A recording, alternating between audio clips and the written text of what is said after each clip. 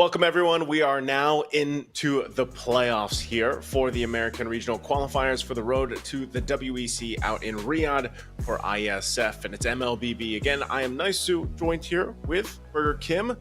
We're bringing you the action for the first matchup. It's going to be Guatemala, of course, versus Costa Rica. Now, Kim, it's been a couple days. You know, we've seen quite a bit of things so far up to this point, but now we're here in the playoffs, and I'm excited for it. I'm sure you are too. How do you feel about things before we look at the schedule for the day? I feel like time flies if you're having fun, I guess. I mean, I didn't even notice it was already the playoffs. Looking at these two teams, I was looking at the stats over at Iesf.gg. We're talking about two teams that have the same amount of points. So this is I would say, crucial first match that we're going to be having for today. And I don't know, like, we've been having sweeps. Yesterday, we've had a lot of sweeps, so I don't know about today since it's already the playoffs. These are some of the top teams that you're talking about. Yeah, it's I would say overall, I think from day one and day two, we only have one best of three, at least for the streams that went the 3 games. I can't 100%. Was it right? Argentina and Brazil? That was 2-1, and I Argentina believe so. got the match. Yeah, I think that was you and Mirko. It was, yeah. So this is the schedule for today. Again, guys, we have games happening off stream. I know a lot of people are, wanting to see USA versus Mexico. They're at the top of, the group and everything, but that will be happening off stream. We'll be streaming here Guatemala and Costa Rica, and then we move on to the rest of our matches later on as well. Still happening, with an off-stream game, on-stream game. Ecuador and the Dominican Republic later on, the second match of the day that we'll see here.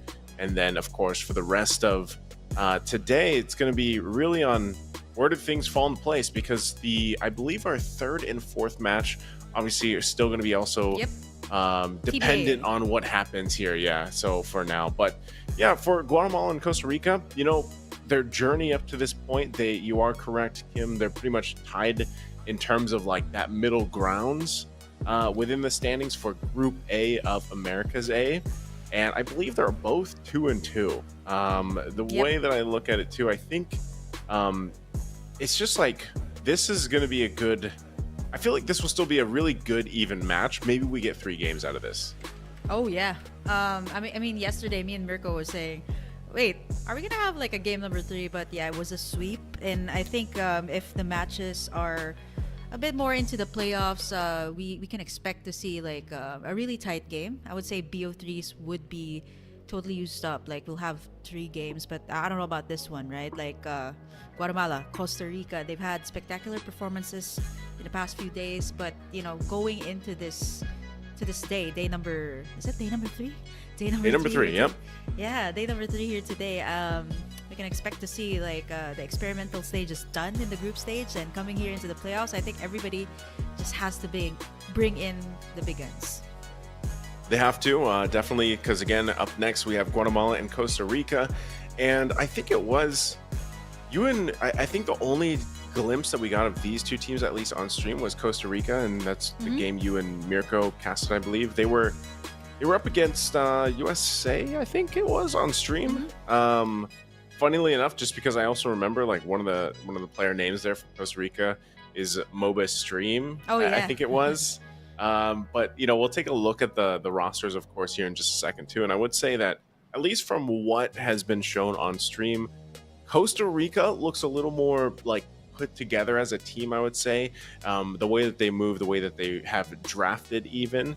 And that's not to say, Guatemala hasn't either. It's just we don't have as much information from Guatemala, at least on stream, because we only get to go have four games per stream, at least streamed for us. So for Guatemala, I think looking at the statistics that they've had, it looks like, I mean, even when it comes to draft, they have their own kind of like unique strategy to this, but they still pick some pretty meta picks. It's just like, how are they going to bring this against a team like Costa Rica? I think that's the main question here.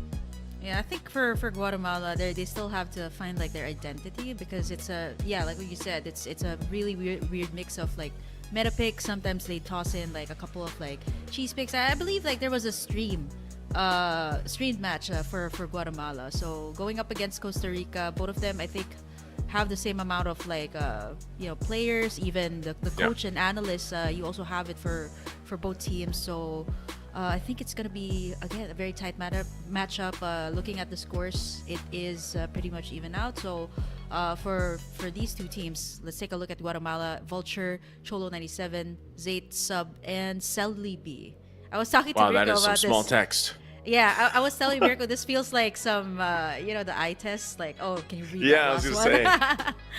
I was gonna say I had to like blink a couple times to see Mlbb.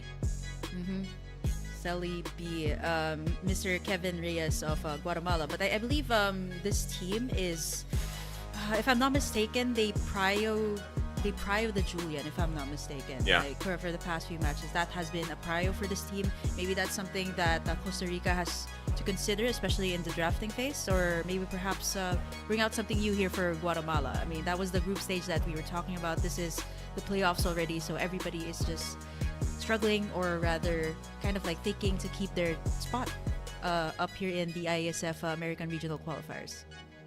Yeah, and I think at this point, just so that we have a note too for our viewers that are going to be tuning in, you guys can look at the standings. I know a lot of people check out a couple different websites to keep up to date with all this, Liquipedia being one of them. But if you want the real-time updates, isf.gg is where you guys can go ahead and take a look. Of course, we have all the results, the standings, even from the games happening off stream. I think it takes a little bit longer for Liquipedia to go ahead and update. So if you want that real-time information, definitely check out isf.gg. And in just a second too, we'll be looking at Costa Rica's lineup, and at the same time it's like I believe America's B, because there's only three teams in that group. It looks like Argentina is the one that secured that spot, going to the WEC. So this is also for us to like figure out, because there's two teams that will qualify from America's A. So that's what everyone here, at least today, is really gunning for. They're shooting for that first and second position to get to Rion later this year.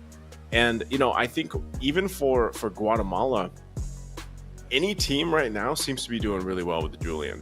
When we get to the first draft and we get to go through this and all, I think you already see these patterns kind of building up. But so far, aside from and I don't know, you probably saw the clips already for this, Kim. You probably saw what United States did yesterday. I think there was the Clippers were happy about that. There's a 5-man retribution lineup, and then there was a 5-man arrival lineup. Wow. I'm not sure if that's gonna happen today though.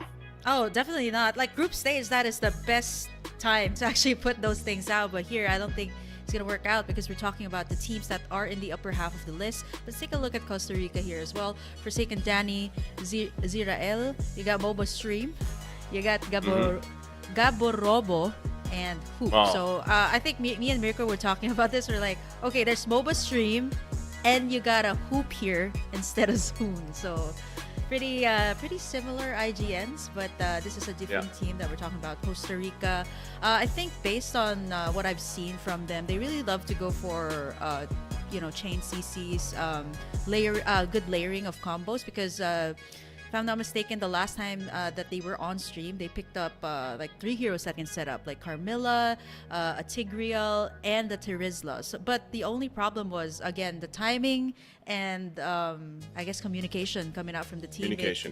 I mean, I was really expecting a lot of team fights, but it didn't really work out, since it was let's say, one-sided match, if I'm not mistaken, up against the United States. So it was a really tough match, but they made it here. Again, both Costa Rica and Guatemala, they are at par right now in terms of the points, and there's going to be 2 slots, like what you mentioned, Naisu, for these teams that will head over to WEC by the end of this year.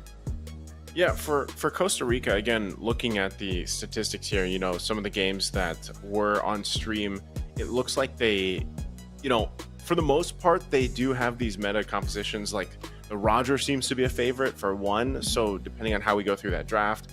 Of course, they did.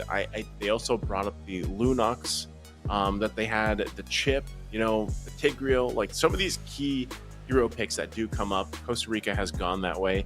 The other side, though, is like, the other matchup happening off stream right now between USA and Mexico. I believe they got swept by both of them. And that's just, USA, from what I've heard too from the players, they were really looking forward to playing against Mexico. So we'll see what happens there. But I think, with what Costa Rica went through against those two teams, that could be a huge, just valuable lesson. You know what I mean? Like a big learning experience that they got to have with these teams that obviously have a lot of practice, experience, synergy with each other, and so forth. So we'll see if Costa Rica or Guatemala has been able to go ahead and take what's happened in the past couple days and then adjust for this playoff, for this first playoff match, pretty much, because it kind of comes down to this, because at the end of these first round of matches, either Mexico or United States is going to have a loss under their belt, right? Because right now they're standing undefeated. They're 4-0, I believe.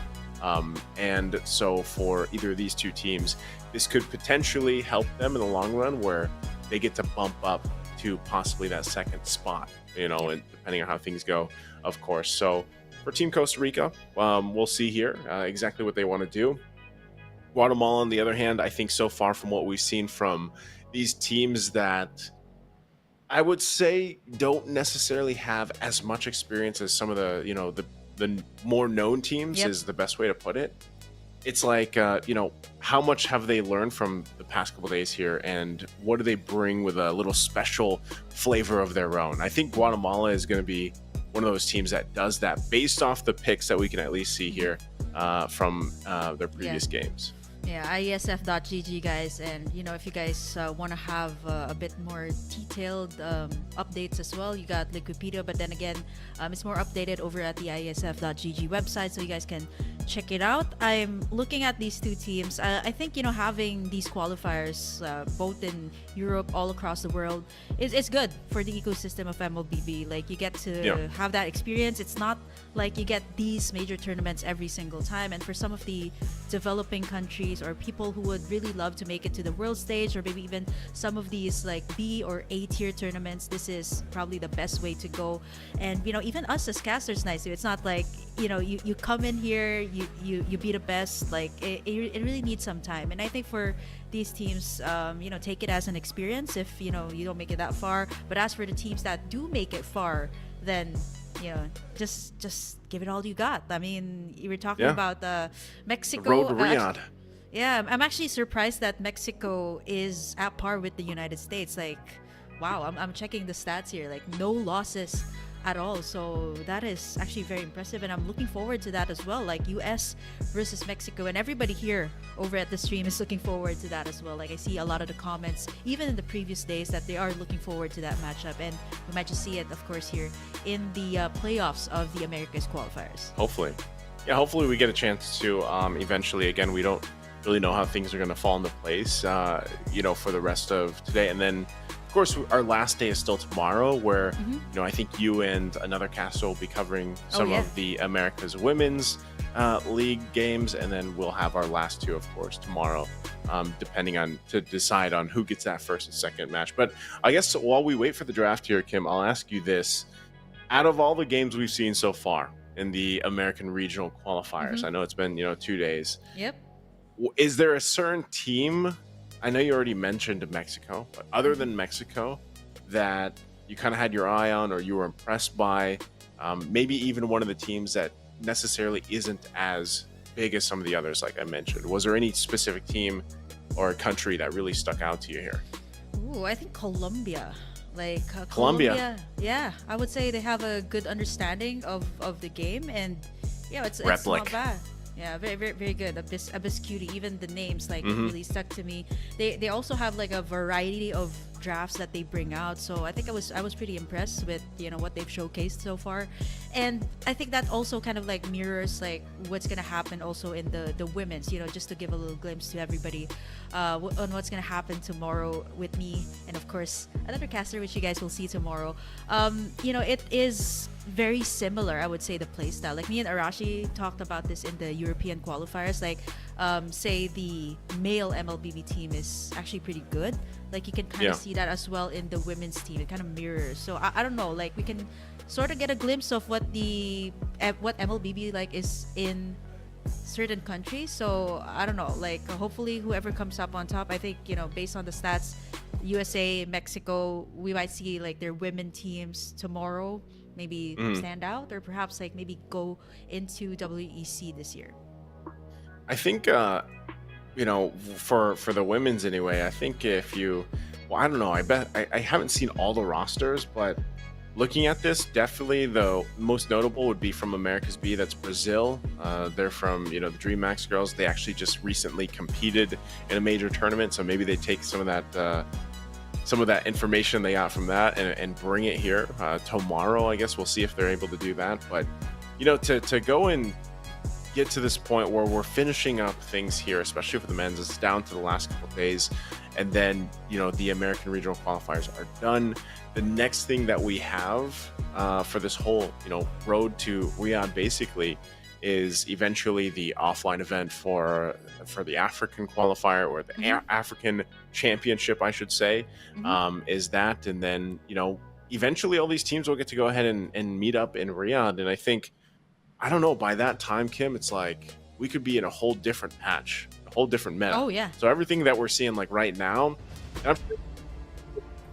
Still waters run deep. So I don't know how that'll affect things, right? But we're jumping to the draft here. Game number 1 for this match 1. Playoffs day number 1 here for the American regional qualifiers. We got Guatemala here on the blue side. And of course, Costa Rica here on the red, already taken out the Trizla, the Ling. So far, I would say it's standard bans, that we've seen are the Trizlas, the Assassins, like the Lings, the Jushins have been constantly banned out, Hayabusa even here and there. And then, but I would say if the Jushin goes through, I could see Guatemala actually taking it first pick. Okay, it's going to be banned out. It's banned out. I was going to say, like, maybe perhaps the Julian will be taken in here by Guatemala, or even the Roger. Honestly, like, even in ranked games, I've checked, like, Roger is the top pick from... Roger's the guy. Yeah. Or the wolf, I should say. Yeah, the wolf. He's on top of the list when it comes to, like, picks, bans, even, like, it's like 4 point something, so that's really, really high. Usually you'd see heroes that go in with that number are either assassins, but Roger is on top. The assassins are at least on the top 5.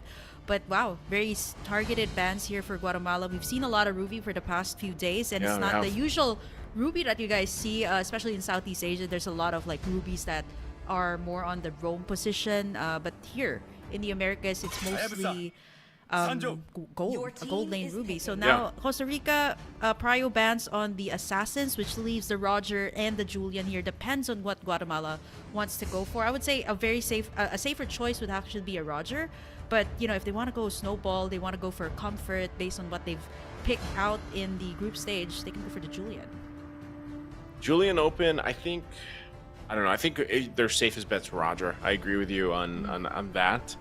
The Roger, because you can still flex it. There it is, locked in right away. And this is mainly just because, you get the option of being able to flex that, whether it goes in the jungle, whether it goes in the gold lane.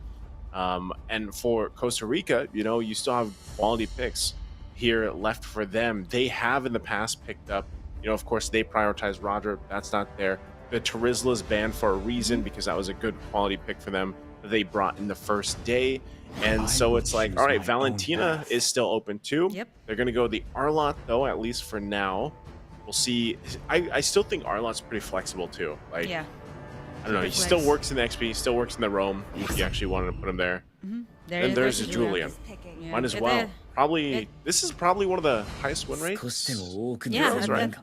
I think so, but for Guatemala didn't really have that much of a success. But for Costa Rica here, it's I would say their first 2 picks is a great way to engage. Instant engage coming out from the final slash, and then you got the enhanced chains from the Julian.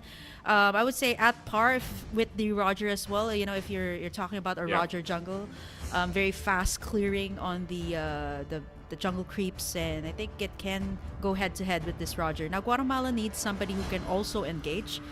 Usually, like, the Minotaur gets picked up, like in this phase. Like, if you're gonna want to go for CC, perhaps go for an XP laner pick as well. It seems to be a prio apart from the jungle picks. That is usually the case. And without the Trizla, I think they look for something different here this time. The high loss and the Benedetta. So this still is a huge question mark for me, nicely, because it can be a high loss that is in the XP lane and the Benedetta in the jungle. That's what I'm seeing here. Super flex picks coming out from Guatemala. Yeah, the timer got down to the wire there, so I'm wondering if this, how this plan's going to work for them. We've seen Hylos a handful of times actually, throughout the American regional qualifiers, and it's worked for some teams and other teams it hasn't. Typically, we've seen it in two ways. Obviously, the most common way is revitalize. You're doing the typical tank things with the Hylos, but we also saw Hylos pick up a retribution and just to be a harassment into the jungle. Wow, Tigreal. Okay. Yeah. Tigreal gets picked up. Costa Rica's lineup right now, very solid, already good covered of magic damage, and then of course you got a great set potential with the Tigreal. But not only that, then they have the final slash. So if you're Guatemala, you want to start banning out some of these possible gold lane options. And with that, I mean, I don't know. I'm not sure if Costa Rica actually wants to pick up a Harith and put it in the gold lane. They might stick with a traditional marksman pick here. But we'll see, because maybe the Moskov, maybe a Claude, but we'll see what they end up doing.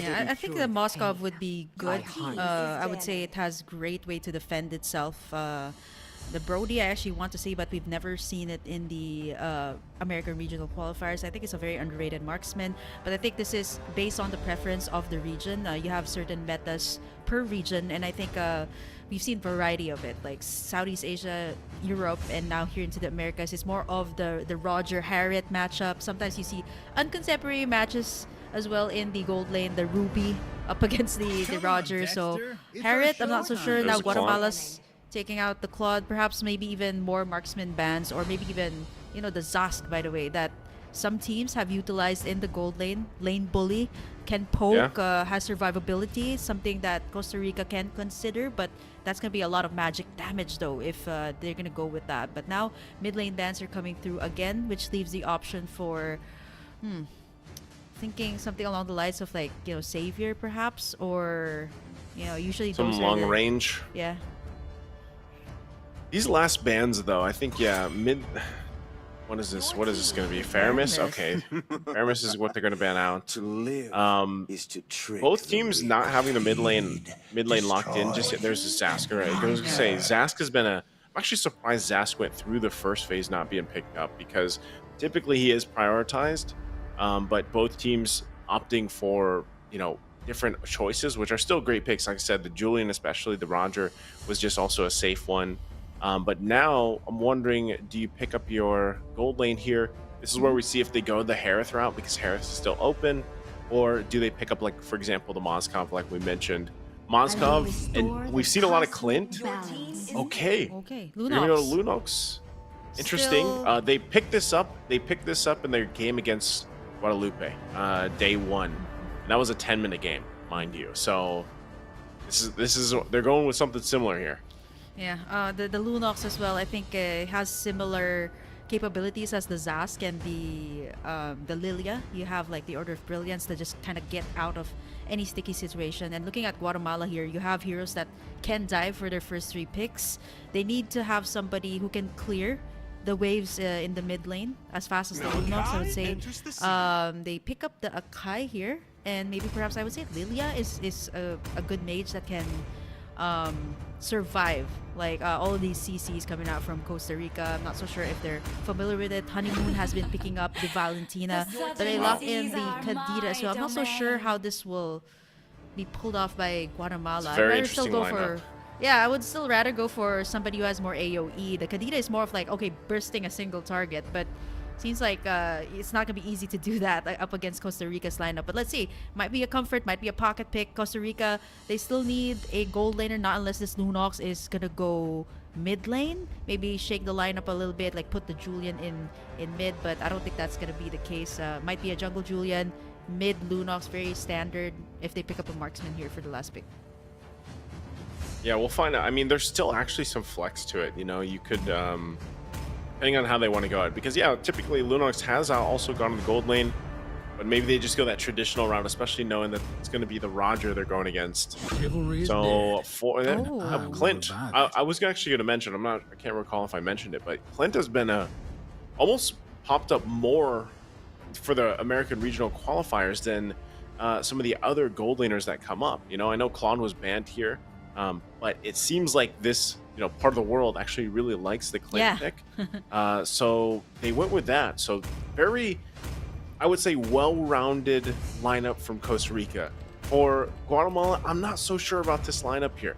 A Benedetta with a Kadita, and a Kai and a Hylos, and then like Roger is really the most standard thing here. Even a Kai, to a sense now for the current meta, is somewhat niche for certain teams to make it work. Obviously, you get good utility with a heavy spin being locked down, and if you're trying to prioritize just getting objectives and whatnot. But I don't know, maybe this is something up their sleeve where they're like, yeah, we can just go ahead and get the pickoffs. They could burst down a Clint very easily, and maybe a Julian. The rest, I don't think you're going to be bursting anyone down early on, at least. So for Guatemala, they definitely have to scale up and get the items that they need to get that numbers advantage once they get to the game. Yeah, I think the Clint is, I would say, really popular in this side of the world. Yeah, not seems just like here. it. Even in Europe, I've seen this pop up a lot in the group stage, at least. Like I've seen this pop up, like kind of like making me and Arashi raise her eyebrows. Like, where's this gonna? Like, is this a pocket pick? It actually didn't really have that much of a success rate, but picking it up actually here for this playoff stage for Costa Rica. Not so sure if this is gonna be a game changer. They did last pick this hero, so I think last picking a hero is something that you kind of saved it for last. Maybe it's something that you kind of have to think it through if it's gonna fit your composition. Right now, nicely, we're gonna go into the Land of Dawn here. Guatemala versus Costa Rica again for a BO3 here in the playoffs. Day number 1. Meanwhile, we have a match going on, like we said, off stream between USA and Mexico. And for this one, we'll see what happens here for Guatemala and Costa Rica, both pretty much in the middle of the standings in their groups. So pretty standard things. Looking at the emblems as well, I know there's some poking here. Honeymoon's getting quite low. I actually think he's going to be chased down a little bit further, but that's the thing. You have actually some pretty good utility here from Guatemala. Looks like he went Vengeance for Zayt on this Hylos because it is an XP lane. Yep. Yeah, so it's a gold lane Benedetta, an Up against the XP Clint. lane Hylos. Yeah, very interesting. And yeah, the Roger, because in the top of my head, I was even thinking, well, is the Akai going in the jungle? But it's actually an Akai roam. Yeah, Wow, I mean, this is a whole different way. Yeah, I think this is something that Smart Omega has picked up. But for Forsaken Daddy, though, gonna get chased here by Cholo, and he's gonna draw in the first blood for the side of Guatemala here. Great way to engage here for Guatemala, knowing that their picks a bit uncontemporary. Akai, I've only seen this from Smart Omega's Mirai. I think it's either an answer to like the Clid or perhaps the Julian with the heavy spin. But right now, Guatemala, after that first pick off, Cholo 97 might actually go in for the engage as well here over on the top side. Glorious Padway is here, Mobile Stream. Gonna try to go in for something, but level 4 is not just there yet as Zirial gonna try to go in for the Order of Brilliance. Level 4 is not there just yet. Then Zayt able to survive with 1 HP. Lin, Retribution was used there to escape, so this means that Guatemala can go straight for this turtle. Okay, Guatemala, take this unorthodox lineup and make it work because 3 kills this early on, and I think they're just going to go ahead and get this free turtle too. So Cholo is able to get that. Oh, Danny could be in trouble. He's getting the combo up here, but not using the heavy spin just yet. Looking at this nicely, it's actually a Vengeance High Loss, not a Revitalize High Loss. So it's kind of like reflecting the damage. So I think it's an additional an additional tanky hero here for the side of Guatemala. We haven't seen any of these setups just yet from Forsaken Danny. I think he's also timing it as well when, you have like 3 or 4 players. But so far, Guatemala has been in charge of the first few minutes of the game. 3 kills and, of course, the turtle to take in. Yeah, and I'm wondering how, to what extent this lineup from Guatemala is going to be able to work. So far, because they've gotten this lead, they actually have quite a bit of threat and damage now. So what I said about Kadita earlier on, they're in a much better position because of the lead they have now. Plus, those early kills. Oh, yeah, electro final blow here by Danny. Implosion on the 3 members, but misses here. Last hit taken in here by Honeymoon, and now Lin as well. Gonna go in for some combos here as Lin gonna be forced to dash away as Cholo picks up that killing spree. 3 members down. Order of Brilliance up here as well from Ziriel, but they're not gonna go for more. They did punish one member here, which was Honeymoon. Picked up a double. Let's take a look at the items here. 2,700 gold for the Rogers. Starting it up with the Windtalker here. Not even going for the boots. Yeah, so like this is going back to what we were saying earlier too. The fact that Cholo now has this many kills early on is already great too. We know that Roger scales really well in the jungle, and originally thinking that it would go in the gold lane, but it ends up being flexed, and that was the power play in the draft. You know, the reason why they picked it up first. On that blue side, it's showing here, and so now you got 2 implosion gonna be used. Okay. Danny.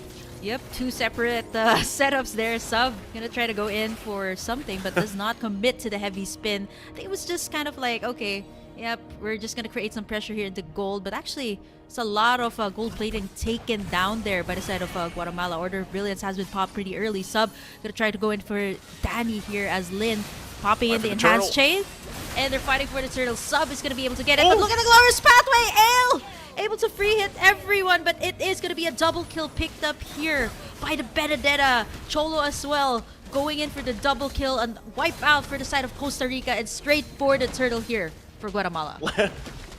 Let Guatemala cook with this lineup, because that was beautiful. The glorious pathway slowing down Costa Rica, and then the electro final blow with the petrify combination from Rios Mont was just absolutely beautiful with the setup there. And I think this already just gives them that hyper scaling that they were looking for, the momentum. And it's going to be tough to stop. Like, Costa Rica really has to adjust from this. Rough Wave's going to be used, but I think, yeah, he's going to be just fine. Okay. Pathway down for a little safety, but yeah, that's the thing. You get this kind of lead, and the snowball effect is already happening here for Guatemala. So for Costa Rica, if they can slow things down a little bit, farm up, then they will be able to catch up here. And I think that's the thing, is just really not getting too overextended in any of these lanes around the map. They might even possibly give up the next turtle. They don't really need, you know, we've seen teams do that before, where all 3 turtles go to the opposing team and they get kind of prepared for the Lord fights, the Lord tangos, if you will. But for right now, they're just kind of outgunned. You know, Costa Rica doesn't really have the items that they need just yet to withstand what we just saw with that setup. Because we're talking, again, this is what, 2 petrifies that they have to work against too. So you can already see how this is kind of falling into place. Guatemala too, just such a threat in the damage alone. Yeah, I mean, the Roger here is just completely broken right now. Even though there were adjustments and nerfs that were made, it's still very, very much viable flex pick for a lot of the teams. And now it seems like Guatemala, with this lineup, Forsaken Danny, gonna try to go in for the setup, but gets bursted down here by Rios Mons. Benedetta, that was 2 petrifies, like what you mentioned, that gets used on the tank. And sometimes this is the case, like, you don't let the tank play. Like, Forsaken Danny is the one that has the assignment. Okay, you have to get an implosion onto like at least 3 members, 2 members to set up the team fight. But how can he? Because all of these skills are being tossed onto him.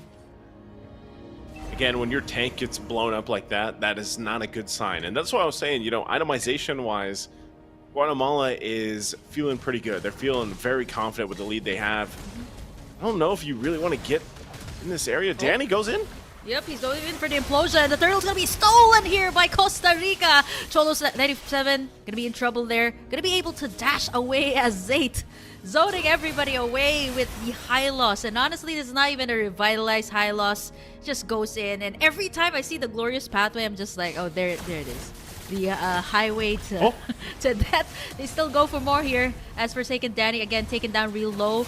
Heavy spin used to dash away from the team fight from Sub. So there's just a lot of ways to engage. Whereas Costa Rica, we are kind of expecting the setups to be made here by Forsaken Danny, which he has been doing. most of the time gets bursted down, and MOBA streams like Final Slash, we haven't seen any of that just yet because the map so far, it's going to the side of Costa Rica, obviously, because of all of the turrets that they've taken, as well as the turtles that have spawned in the Land of Dawn. Yeah, this is interesting too because Ale has the Blade of Hepsises and the Endless Battle. And I'm noticing, you know, his damage is starting to be there. It's starting to get online here. They need some more time, of course. You're seeing it, you know, he is going to be topping the damage meter on the team. Actually, overall, too. And even with this, they've been holding down this mid lane pretty well. It's just, that's the thing, you know, they're just kind of outscaled right now. And if they get some more minutes on their side, if they can withstand a lot of this, you see what I mean? Like, the damage is respectable already. And a Genius 1 also picked up here by Zerael. So now, Costa Rica still, you know, farming up what they can. I think, though, if they force a situation where they try to fight toe-to-toe the Lord, it might not go well. So if they can get a pick off somehow, or at least, at the very least here, avoid the Electro Final Blow Petrify combination. And if Ale stays alive, they have a chance in dealing with this kind of power spike and this momentum that Guatemala has got themselves, you know, the past 10 minutes pretty much. Because Lord's coming up now, so you're a few seconds away from that coming up. They're going to go ahead and have this reset and get the buffs that they need. This could just overall be a free objective for Guatemala. So go ahead and start it up. Costa Rica getting the buff still for Lin. Again, they could pull something off. Just got to avoid Rios Mont, that setup potential. Maybe utilize the implosion. The flicker too. There's the conceal. Forsaken Danny gonna try to go in for Lin. Oh man, that was Lin bursted down instantly by Rios and Honeymoon. And now we see Forsaken Daddy, maybe the target here, petrify through, and the shutdown comes through for Rios Mont. It's a killing spree for Zerial as Cholo 97 again picking up the kills here and there. It's gonna be 2 for the price of 1 here for the side of Guatemala, and they go straight for this Lord. Not unless, you know, Forsaken Daddy again tries to go for something here, but Sub, he's just zoning everybody out. I don't think there's any way in here. They're just gonna have to give this to Guatemala. It's gonna be hard to kind of do that Lord Tango, what you mentioned, with the numbers advantage going to the side of Guatemala. Yeah, it was a good attempt, but, you know, Lin getting blown up and blasted like that, you know, that's pretty much going to be an objective in your hands for Guatemala, and it was good patience. A lot of that, again, the combination between this Benedetta and the Kadita, the double petrify, it's just too much burst at this point to really deal with for Costa Rica until some of those defensive items come into play. But obviously, like, Lin is just building for damage too, you know, like Lin's job is just pretty much to get someone in the air, hopefully with the chains, and then maybe even just work with the Genius Wand synergy that was built earlier on from Zerial. So you can see them holding down as much as they can, farming what they can here. Some of these items still need to fall in place for Costa Rica. They're down 4,000-5-ish thousand gold, and a Lord making its way top too. They should be able to defend relatively okay for now, unless once again Guatemala gets some setup, some pick off. There's no petrify here. It looks like it was already used by Rios Mont. So it's Honeymoon that has it. Pathway's going to drop. Zayt again going in for the glorious pathway, just to zone everybody out so they can get that second tier. And now the Lord is marching up top as the rest of the members here of Guatemala. They're going to take in what they can here. Second tier towers should be gone here, at least like the mid one. Not so sure if Forsaken Danny will go in for some play here, but they are actually going in, tanking up the damage just to take down tier 2 as Rios Mont making the lanes work here on the bottom side. 37,000 here for Guatemala and a 32k for Costa Rica. And I think Guatemala, they're just, you know, doing the best that they can. Forsaken Danny, again, 4 deaths here. He's been doing a lot of these implosions. And I think what's really important here for Costa Rica is as long as Ale and Zerial are alive in the team fights, you can see the damage already coming through, especially for Ale. Like, you've seen like 1 or 2 hits coming out from the basic attacks. It was already enough to chunk down Honeymoon to like half HP. Yeah, this might be like, and I don't want to put this all on Forsaken Danny. It's also on MOBA stream as well. Oh, there's the implosion. Speaking of, there's the shutdown. Petrify actually coming through here for MOBA stream to pick up that crucial, backside. Yep, that's gonna be the burst. And now we see as well Sub gonna try to go in for the heavy spin onto Lin. Dashes out to safety with just a few HP left. They did get the pickups that they want. The shutdown on Cholo. pick off as well onto Zirial. And I think Guatemala, they just have to keep on doing this, right? And the power spike here for Costa Rica is about to come in. 13 minutes into the game, we see Ale picking up all these items that dish out of damage. And earlier on, like a few minutes ago, he's already dishing out like 23, way more than Cholo 97. So I think there's a potential here for Costa Rica to have the comeback, but they have to execute well when it comes to the team fights. Mlbb Stream, Forsaken Danny, they're the ones that have to be in front here, and I think they might actually contest for this next Lord. Look at the damage coming out from Ale! Honeymoon isn't even able to move forward, and now Zayd as well. Forced to use that vengeance, but the damage from the backside from the Clint is just way too much. A lot of hefty price to pay for the Lord. 2 members down, but it's going to be Guatemala taking that in. Flicker out from sub as Guatemala forced to go away. Mlbb Stream, is he going to try to make a play here? But they got what they wanted here. Lord going to march up top. And Costa Rica, if they made a good play, but they were a little bit too late to the Lord. So they'll go ahead and grab a turret. Cholo waiting patiently. They still have to deal with the Lord actually on top as well. But you can see it. They are, even despite being down, what, 5,000 to 6,000 gold earlier, the damage is online. So right now, Guatemala, despite the lead that they had, the answer has to be, how do we get to Ale?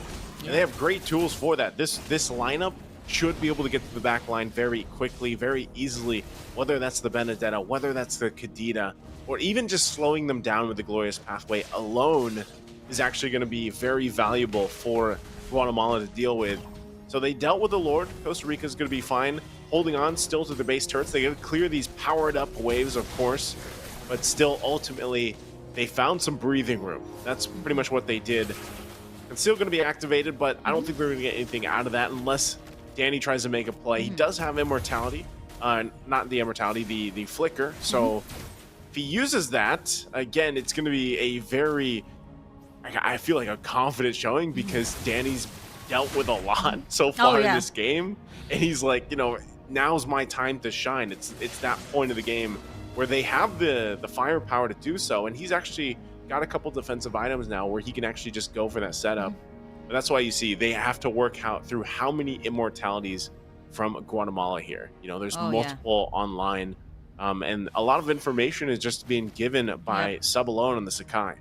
Yeah, I think what Guatemala is doing right now, they sense the urgency. I mean, you can see the damage already coming through here for Ale. And even, the tankiest members here from Guatemala, Zayd as well as Sub, is already feeling the damage coming out from the Clint as well as the Lunox. And I think this is where the problem comes in. They have to keep on doing this, at least get in the inhibitors here for the next Lord. But I think for Costa Rica, they're a bit more confident this time, knowing that they have all the items that they need. I believe some of them are going to at least like the 5th or the 6th item already for this game. But they're gonna have to, work around or kind of take down the immortalities here for the side of Guatemala. That's Cholo 97, Sub. I'm not sure if Zayd has it, but they're doing a great wave clear here right before the Lord takes, so that Costa Rica can't move forward. But I think they will contest this. Look at the damage dealt here by Ale.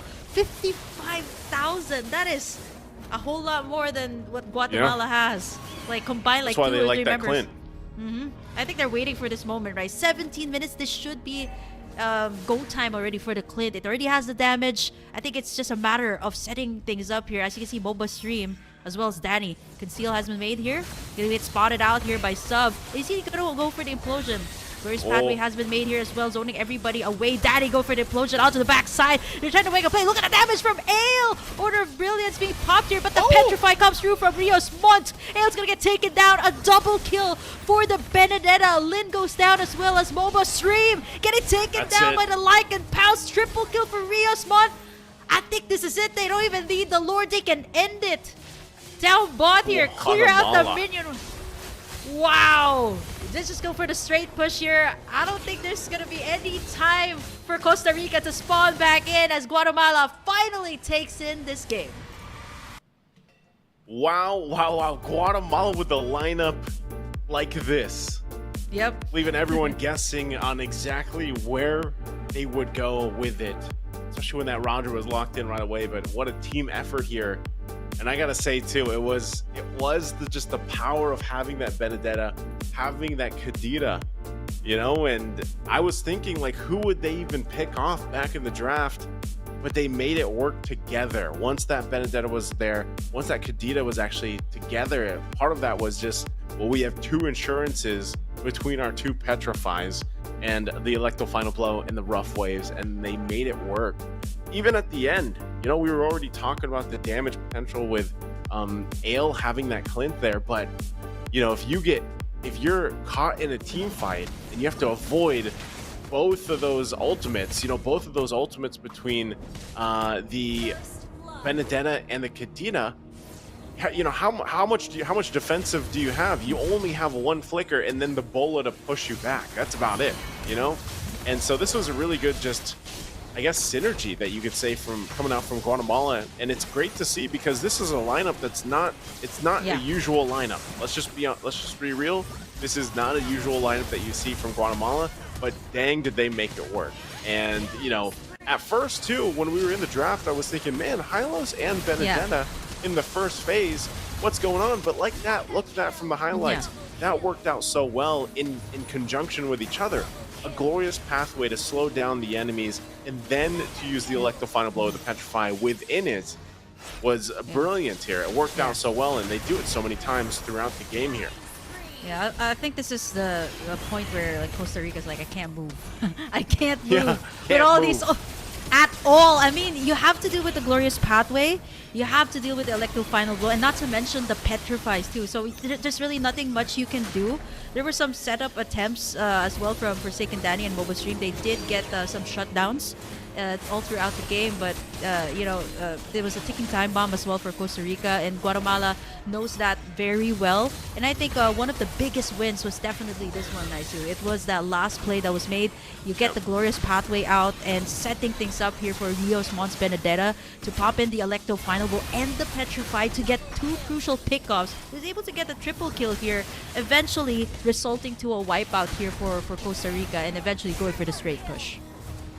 Yeah, again, very good synergy coming out here from Guatemala. Something, like I said, we haven't been able to see too much of their games throughout the past couple of days here, but it's great to see them bring a lineup like this to the table, make it work.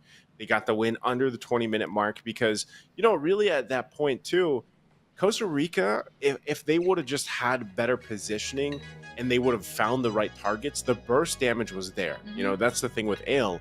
Like 65,000 damage is massive. It's just unfortunate because as a Clint, you don't really have much way to escape, and it was punished severely by Guatemala here. So MVP, I don't know who to give this to, but Rios Monte would, especially at the end with the finding the Electro Final Blow, worked really great. But again, Rios Monte wouldn't been able to do this without Say-It, or even to an extent without having a Kadita there to cover that extra grounds if, for example, you missed the Electro Final Blow Petrify combination, you know. So they had so many great things there. Cholo as well had, of course, an amazing game on a Roger in the jungle. So it could go either way. You know, there's so many different, pretty much different possible MVPs here. Okay, it's gonna be Rios Monte.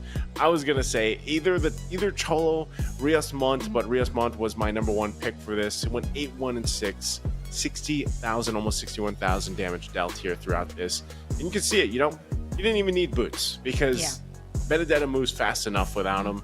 And I believe the first item that was here, again, this was a gold lane Benedetta, right? Gold lane Benedetta. I don't see this often. Maybe, you know, you guys, especially in the American regionals, maybe you see this. Maybe this is something that is kind of niche, because I would say at least over here, Southeast Asia region, you don't see too many gold lane Benedettas going at it, right? But I think even that first build path, I think it was BOD first, and then maybe Skypiercer second item.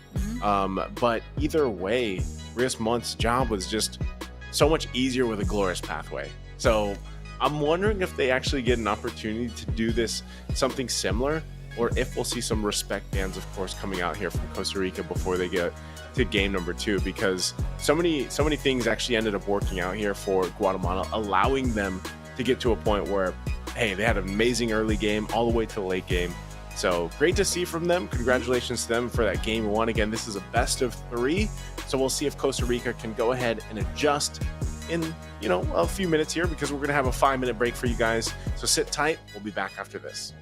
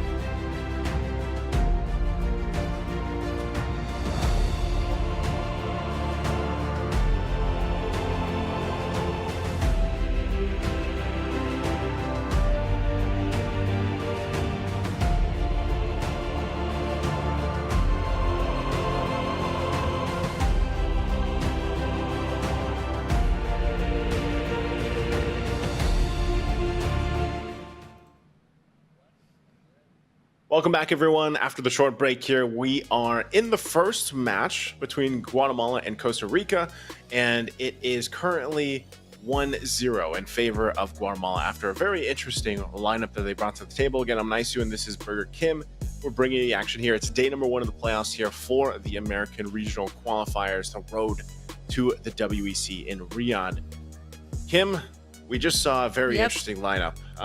Something that I feel like both of us didn't expect, or at least even maybe some of the viewers are like, man, where are some of these heroes going? You know, and I think you mentioned off during the break too that, you know, this lineup, at least from Guatemala, I think we only had one game on stream, maybe day 1 it was, where we got to see them. So this is a different Guatemala as well, playing with one of the substitutes here. But the thing is, the point with that for Iesf, and we saw this yesterday too, there's always this room of like flexibility, I feel like, with the teams from Iesf, and that's what makes it so interesting, because even yesterday we saw maybe it's the same lineup, but they were like switching roles, you know. This time around though, Guatemala, whatever they made work for them in the draft, as unorthodox as it was, it worked well for them, and I feel like their communication was on point for what the game plan against Costa Rica was here. Yeah, super on point, I would say. I mean, to lay out like the Petrifies, the Glorious Pathway, and even the Electo Final Blow, I feel like there has to be, you know, in game, like you have to kind of say, okay, I'm gonna go for some play. You have to lay it out at this moment. I don't know, it just blows my mind that they're able to pull that off. Not like once, like several times all throughout game number 1, they were able to pull out like so many good plays.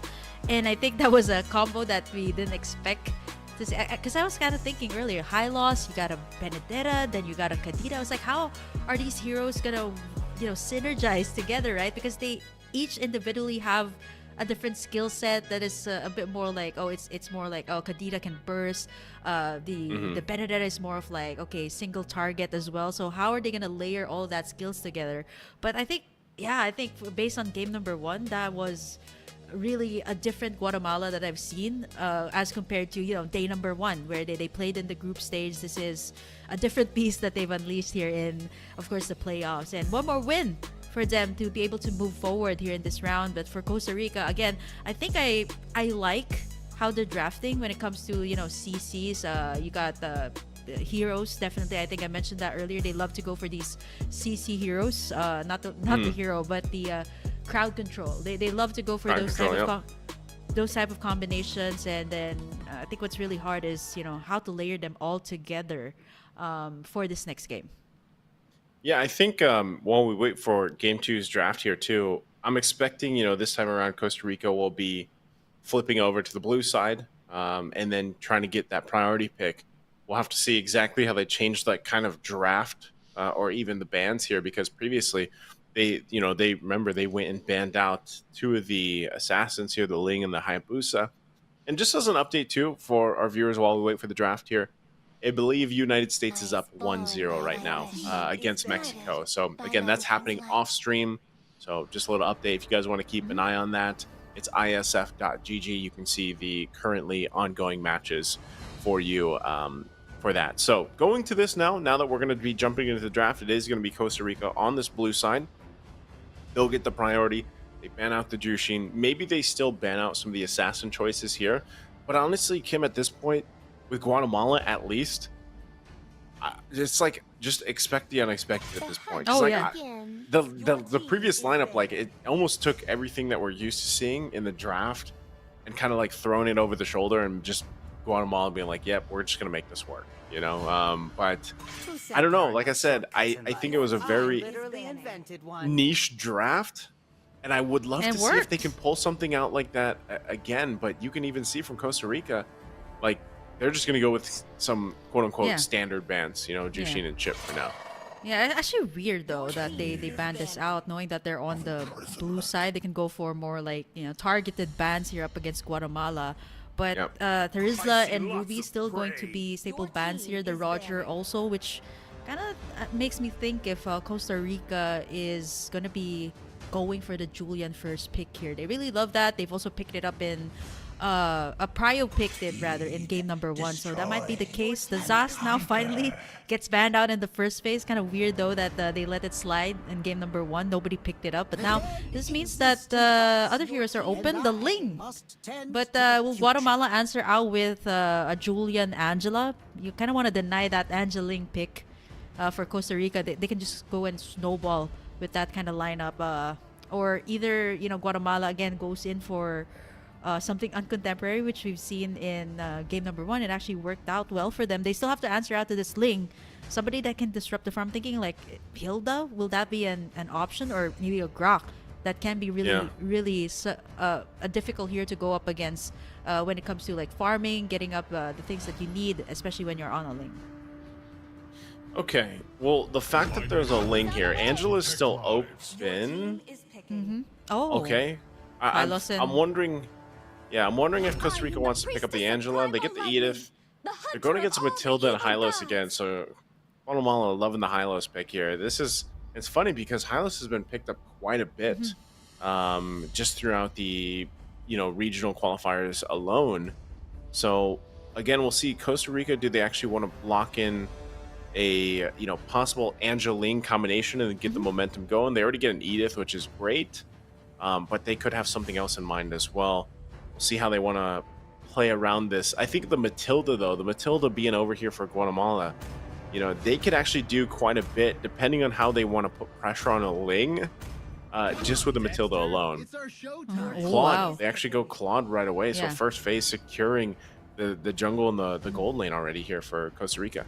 Yeah, I think for Ale, this was a pick that he also prioed in the group stage. So with Costa Rica actually, choosing their gold laner in the latter part of the draft kind of left them with just a few options, right? So now, better to go for the marksman that they're comfortable with. They also got the Ling, but it's going to be an assassin versus assassin matchup here. And this is honestly what a lot of people are looking forward to. I mean, with the tank meta being in play for a couple months already, or I would say, a couple of patches already. So I think a lot of people really love to see this kind of matchup. It's going to be, of course, I would say the purple buff is going to be something that both teams have to watch out for, especially if your junglers are down.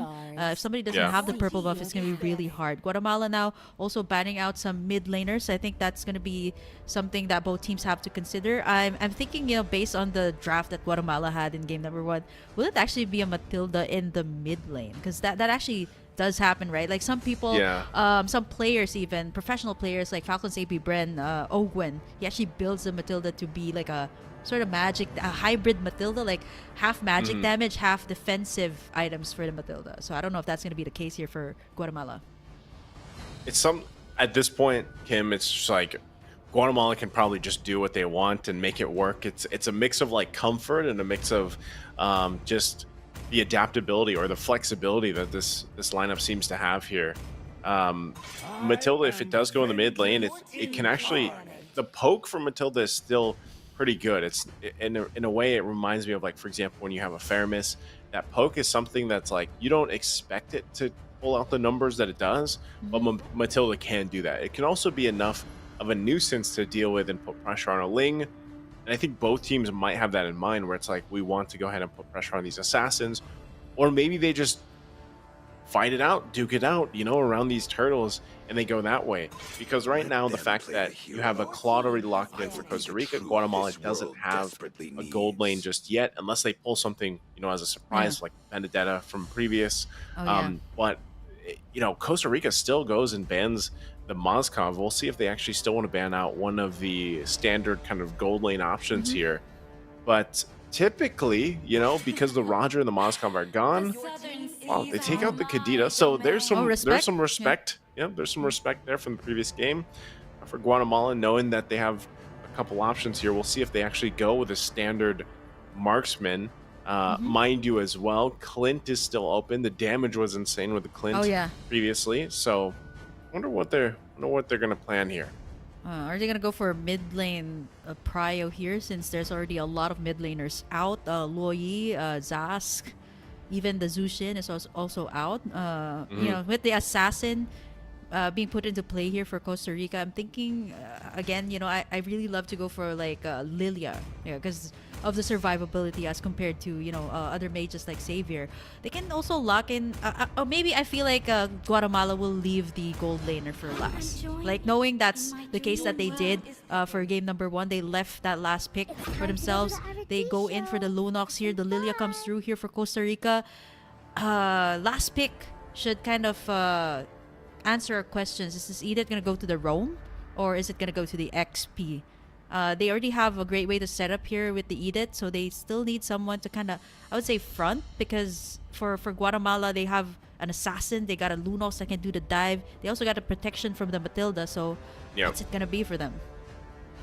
I don't know. I think it would be better if this Edith goes in the roam, then they put something else in the XP lane. Either will work, though, honestly, against this, because you still got to wonder, too, with where exactly is everyone going to go for Guatemala. Again, the Hylos we saw flexed previously. Yep. Not sure if it's going to be flexed this time around. Tigreal is going to be the roam. Okay, so it is an Edith XP, Tigreal roam. The damage profile here from Costa Rica is really well-rounded. It covers its bases. For Guatemala, like I said, we got to just assume, you've got that. Yeah. Unless this is also, again, a gold lane Lunox. It was something we usually happen to see. And you have a roam Hylos, for example, a mid lane Matilda. Again, if you're wondering why we are kind of throwing those out here, guys, it's just Guatemala pulled something very unique the previous game. Where they had Benedetta in the gold lane. They had a Kadita, of course, too. Hylos as well. And they made it work. So we'll see what they're thinking here. Oh, okay. Classic Carrot up against the Claude. But that's I would say a lot of magic damage, though, coming out from Guatemala. That's like 4. The Hylos, the Lunox, the Matilda, and so this the jungle Hylos? Because Cholo's on this. Yeah. Not unless they switched up the role, right? And put... It's confusing me. And Zate's on the Harriet. So, I don't know. So they switched up roles, I guess. Because, I was going to say, Cholo was a jungle previous game. Yeah. Hayabusa's here, though. So maybe they're switching up roles. This is what we talked about earlier, too, right? Yeah, I was going to say that it feels like Rios Montt is that kind of player who's good with the assassins, right? Like earlier he played the Benedetta, so now having these assassins open, I think Guatemala's like, okay, let's shake things up, put Rios on the jungler position, put Zayt on the gold, and then Cholo 97 on the XP. I'm not so sure if this will kind of ruin the momentum of Guatemala, or this is something that they've already kind of planned out from the very beginning. But for Costa Rica, it's still going to be the same. They got some comfort picks up their sleeve, or up their lineup here for this game number 2, for Sick and Danny on the Tigreal, and of course Ale on the Claude that was also banned away in game number 1. So they do have their hands on that. Hopefully make it to a game number 3, even out the series to a 1-1. Well, we're going to find out here. Rios Montt is going to be on the Hayabusa this time around. So they went ahead and did a little switcheroo. We're jumping into game number 2 in this best of 3. It's the playoffs here for the American Regional Qualifiers for Mlbb. And possibly, again, for Guatemala here, bringing a very interesting kind of lineup this time around. It is Rios Montt with a Warcry emblem at that. So still, the fact that we saw Cholo on a Roger jungle previously, and now we get to see him on this on a Hylos here in the XP lane, mind you, is going to be very interesting. And that's what's very fun about the Iesf teams here. You see some switches, you see that flexibility, that adaptability. And a lot of the times, you have these role swaps, or these, even the substitutes. Like when substitutes come in for the teams too, they change the dynamic here. Costa Rica, on the other hand, more or less pretty much the same thing here, same roles. Danny going to take a brunt of the damage. He did so much work, I feel like, especially in the previous game, but he had a rough start, in game number 1. I'm looking at Guatemala here. I feel like these are players that, it's fun to queue up with them on ranked games because they're so flexible. Come on, like, look at this lineup. Like Cholo 97 on a jungle position and now on the XP, but he's in trouble though. Gonna use that Revitalize to just kind of heal up a little bit, but he's safe and sound for now. But it's gonna be Costa Rica actually creating the pressure down on the XP lane.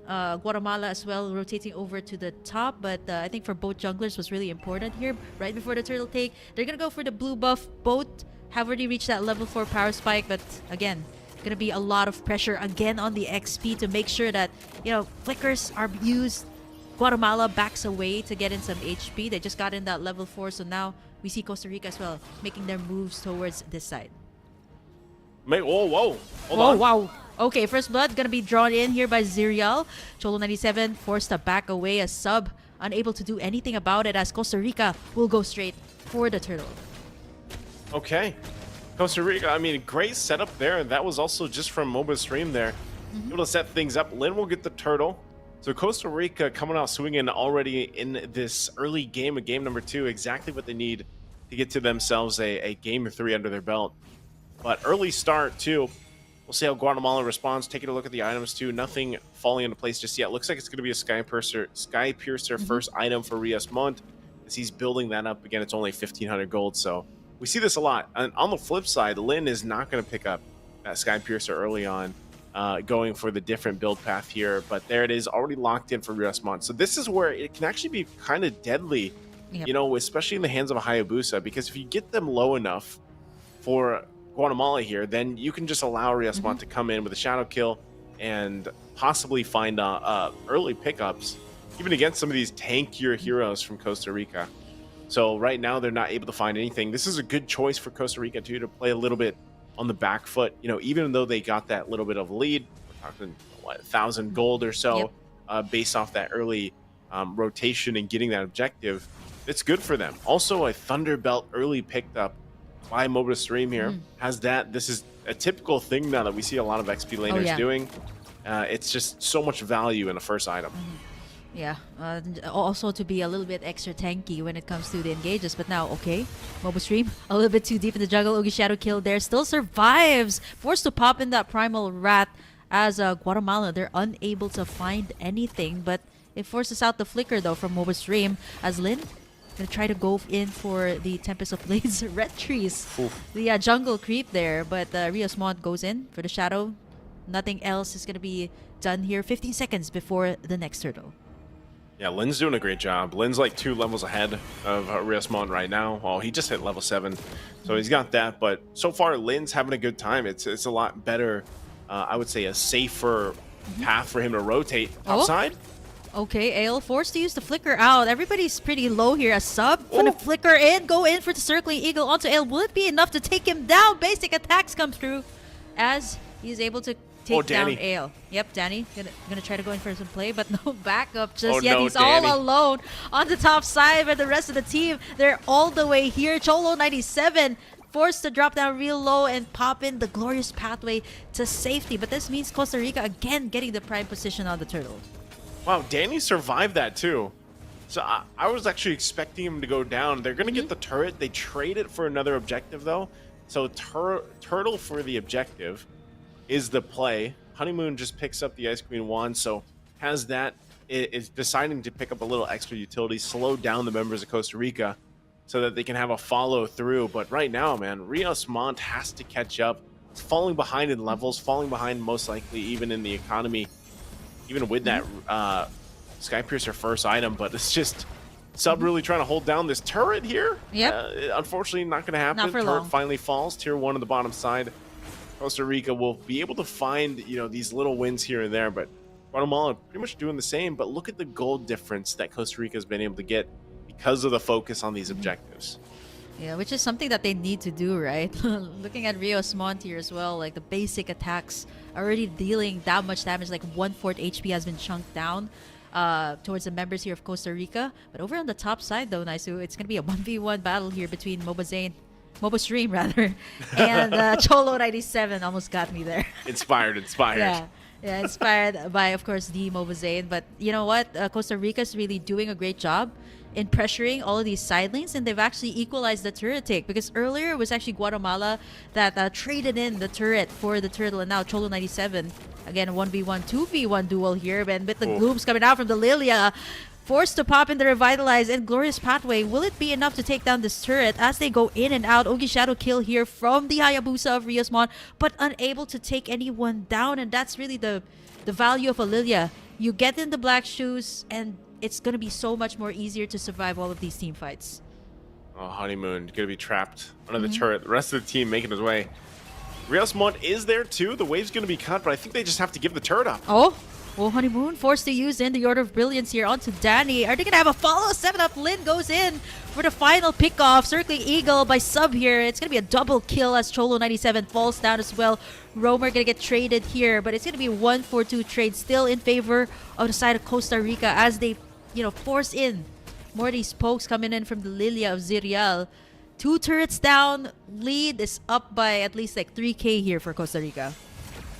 Yeah, they're building that lead really well. They have to. Also, bottom push here. Zaman Force already dropped on the bottom side. Should be 1 hit away on the turret. Oh, 1-on-1.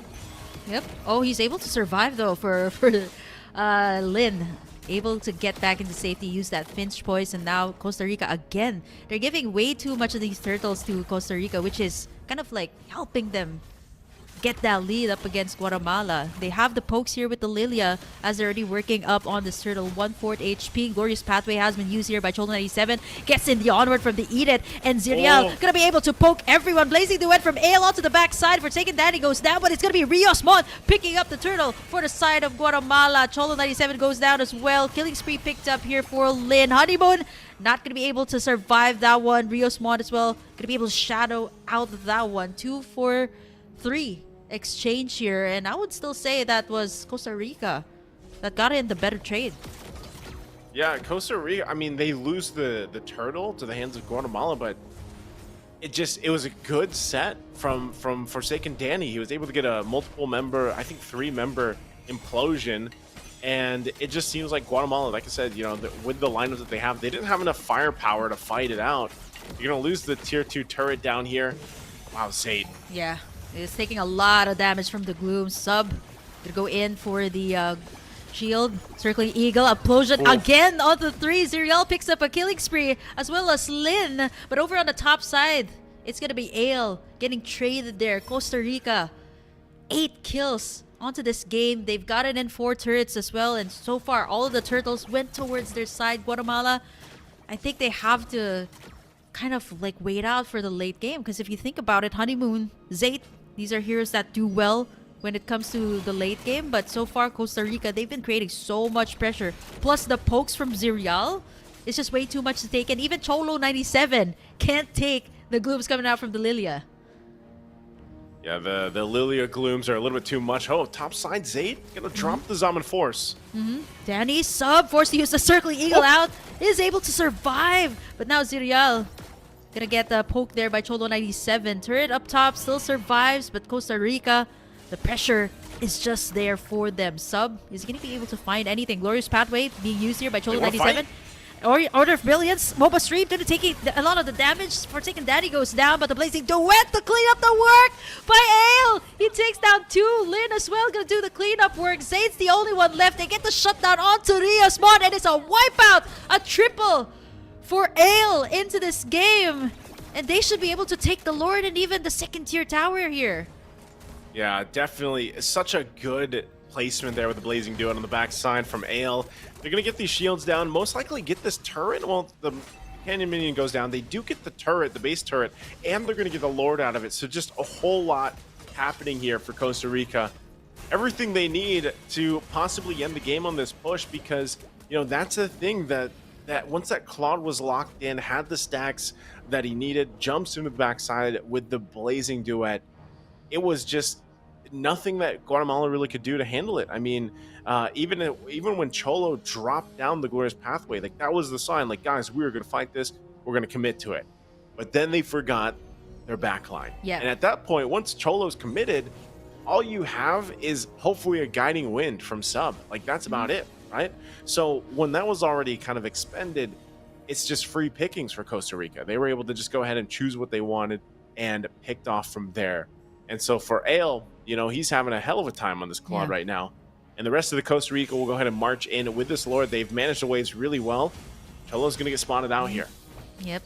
Gonna get in the basic attacks here from Lin. Just able to take him down as Ale will pick up the final kill. Forsaken Danny flickers in to take down Honeymoon. Circling Eagle here from Sub. They're locking in the base here as Costa Rica will force out a game number 3. In under 12 minutes. This time around, Costa Rica was like, hey, you know, you guys had your game number 1, Guatemala, but that's all you're getting. You know, you're not going to go and pick another composition like that and bring it to us. We're going to bring it to you. And that's exactly what they wanted to do with this Ling first pick. And it ended up working wonders for them. It's just, even for Danny here, like this time around, it's a Tigreal second time around, but he had a much better game. And this time he was able to find those multiple setups with the implosions that really just worked out for them. So I did say leading into this, I was like, hey, Kim, I think this is probably going to be a 3-game series based on how these two teams have performed the previous 2 days. And it looks like we got game 3 on our hands. Yeah, I'm actually wondering, like, you know, the switch up of roles as well from Guatemala. It really just changes the dynamic, right? Like, I know they wanted to go head-to-head with Costa Rica with, like, an assassin lineup, like putting Rios Mont there. Maybe Cholo 97 is not that comfortable. But this is where it all started here. The onwards coming out from Mobile Stream. And I think this time, they gave him a hero that can, you know, really set up the plays. As compared to game number 1, where he had the Arlot, he can have the final slash. He was able to get in some crucial plays, but this, Eden, worked so much well. And even Forsaken Danny, right, like had such a good time in this game, able to set up so many implosions, and it was backed up here by the members of Costa Rica. Yeah, this was, and that's one of the implosions we were talking about, you know, just it was a much better time for Forsaken Danny, and I'm not sure if he'll get the Tigreal for game number 3 because it seems like he was a big component. Yeah. I mean, even in game 1, when they showed little signs, like Costa Rica was showing little signs of coming back, it was a lot of the times from Forsaken Danny able to set things up with the Tigreal. And maybe we see Guatemala switch back to the roles and what they did in game 1. Not so much the picks, but maybe the roles. Because I feel like, you know, for Rios Mont here, he really struggled on the Hayabusa. And part of that was just being able to find those openings and the timings on when to use, you know, the shadow kill and everything else. Because once it was down, it just felt like he was running away and there wasn't much else that could be done. Also, part of that is the fact that you have a Harith as a gold laner, you know? So once the Zaman force is gone, what are you going to do, especially against a Claude?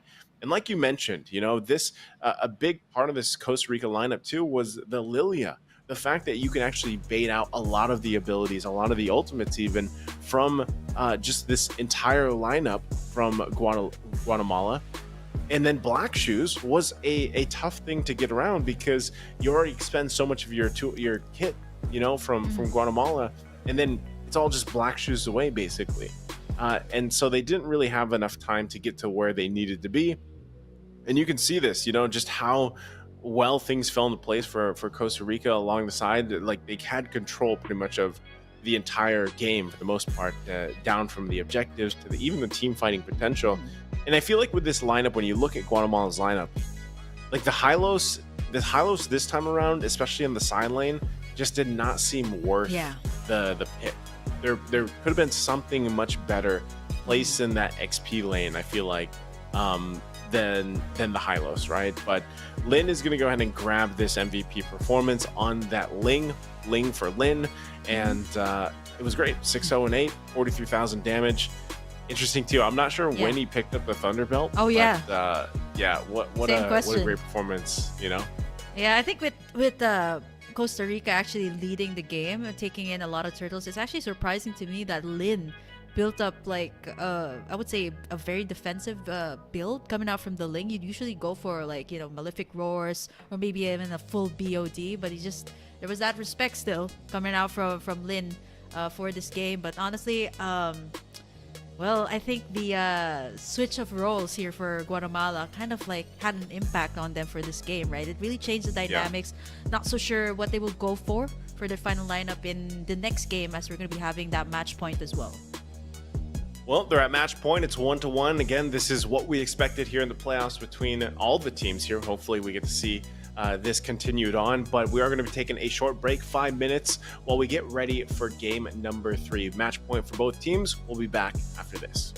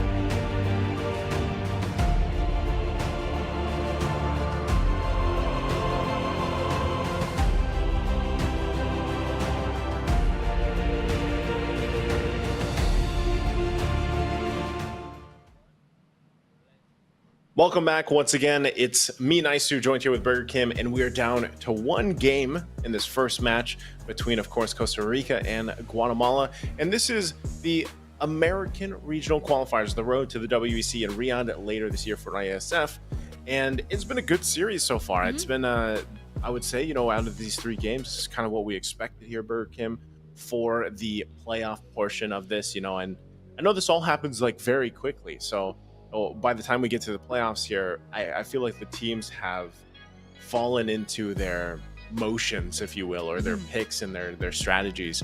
But the interesting thing for this, and if you guys missed the first two games, is Guatemala has done something different, like even with their lineup, even with the roles. And something that we always see between teams in ISF, or for a lot of them, is they switch their roles based on their players or the substitutes that they have. So game one, they found success with a very interesting lineup. Now, game two, I feel like they struggled a little bit against what Costa Rica brought to the table. And I don't know how they're going to adjust to this, because I think if they don't ban out, and I'm assuming we see a switch of sides again. Yep. So it's like, I think Guatemala also has to go ahead and take care of the assassins again. Maybe they tried to go with a Hayabusa matchup against a Ling. And unfortunately, I just don't think that was worked out really well for them. And just to give you guys a heads up, by the way, too, USA won versus Mexico 2-0. So they swept Mexico.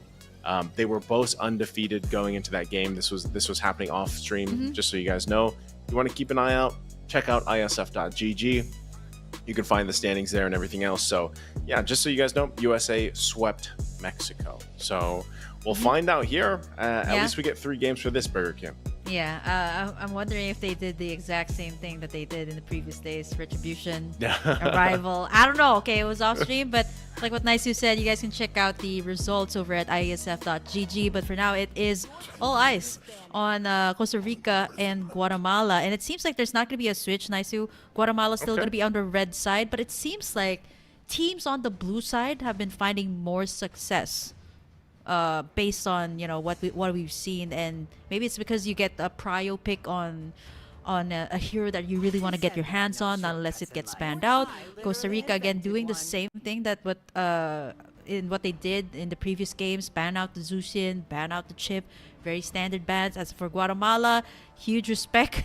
For MOBA streams, Terizla, it has always been on the ban list here, which kind of makes me think, will Guatemala go for the assassin bans, considering the performance of the Ling? But it's still going to be the same bans here. Ruby, Terizla, Roger as well for Costa Rica, so no difference at all from game number 2 here. Okay. Interesting that, they go this way. And for Costa Rica, I think they could just pick up the Ling again, honestly. Yeah. Unless Guatemala decides to, let's ban it. I don't know, but maybe they decide that they would actually be willing to go against the Ling. Maybe they do a role swap too, this time around, like we see Cholo back in the jungle instead of Rios Montt. But I think that's probably the discussion here is like, do we ban out the Ling? Do we leave it open? How do we want to approach that? Do we want to go assassin versus assassin again? Because they could have gone something other than this was a major problem in the previous game, right?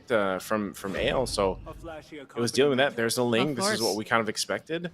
So, are we to see them go ahead and do a similar response to this? Their response to the Ling previous game. Hylos Matilda. They pick up first. Hylos Matilda. I don't think change the Hylos. Like, just change the Hylos and we'll be okay. Like, you can pick up Matilda again.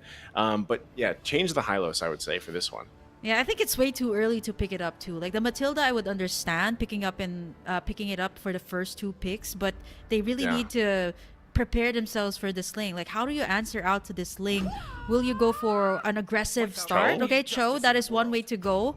Definitely can pressure Lin's Ling in the jungle, and will they go for perhaps like a mid laner already, or perhaps maybe go for their jungler? I'm kind of curious though. Like, I think with this Julian pickup for Guatemala, this might be them going back to the basics. Cholo 97 back in the jungle, because so far he's been picking this up for the previous games that Guatemala had as well. So I guess they have a good wave here in terms of the jungle. They also have the Cho to kind of pressure out the Ling. Angela's still open though. I'm not so sure if Costa Rica is going for that combination, because so far for Forsaken Danny, it has always been heroes that can set up. Like it has always been the Tigre. I don't think Forsaken Danny has picked up anything else but that. Interesting too, yeah, because it's like you might as well pick it up.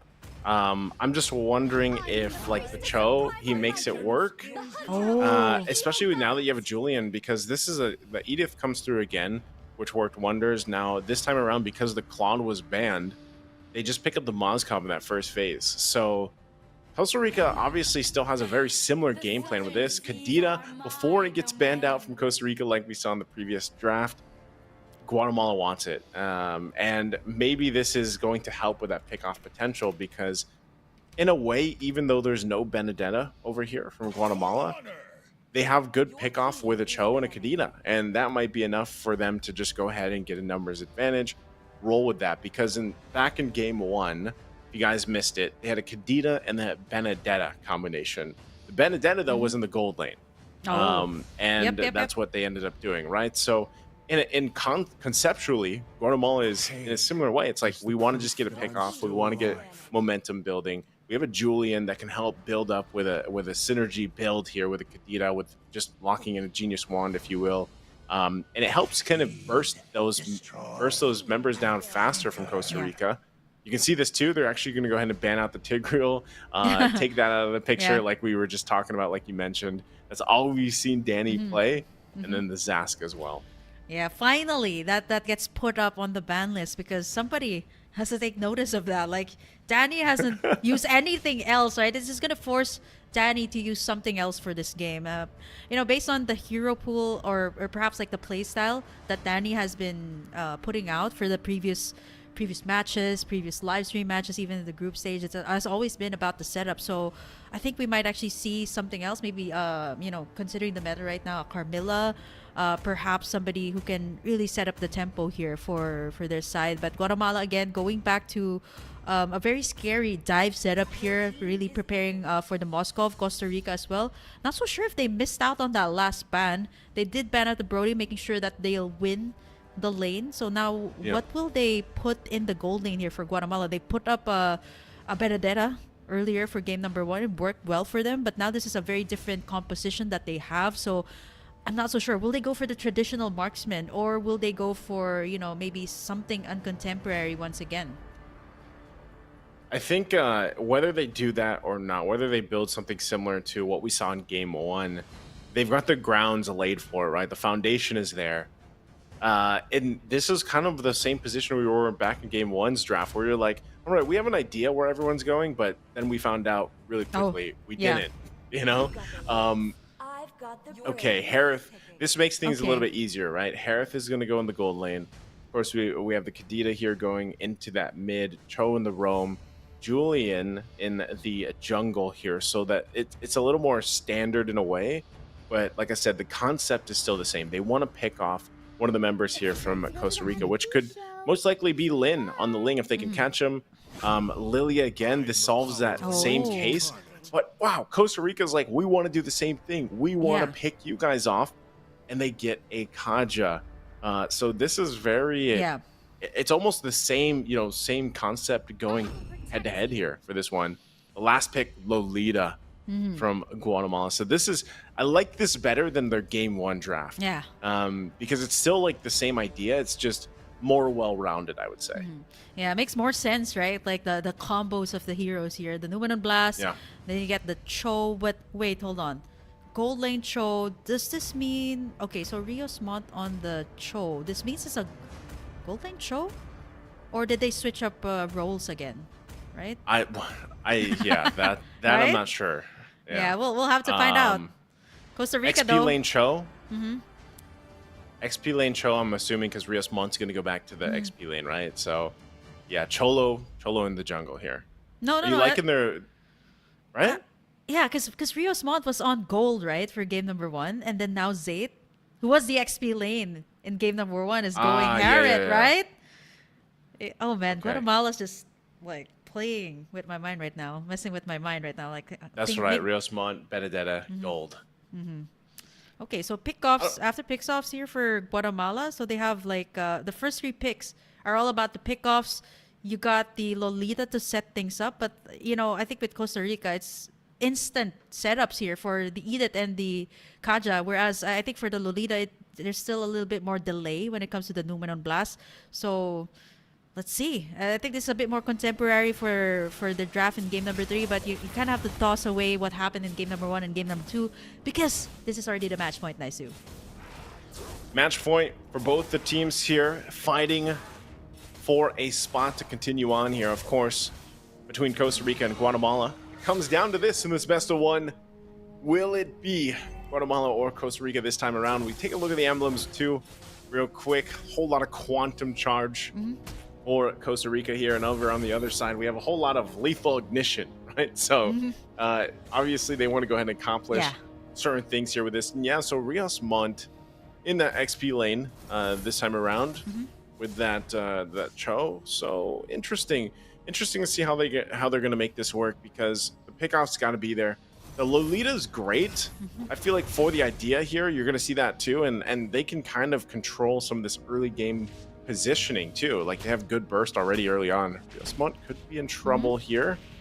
Mind you too, like with the change that happened to the Cho, like the last patch I think it was, or the patch before, when he gets this like extra damage on the basic attack, I think it's like 180% basic attack damage. Oh yeah. That actually is surprisingly quite a bit of damage that you have to keep in mind of. So if they get poked down, and I think that's why Mlbb Stream has to be careful of this 1v1. Of course, you have Primal Wrath eventually, but right now you can see them kind of paying attention down here towards that bottom side. Yeah, I'm not so sure if Rios Montt. Okay, he's going to be able to survive that one. Pokes coming in from Zirial as well, but I think they both acknowledge the fact that they have to be alive before this turtle take. Half HP already for Mlbb Stream. Down bottom, there's a lot of pokes coming through. I think the flicker was already used by Mlbb Stream. Right now with the help of Zirial, so they should be able to kind of like survive this lane. But that's going to be 3 members. Rios Montt go in for the flicker and the Wave of Dragon, and that's going to be Honeymoon picking up the kill, as Zirial will be able to pick off 1 as well. It's going to be 2-4-1 trade, but here comes Lin.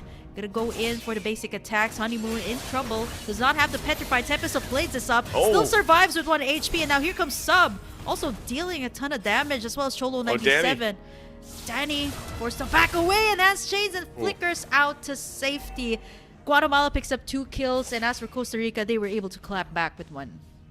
Very close. I mean, both teams really finding a little bit of wins here and there. Getting some crucial battle spells out down too. Now who's going to get the turtle? It's going to be started up by Guatemala here.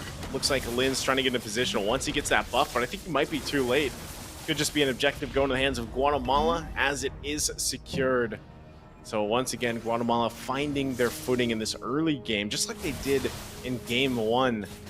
So still, they'll go ahead and we'll see how they kind of play around this minor lead they built themselves. Oh, wow. Okay, Zayt Ale though gonna get taken down, so that's a 1-for-1 trade over here at the top side. But here Lin gonna try to go in for Honeymoon, pops in the rough waves here to be able to get out, and the Tempest of Blades as well gonna be picked up here as Lin gonna take down Honeymoon. Finally has the pinch points to get out, but they got what they wanted here for Lin's. Already 1 kill, 3-3 is our score, but it's still gonna be Guatemala on the lead, care of the turtle that they've taken in. Yeah, I think a lot of this too, when it comes down to it, you know, even the trading between the gold laners and everything, it's really just up to both teams finding up their setup potential, because now that you have the Divine Judgment from Danny, this is always a moment where you can just go and try to get an automatic pickoff, especially when the flicker is available. First items fall into place, not yet. I mean, you got the wings here, of course, Cholo, but still everybody's working on that first item. MOBA?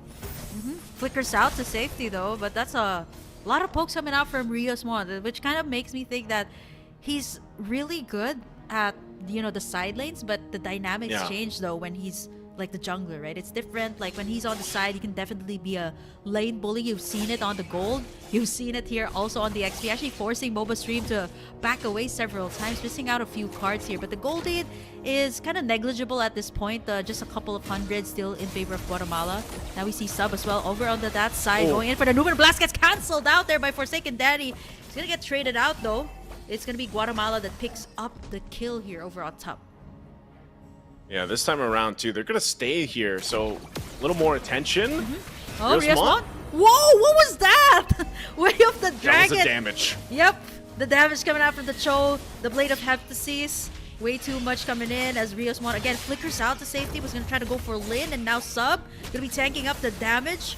Forced to use the flicker out as well as Honeymoon gonna try to go in for the burst, the petrify, and the rough waves. He's gonna get punished though with the divine judgment. They do get some clapback here as Guatemala. They will be able to take the turtle, but now Zayt gonna try to punish two members. Zaman forced to take down two and the turret up top as Cholo gonna be able to take away that purple buff from the side of Costa Rica. Wow, Guatemala, they're still gonna be going. Okay, yep, he's able to pop in the black shoes. Sub gonna go in for the Tempest, or rather the Ruben Blast there as Riasmon picks up the kill, but instantly gets punished there by Lin. Good thing Lin was there to clean up the kill, because Guatemala was just getting everything the past minute or so. Able to kind of flip a switch. They've got themselves now a good lead, 2,000 gold ahead. You know, they got a turret down in the whole exchange too, so this is a lot of momentum in their favor. Plus the fact that Honeymoon has 4 kills of that. You know, this Kadena gets a lot more dangerous at this point of the game, because as soon as that Petrify is there, depending on the rest of the build path too, it's almost a guaranteed kill. Oh, wow. Tempest of Blades here. Those 3 members. Instant burst there. But Zayt says no. It's not over. Lin able to survive, but no. That is going to be getting the takedown as the burst coming through here for Zayt. Finally gets shut down here. Sub going to be able to take in the damage. Ale going to be able to free hit everyone. And now it's only Cholo 97 left to defend. Enhanced Chase comes through. Zirial and Forsaken Danny gets taken down real low as Honeymoon picks up the kill. Ale going to go in, but Cholo 97 going to be able to outplay him. 2 for the price of 2 as well. They did get the shutdown onto Zayt and Sub as well. They also get the tower, so Guatemala right now just keeps on going for these dives, and they're unafraid to do so, right? Like, it's not only Riasmon. You've seen it from Honeymoon, you've seen it from Cholo 97, and right now Lin gonna be able to get in the purple buff as well. Huge lead, I would say, for Guatemala. They've taken in 3 turrets here, and they continuously do more as they take down this mid tower as well. Wow, they threw everything. The Zaman Force and Numen Blast into that. They wanted that tier 1 turret. They're going to be able to get themselves this turtle too. That's 3 for 3 now for the turtles for Guatemala. They're just keeping them at bay. Mlbb Stream forced to pop in that Primal Rat. They got in that turret, and now Riasmon as well going to try to make in some plays there. Going to get cancelled out though, but Lin making the minion waves move as well over on the bottom side. That's the best thing that you can do as of the moment. But looking at this, like, Guatemala just has control over the map. They've taken in 4 turrets, all of the turtles, as Costa Rica only taking in 1 so far. I'm thinking, how can Costa Rica kind of turn things around here? And really, it's up to Ale. You know, late game potential is going to be huge on the Mozkov. Lin is struggling a little bit, but for the most part, Lin is just, you know, as long as he's able to get the buff and then put some pressure on the side lanes even, that's great, because him and Ale can do that. And that's the thing, as long as you land that Spear of Destruction, you can join these fights later on. So Guatemala has to make sure that if they want to maintain this lead, you know, 4,000 gold ahead right now, it's making the smart decision, not getting a little bit too, you know, aggressive and overzealous. Like that, yeah, they can pick off as well, but so can Costa Rica. So as long as they don't get punished, Lin. Tempest of Blaze, was he able to get? Yeah, he was able to get in the purple buff, but now the Numen Blast, gets cancelled out. Lin gets basic attack there by Zayt, instantly bursted down. That is huge. 39 seconds before the Lord, and now Forsaken Danny. He's gonna try to go for more. Look at the Enhanced Shades! Enhanced Shades come through. They take down Lin and Forsaken Danny. So clean coming out from Guatemala. And I think the purpose here of having the Cho of Riasmon is just to bait out all of the Purify skills from both Zirial and Ale. And this is the reason why, you know, Honeymoon and even Zayd can go in for these crazy dives. It's crazy because they're just pure damage. I mean, aside from the fact that you have a sub on the Lolita here, like even Rios Montt is damaged. Like, yeah, he's enough kind of burst to make them second guess or maybe burn a flicker or something. They're still gonna fight here in the jungle. They flicker out, but Lord is up. So right now they're gonna make a play here on Rios Montt. Oh no, he's way too deep. He's able to flicker out to safety, and that onwards comes through. That is going to be huge as well. Like, one member down here for the side of Guatemala right before the Lord as Mlbb Stream. Again, going to go in for the onwards. Dashes out here for Honeymoon. But hands chase from Cholo 97. And Sub goes in for the backup. Mlbb Stream goes down as well. Retribution has been used here by Cholo 97. And hands chase come through. And the black shoes for Zirial. But I don't think he can survive this one because Cholo 97 gonna be able to burst you down with the enhanced chase. 3 members down. And Guatemala can just go straight for the Lord. Cholo doing some crazy things. Did Zayd just take that purple too? Does he have the purple buff? Oh no. Man, that's tough. Yep. That's tough for Lin. So right now, and at this point, you know, it's going to be a Lord. It's going to be a Lord in the hands of Guatemala. They are massively ahead right now in terms of just even economy. I mean, it's 5,000 gold lead, 6,000 gold lead right now, but you can see from the team fighting, they control the pace, they control the decision making, and they're the ones picking members off of Costa Rica here. Costa Rica, even with their pickoff centric lineup, haven't really been able to find much. Forsaken Danny, you can definitely see, you know, this time around he's having a harder time because, again, with the Tigreal, you just, you know, set things up with a flicker, you pop the implosion, and that's what you want to do. But with the Concha, it's a little bit harder because you have to select the right target to Divine Judgment and bring to your team. And right now, it's just a little bit difficult on who do they even go for. Oh, yep. Forsaken Danny is unable to find anyone. Lin gets bursted down. That is going to be all of the ultimates tossed out by Guatemala to get that pick off. And without Lin, they're unable to take down the back lines. They have to melt down this door. But Cholo 97 once again goes in for the enhanced chains. Forsaken Danny goes down. Look at the damage coming through. Mlbb Stream trying to make something happen. It's a double kill picked up here. Mlbb Stream going to go in for the armors. Forced to pop in that primal rat, dishing out some damage. But it gets taken down instantly. The shutdown comes through here for Zirial. A wipeout, but they don't have any minions. It is a wipeout. Lin is back. Yep, they got it. Lin should be able to clear this one out though, but they're gonna force it. They're gonna force it in. Lin doesn't have the purple boss. Tempest of Blades there just to survive. Will they go for the end here, Naisu? But it seems like the minion waves are not coming through. They can get punished here. There's the Divine Judgment onto Zayd. Lane taken down real low, but Guatemala will not be able to finish the job just yet. Guatemala is so close. I mean, they wanted to end it there, but then, you know, they realized, yeah, Lin is up. We still don't have a full force of minions in, and we only have that top side down. Unfortunately, they'll have to wait a little bit longer for their next push into the base here, but Costa Rica finds some breathing time, a moment to possibly get back into this game and turn things around. Looking at the items too, you've already got, you know, the Trinity locked in here for Ale.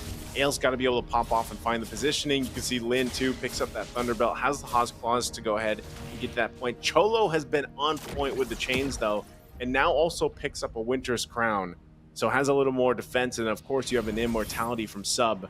So this is difficult for Costa Rica because even though they bought themselves some time, because of the disparity in terms of gold, like, it's still difficult to find a pickoff. Like, even if you have Sub here on the front side of things, you know, that's obviously not who you want to lock down. We saw earlier, before that whole siege into the base, Forsaken Danny got the Divine Judgment off of Rios Montt, and then there was no follow-up, you know? So even though Rios Montt's job is literally just to get these spells out, it's a damaged Cho build, pretty much, you know, with a little bit of defense.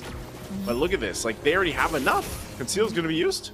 Oh, flicker out from Sub here. As he's gonna go in here and get tugged in by Divine Judgment. Cholo 97! It's a mistake! He's gonna try to go for the advantage, and now Costa Rica can clap back up against Guatemala. They're running for their lives. The Numenor Blast here onto Sub as Rios Montt going in for the Wave of the Dragon onto Forsaken Daddy, but instantly gets taken down there by Ale.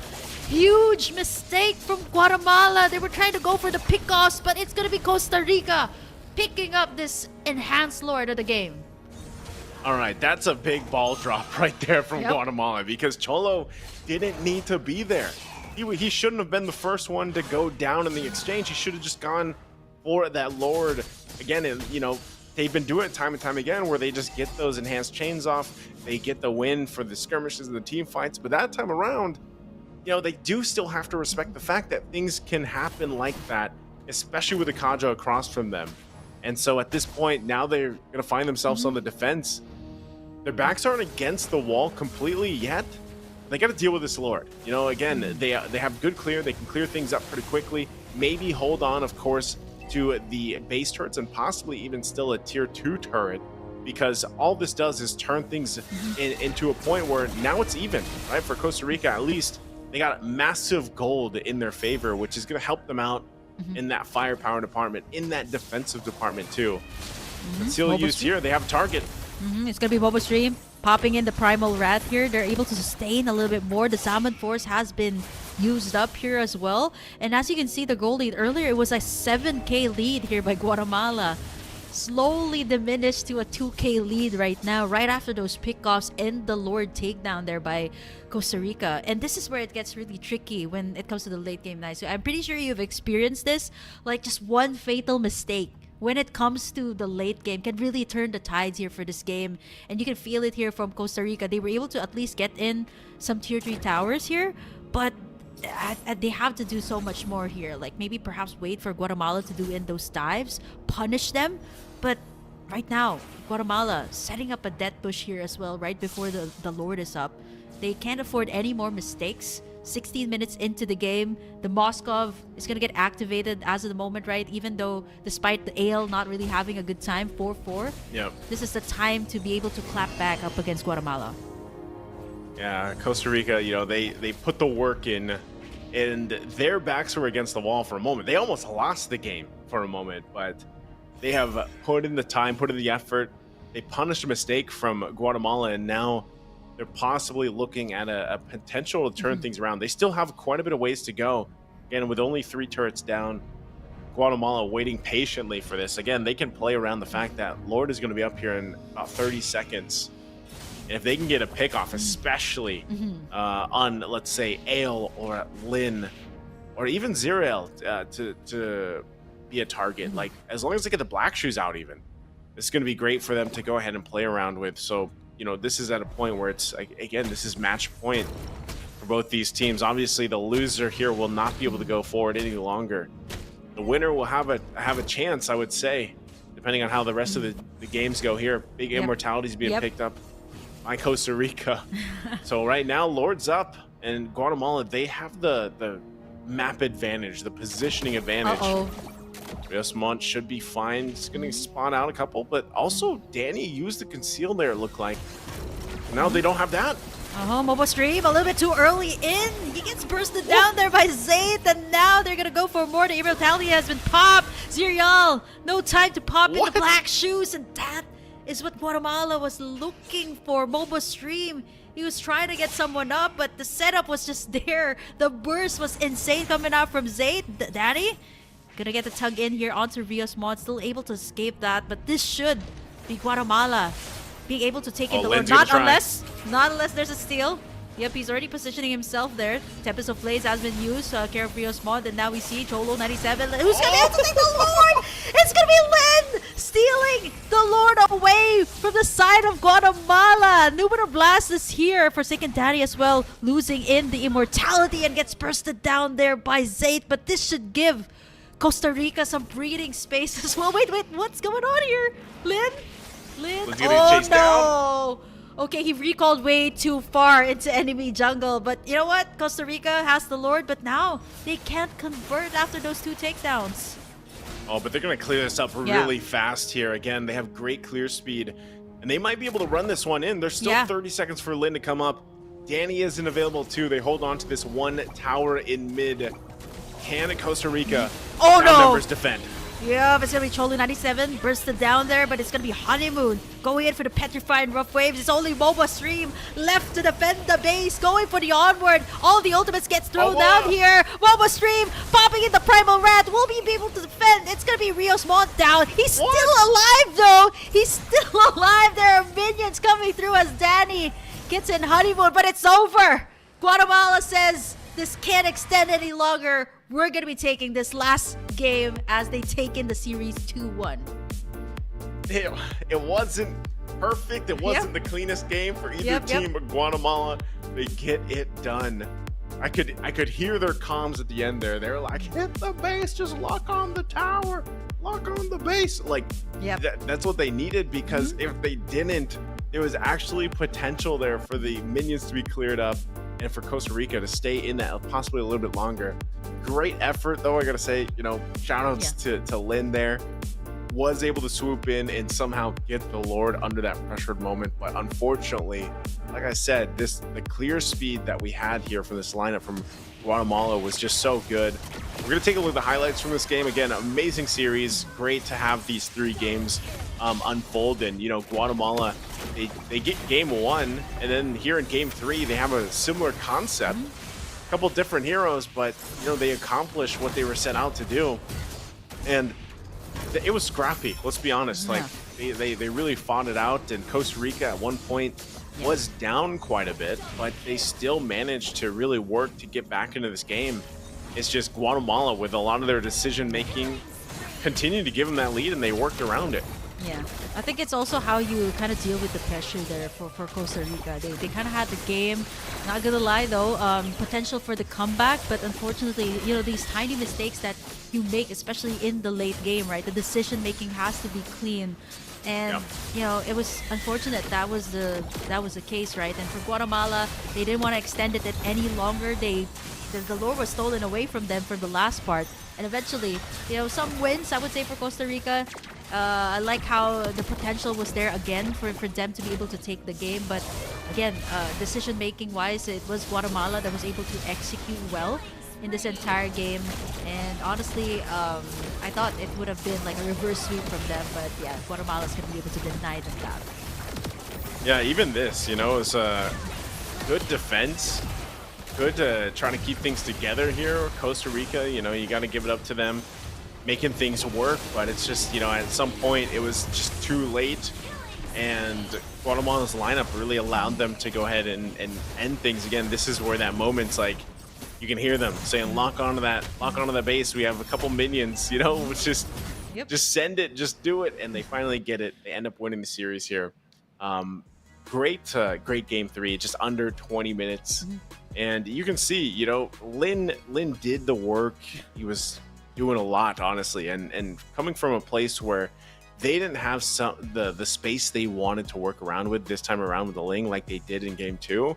And, it was a struggle. And maybe that change was the fact that just even for Forsaken Danny didn't get the Tigreal this time, because the damage was there from Ziriel, but unfortunately, it just didn't work. And also that Mlbb Sareem going in for that initiation a little bit too early in that last Lord take might have been a pretty big punishment for them. So Guatemala really, they, like I said, they didn't have a perfect game either. But both teams punished each other's mistakes.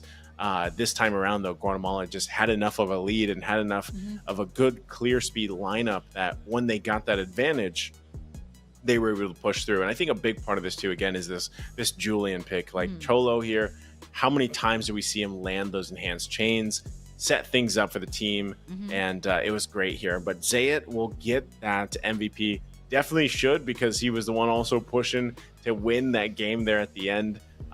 Once again on this Harith, just massive game, almost 100,000 damage, 90,000 damage here, 92 and 11 here. So just great performance.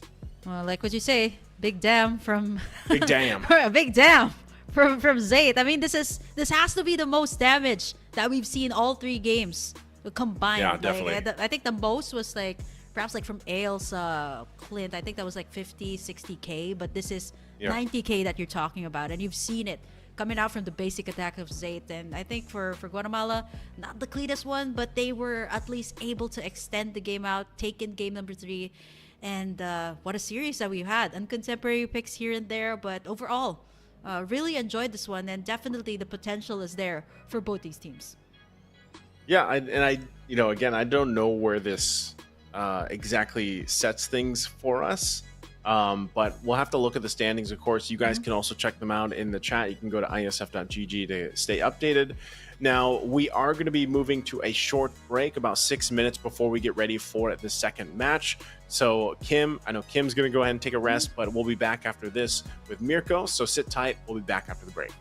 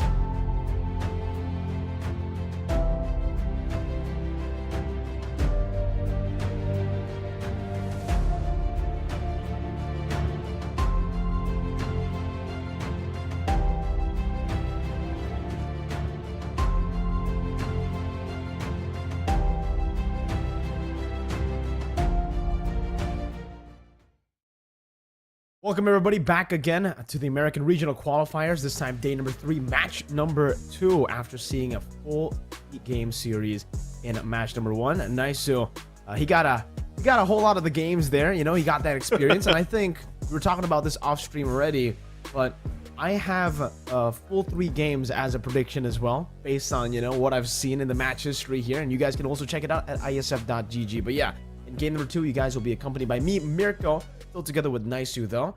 Naisu, how you doing for match 2, man? Hey, man. I'm excited. The sun is rising over here, and you know, maybe that's a sign for 3 games ahead of us because we got Ecuador versus the Dominican Republic. Here it is, Ecuador versus Dominican Republic. And if you guys did what I asked you guys to do earlier, which is check out the website iesf.gg, you guys should be able to check out the official results and standings page on the website for the Americas Group A. And it does seem like both Ecuador and Dominican Republic are actually currently tied up for second place in the group, 2-1 and 2-1. This is going to be the decider, I would say, you know, to who actually secures that second spot, because Colombia are undefeated in both games and matches in this group. So they're standing alone at the top. Now it's time to decide who gets the second seed, who gets the third seed, and then we'll see who makes it to the playoffs with the seedings. Because, man, I think based on the seedings alone, it's going to be very, very important, right? If you're going to be placed up against Group A, it's kind of a tough group already. US and Mexico, both teams are really, really good, very experienced too. But let's take a look at Ecuador here, because we already got a taste of Ecuador on day number 1 up against Colombia, with Einar still in the lineup here. We got Luis Nicolai Galvilanes, Juan Rosa Castaneda, Jose Cahil Campos, and Steven Lucas Orozco. Yeah, I remember these guys. You know, when we got to see them on day 1, they had some moments where, you know, they looked really good, and they had other moments where it looked like they struggled. So it makes sense when you look at some of the standings that they've been through for the past couple days now up to this point. And if I remember right too, this was one of the teams also, I think, that did like a role swap. I'm trying to remember exactly what it was, but I think INR also was part of that. I forgot who he switched with, but even Cahil, wasn't he the Kufra? Weren't we casting that game? Wasn't Cahil the Kufra player here? So, you know, I think part of this is like, I'm still wondering how Ecuador wants to approach this because of what they've probably tested, even off-stream games for the past couple days. Because yeah, man, just like we saw in the first match, like Guatemala, they were doing all sorts of things. Like they shifted roles, they shifted lineup. I mean, we had a gold lane Benedetta, you know what I mean? So it's like we had some very interesting things already, and that's honestly what I love about the ISF tournaments, is we get to see things like that. So maybe Ecuador does something similar in this matchup, because we know it's on the line. We know that their opponent ahead of them, as we take a look at this, they've got to beat them here.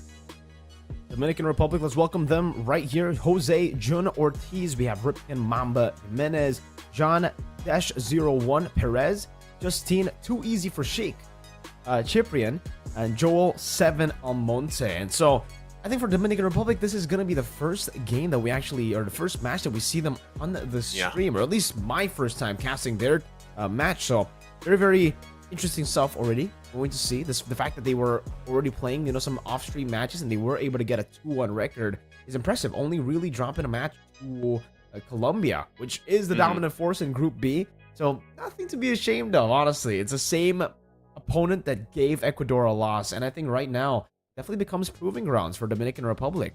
Ecuador, they had time already on stream, and maybe that could be also a way for Dominican Republic to go and read them out, right? Like you mentioned, Cahill on the Kufra was one of the picks that we did see on Ecuador. Also, they had to go for the horse, the high loss in game number 2 up against Colombia with the Martas too. So, like you said, you know, a lot of these teams, it was Guatemala earlier, but a lot of these teams will be going out for a lot of the, like, I would say, ridiculous compositions. They will go for the ridiculous compositions to go for the cheese and to ultimately get their opponents caught up in the curveball, because even getting one game here is going to be so important. Momentum is very, very important here, as we've seen from the last few days of the American Regional Qualifiers, and I don't think any of these teams want to drop game number 1. So at this point, I'm expecting both teams to actually go for cheese, right? Imagine that.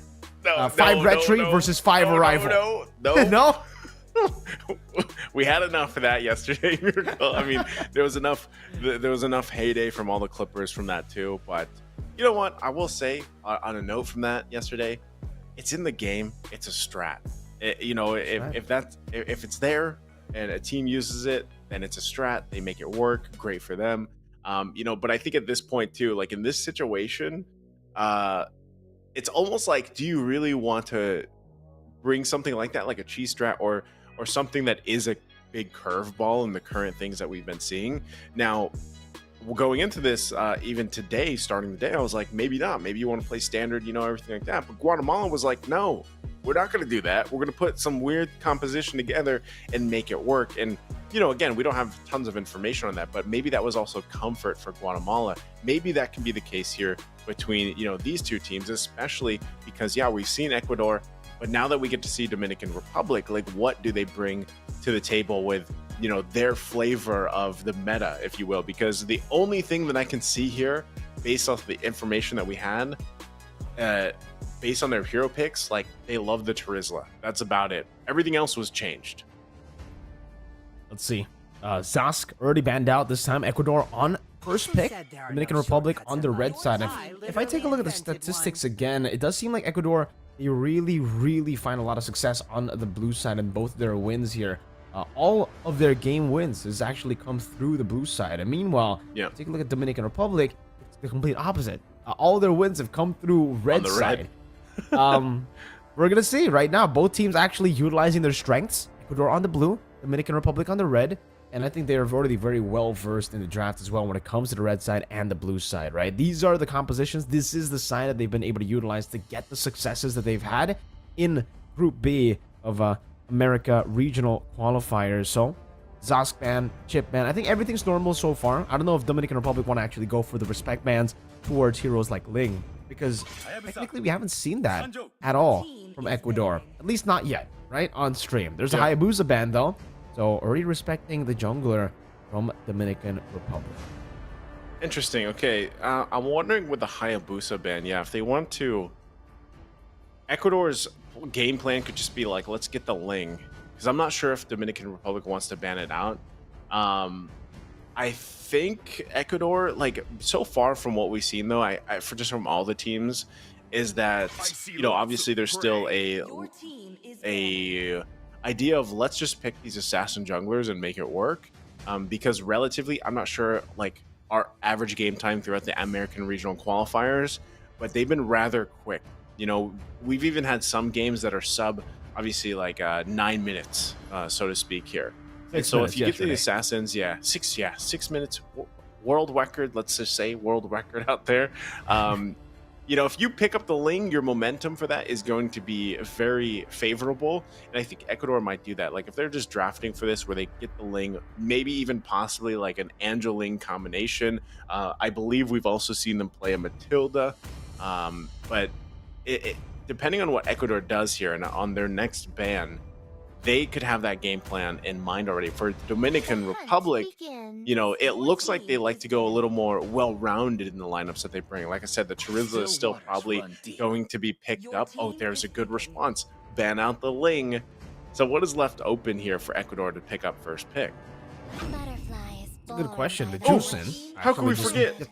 Picked up instantly. They set up for this, right? They banned out the Zaz, the Hayabusa, the Ruby. I think all these picks that are banned out by Ecuador actually sets up really well for Juicin. And these are the 3 picks that can actually be utilized to try to bully the Juicin in the early game, even in the later stage in the team fights. But Dominican Republic, they're also really quick with their response into the Tirizla, trying to lock the Juicin down. Also getting themselves a very reliable XP lane, a great gold lane too now, as they pick up the Moskov. Again, they've set up for this really, really well, the Moskov pick, because they've already banned out the Roger. And technically now, if Ecuador want to bully the Moskov, it'll be a tough job to do without the Roger. They might have to just, settle for Carry or Claude, someone that just also has the same idea in lane, which is basically farm up against Do they go Moskov. Harith? Wait for the power spike. Harith could actually work, but I don't know. If they want to go for an assassin like the Julian here, which is usually the normal option to go for when Roger, Ling, and Hayabusa is banned out, going for the Harith might be a bit too greedy, because they'll reveal 3 magic damage dealers in the first phase, right? Yeah. Especially if they want to go eat it. They go Florin, and let's see, the jungler, no, they're gonna go Yu Zhong. So none of the picks that we actually predicted, Yu Zhong and Florin coming out. And yeah, I don't think we've seen a lot of Yu Zhong. Yeah, we haven't. Definitely not Florin. Definitely not Florin. Have we seen? I think we saw one. Florin. I was gonna say, I think we've seen maybe one Florin game. And if I recall, it did not win, or it didn't work out really well. But maybe with a Jushin here, it's part of it too is just to let it, like, I mean, obviously bring the heals, and that's the main point. But for Dominican Republic, I'm wondering if they actually want to prioritize for the roam, maybe Tigreal, but they pick up the Valentina. So the first phase, actually, for Dominican Republic, I really like what they did here. You know, locking in that Terizla, which was what I was saying coming into this. It seems like that's a mainstay pick for their XP lane. The Mozkov is there and the Valentina. So this kind of covers the grounds here. It's just, I think, anytime I see the Jushin on the other side, it's like, have teams really, are they comfortable playing against this? Like, can they solve the Jushin problem? Especially with the Terizla, like early game, you know you're not going to be able to escape unless you flicker or penalty zone defensively, you know? And it's something that might have to be solved with that second phase, because you can see that, what is that? Is that an alpha ban? Yeah, I think it's an alpha ban that they take out. I think with the alpha ban, it actually doesn't make sense. It does fit into what the composition actually wants to achieve, right? Because it's a brawling composition with a little bit of sustain added in with the floor in there. So taking out the alpha is a good option to go for. And you can already see for Ecuador, they're actually doubling down on that strategy. So still, they're going to go for, you know, a sustainable composition with the Flora and Yu Zhong and the Juicin. They're ban out the Xborg, something that could have been a great answer to a composition like Ecuador. A lot of melting, and a lot of the value that you get from the later, longer fights with the Xborg. Now my question is, when it comes to the bans, because Dominican Republic are actually going to ban out the Akai as well, which even though it does fit in the plan of Ecuador, I'm just personally not a big fan of. You know, the Panda has really fallen off of prio list in the last few tournaments. I think you know where he MSC, went previous match? Did you see? He went Rome.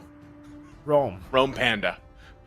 I think actually, if you were to pick up a Panda, might as well go Rome, because in the jungle you just get farmed so hard, and it's gonna be a Martis ban for the final ban coming in from Ecuador. Fredrin coming out now in the jungle. This is something that we do not see at all. We haven't seen. I don't think we have, or maybe not some of the matches that I haven't casted. Yeah, not for ISF, the American Regional Qualifiers. Have we seen a single Fredrin pick in the jungle? So back an old flavor, back to the old meta with the Fredrin. Usually, if you go up against the Fredrin, a lot of different junglers would love to go for the Baksha, and I think it also does fit in their composition here. They can pick up a hyper carry in the gold lane. Something like a Claude would still work, but if they're gonna go for the Florin, Yu Zhong, Zusin, Natan would just be a solid option. Dominican Republic don't really have any dive either to really threaten that Natan. Yeah, let's see what they go here. I like the fact that, we are kind of throwing it back a little bit with Dominican Republic. And even further back. There's the Natan, so you called that, but I don't think either of us were expecting this, the last pick, the Ballman, to show up here. Definitely not. This is a very NA thing, though, right? I mean, we did see this in NACT as well. I think it was BTK and Mlbb Zayn who utilized the Ballman, won the tournament 2 on that pick. So, hey, it's Dominican Republic with a Hellcurt roam, it seems here.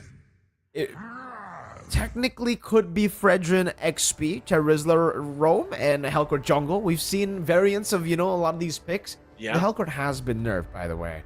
Just a bit, not the craziest of nerfs, but still, it's a nerf, and it might actually impact a whole lot of what the Dominican Republic might not be able to do anymore on the Hellcurt here, especially considering I understand their idea behind the Hellcurt. They are severely lacking the dive to actually get towards an Natan, so they needed something like a Hellcurt. They needed something that can actually dive to the back. I just feel like it might be a bit forced here. I'm thinking it could also be maybe like a band-aid solution to the Jushin, like a little bit, like at least make it a little bit harder for her to, because most part Jushins sit back, they're utility mages, they try to get the flares off and then pull in the team and everything else, and they could just go for a Dark Knight Falls play and make that work. Who knows? Well, we're going to see how it gets to work out here. Ladies and gentlemen, match number 2, game number 1. This is the decider of who gets second place in the groups. The Group B of American A here at the Iesf American Regional Qualifier. It's Ecuador taking on Dominican Republic. And we're already seeing, some of these strange picks, quote-unquote strange. Pretty normal if we just, move back a couple of patches ago with the Fredgen in the jungle. But, man, vengeance on Nikolai for the juicing. So just as you mentioned that technically the Hellcurt could be a way to try to counter the juicing, I think the vengeance is a great way to actually stop that from happening. Yeah, we'll see this already. A lot of poking happening here. Einar could be in trouble. Scoots on out. Going to be just fine. And now Nikolai going to be the focus here. This could be the first blood already. They have to go a little bit longer. First blood, though, for the Mamba. Able to get the first blood on the Hellcurt. Not even using an execute. So holding on. Discipline action with the execute now on the top side. Dez 0-1. Be in trouble. The shot since it isn't going to be enough to get the kill, though. Still a really great start, though, for Dominican Republic, right? They have both of the answers that they need early on. They need to shut down the Juicing, and they need to shut down the Natan. If Rosa and Nikolai both get shut down, it's really going to be tough for Ecuador to actually look for damage. And not to mention that it's also a scaling composition here with the Florian and the Natan. So if you fall way too behind in the early stage, especially to a comp like this with a Hellcurt, it's going to be really tough. And again... Ooh. Wow, look at the damage. Rosa gonna be in trouble. Mamba picking up another kill. Panini just there to help lay down some covering fire, of course. But this is kind of scary. At this point, you're dealing with a Hellcurt, let alone 2 early kills. It's gonna be a little bit troublesome here, especially when we get to this turtle take. Sheesh. Again, it almost seems to happen as I say it. Mamba with the Hellcurt, really just trying to shut down the Natan now, and the fact that he's going to lose the entire wave, and they're going to go straight to the turtle now. Good setup. Oh, Mamba gonna jump in. They go in with the penalty zone too. Einar is gonna be the focus. They just hold that turtle right there, but Mamba is finally gonna get punished down. Einar will fall. Still possibly looking for more. Dez goes under the turret, but it's a double kill for Nikolai. Still though, June on the run. Oman still there, has to get out, but that's turtle secured for Dominican Republic. But Ecuador gonna fight back, gets 2 kills. Good response here coming in from Ecuador. And that was the response that they desperately needed to actually keep themselves in the game. Because if Dominican Republic took that turtle and took the fight with the turtle, it would have been disastrous, right? That 1,000 gold lead that Dominican Republic had. Oh, Mamba again, this time just really coming in and trying to pressure Rosa, which will work, by the way. Really good stuff. Yeah. Nikolai coming in as well into the bottom side, trying to relieve some of that pressure away from Rosa, which is great for Ecuador. Again, they need to play for Rosa. As long as Rosa actually, either one, right? As long as Nikolai or Rosa, either one, scales up to the mid game properly, they're actually going to have a very, very good time as they get into the mid to late stage. But you can already see Dominican Republic, they don't want to let that be too easy. They still want to put in as much pressure as they can, try to get that gold lead. Oh, good play there. Dark Knight Falls going to be used, then goes in. Rosa uses the entropy to dodge that, but they might be in trouble. They might still get sandwiched in here. Especially the team's going to just be around the corner and respond. Rosa takes the spears, but it's going to be just fine for now. Rest of the team finally showing up. Spinning to win. Einar looking for the target here. Crashes down on June. Killing spree for Nikolai already. Gets the double as Panini's going to fall too. Here's another. Drags him back with the flare. Rosa completely fine. How did Ecuador just get everything in that? You want to know how? It was miscommunication from Dominican Republic. It almost looked like they were going to go for the full dive there. 3 members posturing up in between the turrets, getting Rosa so low. But in the end, they didn't decide to commit, despite Panini going in with the Spear of Destruction. He landed the Spear of Destruction. He waited just a bit, waited for the rest of the team to maybe look for or go in first. But then Panini went in, still not enough damage to take Rosa down, had the entropy to get out, and it just left Panini under the turret all alone. And now it's Ecuador who are holding control of the turtle. Oh, right here, Mamba just around the corner. Oh, man, gonna go in, gets the retry off. Penalty zone gonna be used. There's the follow-up. Dragon Form gonna be finding into the zone. Will be able to find Mamba, but lacks the damage. Spirit of Destruction comes through. but they don't follow it up. It's Cahill that gets a double on the floor end, though, to fall for the Dominican Republic. Even though they got the turtle, they lose the team fight, and now it looks like they're going to lose the turret too. Mamba going to be in trouble, has to get out. Will be fine again. It looks like, you know, with this Helker pick, it's working sometimes, but it's struggling now for Mamba. The time is ticking. In Ecuador's composition, this is basically a ticking time bomb. They're waiting for those item power spikes to hit for Rosa, for Nicolay. The fact that they have the early game lead here just through better control of these team fights, because honestly, when it comes to neutral objectives, it's been Dominican Republic in control. Better retrieves coming in from the Fredrin, and now they're going to go into the bottom lane to try to siege it down. Gonna push him back. Deadly Stinger's just not doing too much damage right now. Ooh. Oh, he gets dragged with a flare. Dark Knight Fall's gonna be used. Mamba won't get dragged from the flare any further. Nicolay should be all right. He gets back in time, but yeah, they just wanted that turret.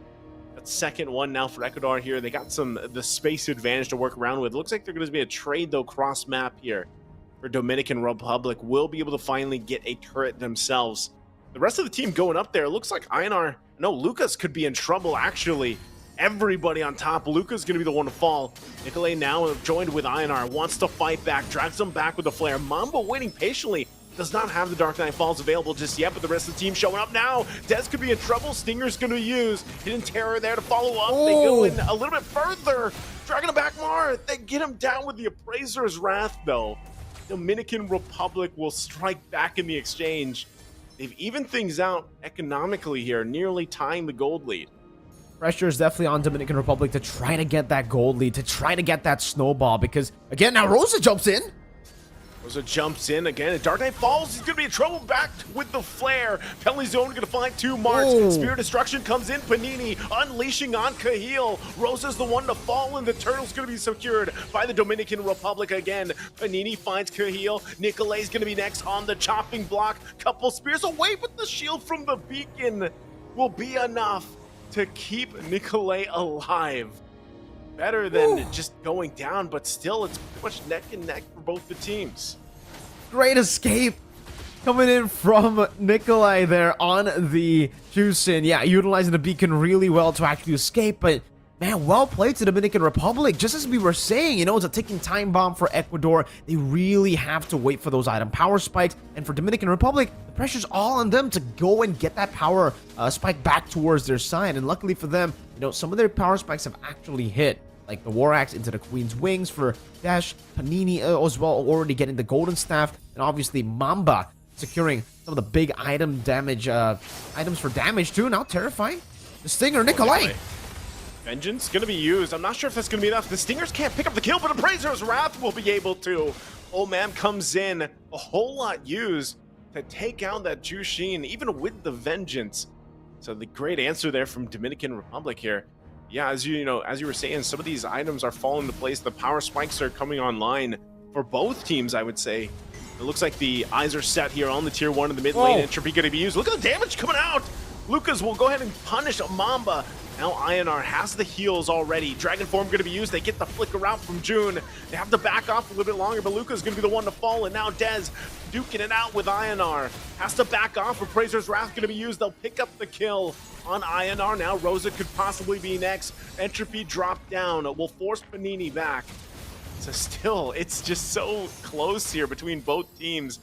And Ecuador doing everything to hold on to the tier 1 in the mid. It's just trades after trades after trades, and it's great for Dominican Republic as of right now. The fact that they've gotten a 3,000 gold lead here is massive. In the night minute of the game, this is where they have the big power spike for their composition, and they need to use it. They're on the Lord already. This one's going quickly. Not sure if anything can be done about it. Ooh! Find the target. Cahill is the one to go. Still finally gets taken down by Dez. Gets dragged into the turret with a flare. Not sure if he's able to escape it as Nicolay picks up the kill. Still going to go in for it, but they get the turret up top in the exchange. Lucas jumps in. Can't get the kill on Panini, though. But June jumps in under the turret, and they find another kill under the tier 1. Dominican Republic, talk about the team fighting they have here. And should be going to use from Rosa. Could not get the kill. And also Lord still up on the top side, making its way towards the base of Ecuador. massive turnaround from Dominican Republic. It looked so good for Ecuador. The fact that obviously, you know, Dash got picked off, thrown back under the turret, but Panini definitely overstepping as well. But in the end, again, through just kiting away and playing around some of these big abilities from Ecuador, they were able to outplay the situation. And again, like we mentioned earlier, the fact that they had a 3,000 gold lead before the Lord gives them so much power in this mid game. They're already a mid-game composition here with the Valentina, with the Terizla, the Fredrin, and obviously the Helkert. Especially considering technically for Jun, he can go for the steal on towards the flame. Oh! Look at the damage coming out. Dark Knight falls again. They did enough to Einar that he's going to fall under the turret. Mamba going to be the next one to go down. It's a 1-for-1 for now, but fighting under the beacon, under the tier 2 turret of the mid lane. They'll keep Nikolay together. Going for the pull here on Panini. Will get the flare off, but takes a couple shots himself. Rosa there to help him out. Going to force him back a little bit further. And once again, the trades for trades here, even with a 5k gold lead, Dominican Republic still has to respect what Ecuador can throw at them, as we just saw under that fight. Again, that was a forced initiation from Dominican Republic under that tier 2 turn in the mid lane, and it still stands. Seems it's going to be the same story all over again, just back and forth, right? For Dominican Republic, when they're in the lead, they will be, you know, very, very confident, very aggressive, very proactive in looking for these initiations, and it's the same for Ecuador. But again, for Dominican Republic, it's good for them right now. Jun! Oh, Jun gonna be in trouble. Look at the damage coming out from Rosa instead. It's a trade, the 1-for-1. Einar's down, they go in. Beacon's gonna be used. They pull 2 back, looking for more, but Mama gets out with a hidden terror. Omam still fighting, looking for a possible kill on Lucas. Not gonna be able to find it though. Finally, Lucas does go down. It's a double for Omam. Panini still on the back side. It's only Rosa left alive, but it's a double for Mamba.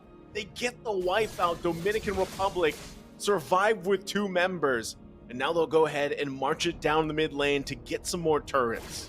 What an outplay from Panini. I don't know if that was intentional or that was just really good timing for the Rose Gold Meteor. But he was able to buy the Rose Gold Meteor as Nikolay jumped in alone versus him, right? And then after that, obviously, we did see the help coming in from Mamba too on the Helker, just jumping in, getting the Terrify and getting the Stingers. And this is all led up for Dominican Republic to go for another Lord. And this time, it's going to be the Enhanced Lord, a big boy in the Land of Dawn. 6,000 gold ahead. Not counting the Lord advantage that will be utilized for sure in the 12th minute of the game. And for Ecuador, I would say, if we're to take a look at the grand scheme of things, it's still okay for them, despite the Enhanced Lord. They're probably going to lose a base turret here, but even then, they have proper wave clear. They have a solid front line with good healing coming in from Cahill. Really depends on if Cahill can stay behind or if he gets picked off by Mamba. That's going to be a completely different story. But again,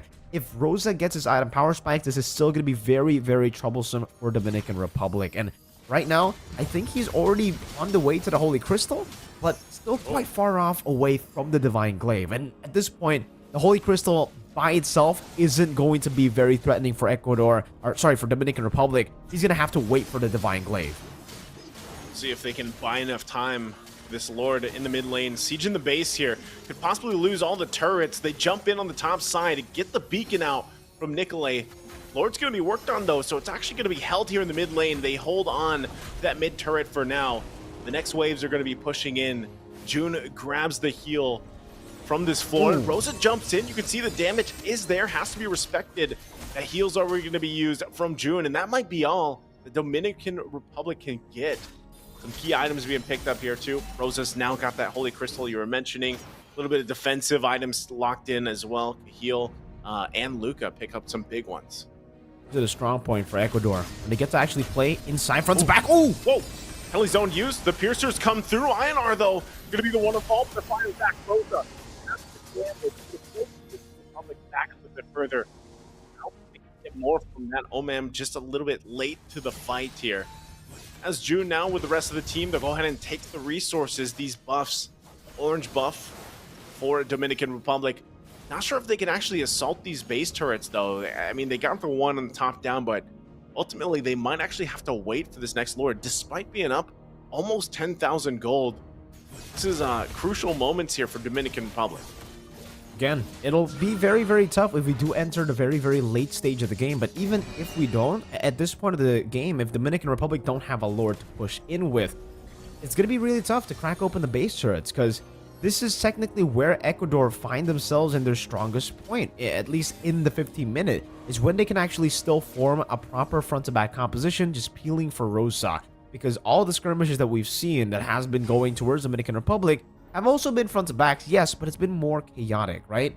You've been seeing Mamba just jumping into the midst of the team fight, getting a few of those Terrifies in, and that leads up to a whole lot of difference making in the team fights itself. But when you're forced to play a very coordinated, a very structured front-to-back up against Ecuador in their own base, it'll definitely be very tough against Rosa on the Natan. But luckily for them, they can just slowly but surely wait for the Lord to come back up, and it is already back up right now. It's an enhanced version of the Lord, so not going to be the evolved Lord that can actually really fully threaten the game, but still, it's better than better than nothing. Look at the push. It seems like they're going to reset it. Oh, great split push down below.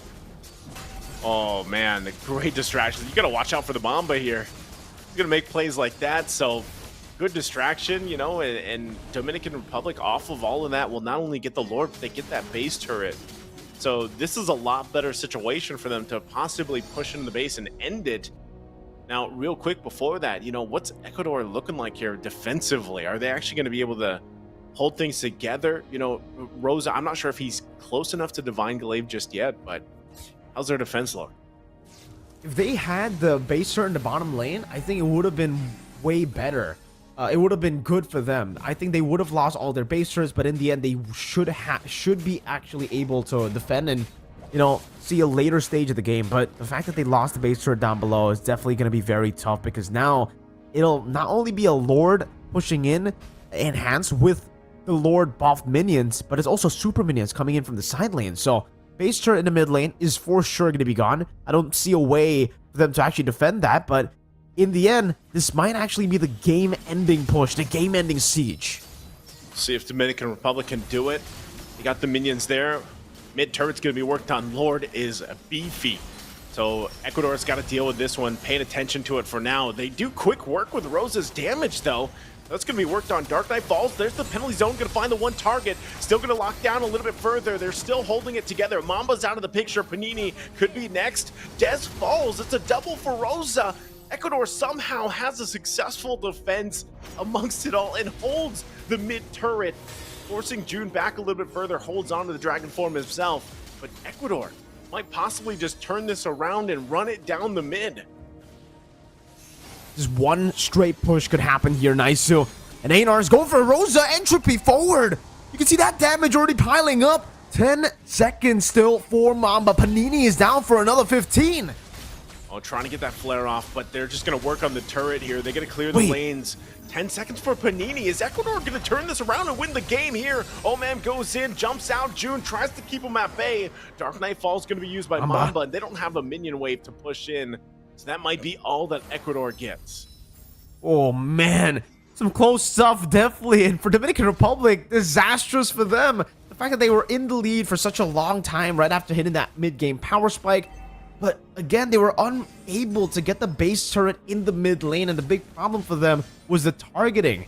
Tarizla, Des was able to flicker penalty zone into the back, bought so much space, but then Panini decides to Abyss Walker forward to actually hit the members instead of the base, and that's what actually enabled Ecuador to look for that amazing team fight. Not only were they getting chunked down by the damage, obviously from Rosa, that is quite massive now as we've entered the 18th minute of the game, 19, but the turret was also taking a lot of their HPs down slowly but surely. So Dominican Republic, they definitely have to be a bit more disciplined, actually way more disciplined when it comes to the sieges, and the Evolved Lord will definitely help them do that. But again, if they don't manage the waves properly, if they don't manage their targeting properly, the same thing could happen. Rosa got a few big kills there, and he should be able to... Oh, down below! Whoa! Oh, Mamba actually gets spotted out and taken out. Spirit of Destruction actually going to find Rosa. They're going at it 1 versus 1. Rosa's still alive, so they're fighting for the Lord. Panini's going to lose the battle, though. Still now for the Lord take here. Quite a lot of action happening across the map, and now Dez takes the Appraiser's Wrath, but he winter crowns it, flickers up, but it's not going to be enough as Einar picks up the Quill. Ecuador, somehow, someway, with multiple efforts across the map, will now take the Lord here, unless Omam can do something about it, but he's forced out of the pit. Despite it all, Rosa will take and secure the Lord here. The base of Ecuador fully exposed, but because of they found Mamba and then they won the 1v1 against Panini, Ecuador possibly able to end the game here. Lord still making its way down the mid. Oh man, trying to get back to the base, trying to heal up. Mamba's back up. Panini will be back up in 5 seconds. Is it going to be enough? Mamba looking for that backside entry. Will not be able to find it. Now Rosa could be in trouble here. Dark Nightfall's going to be used, but this Lord is too much to handle as it focuses on the base, and Ecuador, despite it all, will turn around the game and take game 1.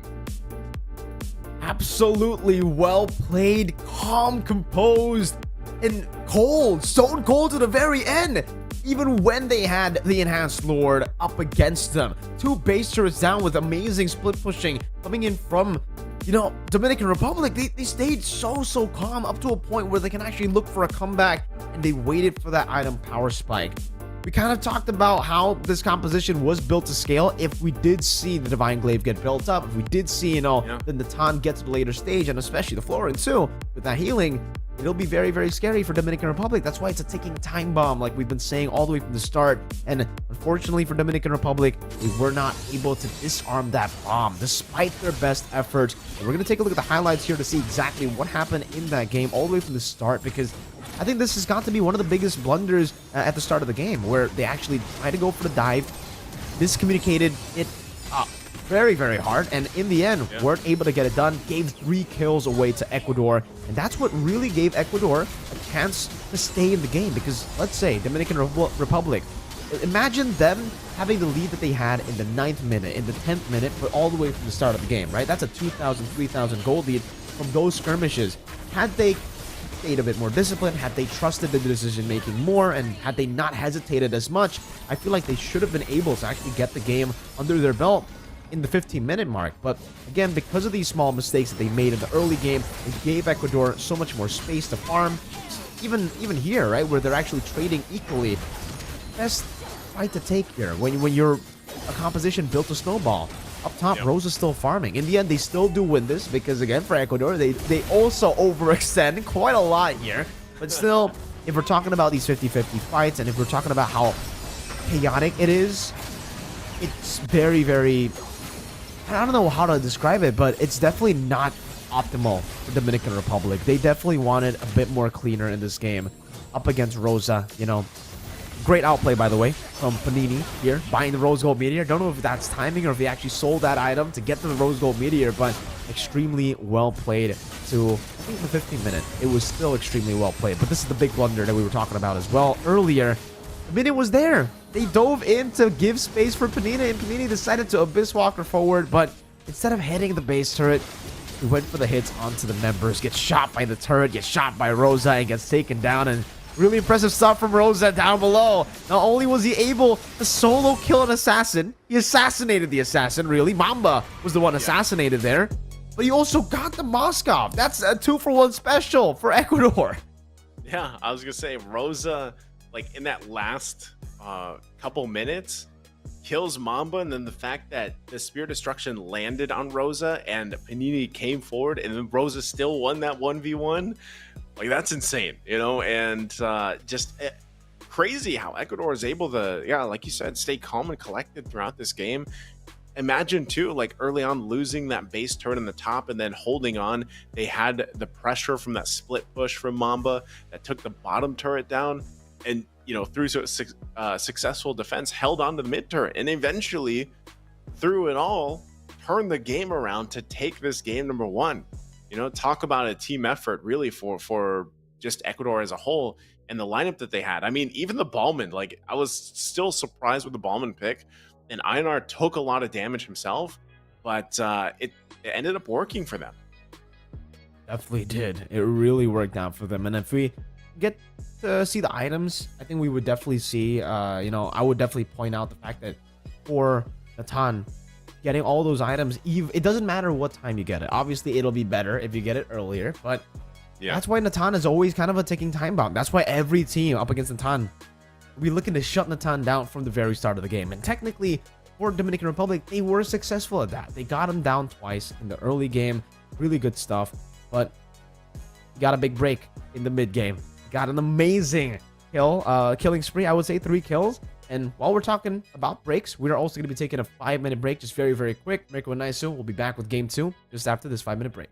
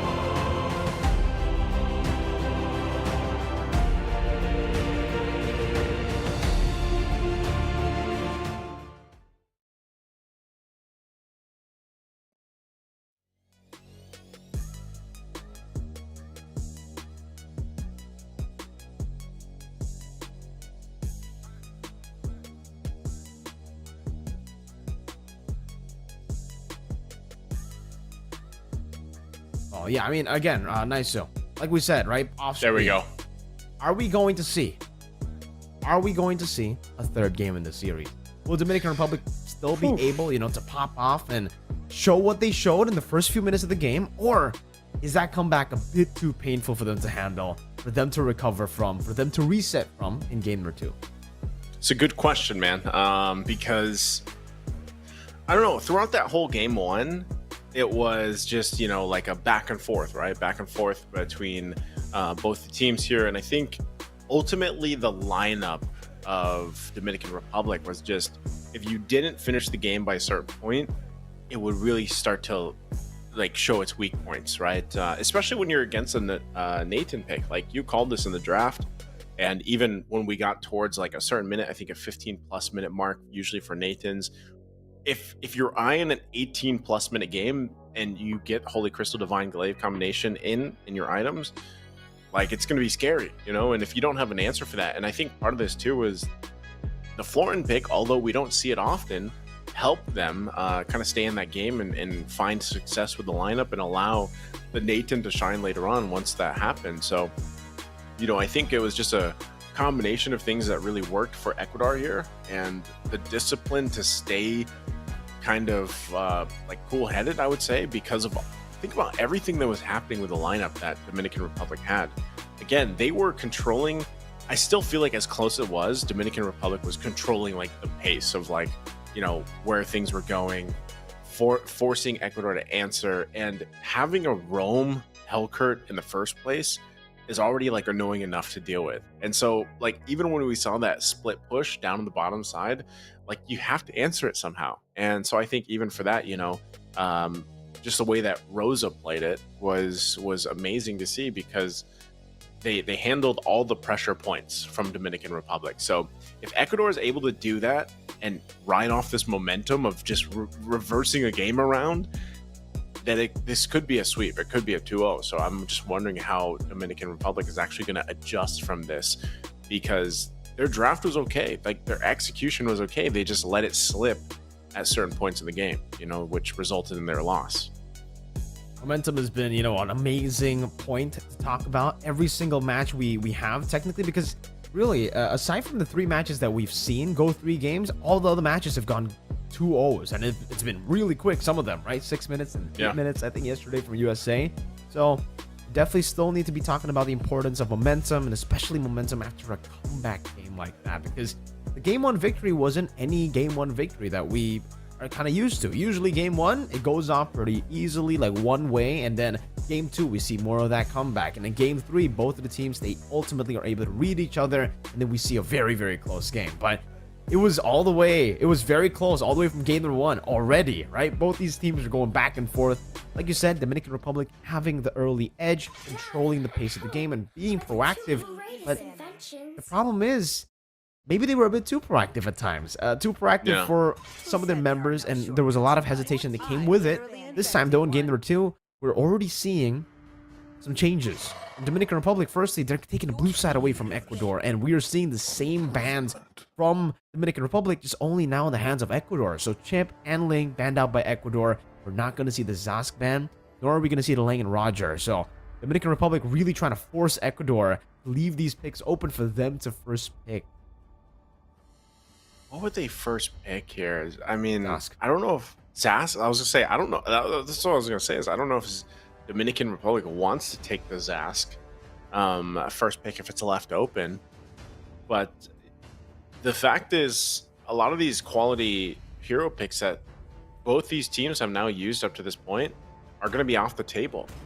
So like priority-wise, what do you want to take? Okay, last band's going to be Hayabusa. So I don't think, at least for this, you can go ahead. Roger's open, actually. So you could actually, and Zask. So is this Ecuador taking Roger here? Zask is a trade. What's the best thing for Zask again? Is it the Tigreal? Like, is that the best roam option, at least for Zask? I think definitely something with, Big CC is going to be a... Oh, there you go. Ruby as well. Talking about Big CC, Ruby does... It's not really like crazy CC, but it is good CC to go up against the Zas. You have the Donro Wolf King.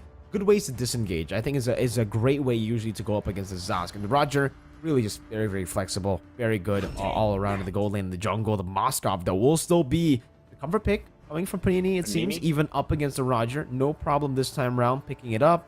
And it's really just because of the combo itself right now. So the combo of the Moskov plus the Zas. And then they double down the Fredrin. Again, a utility pick. So I would say for Ecuador, this is a great time to go and pick up a jungler that clears fast. And technically, they already have that in the Roger, but if they want to go for Almond, what was the option they went for in the previous game?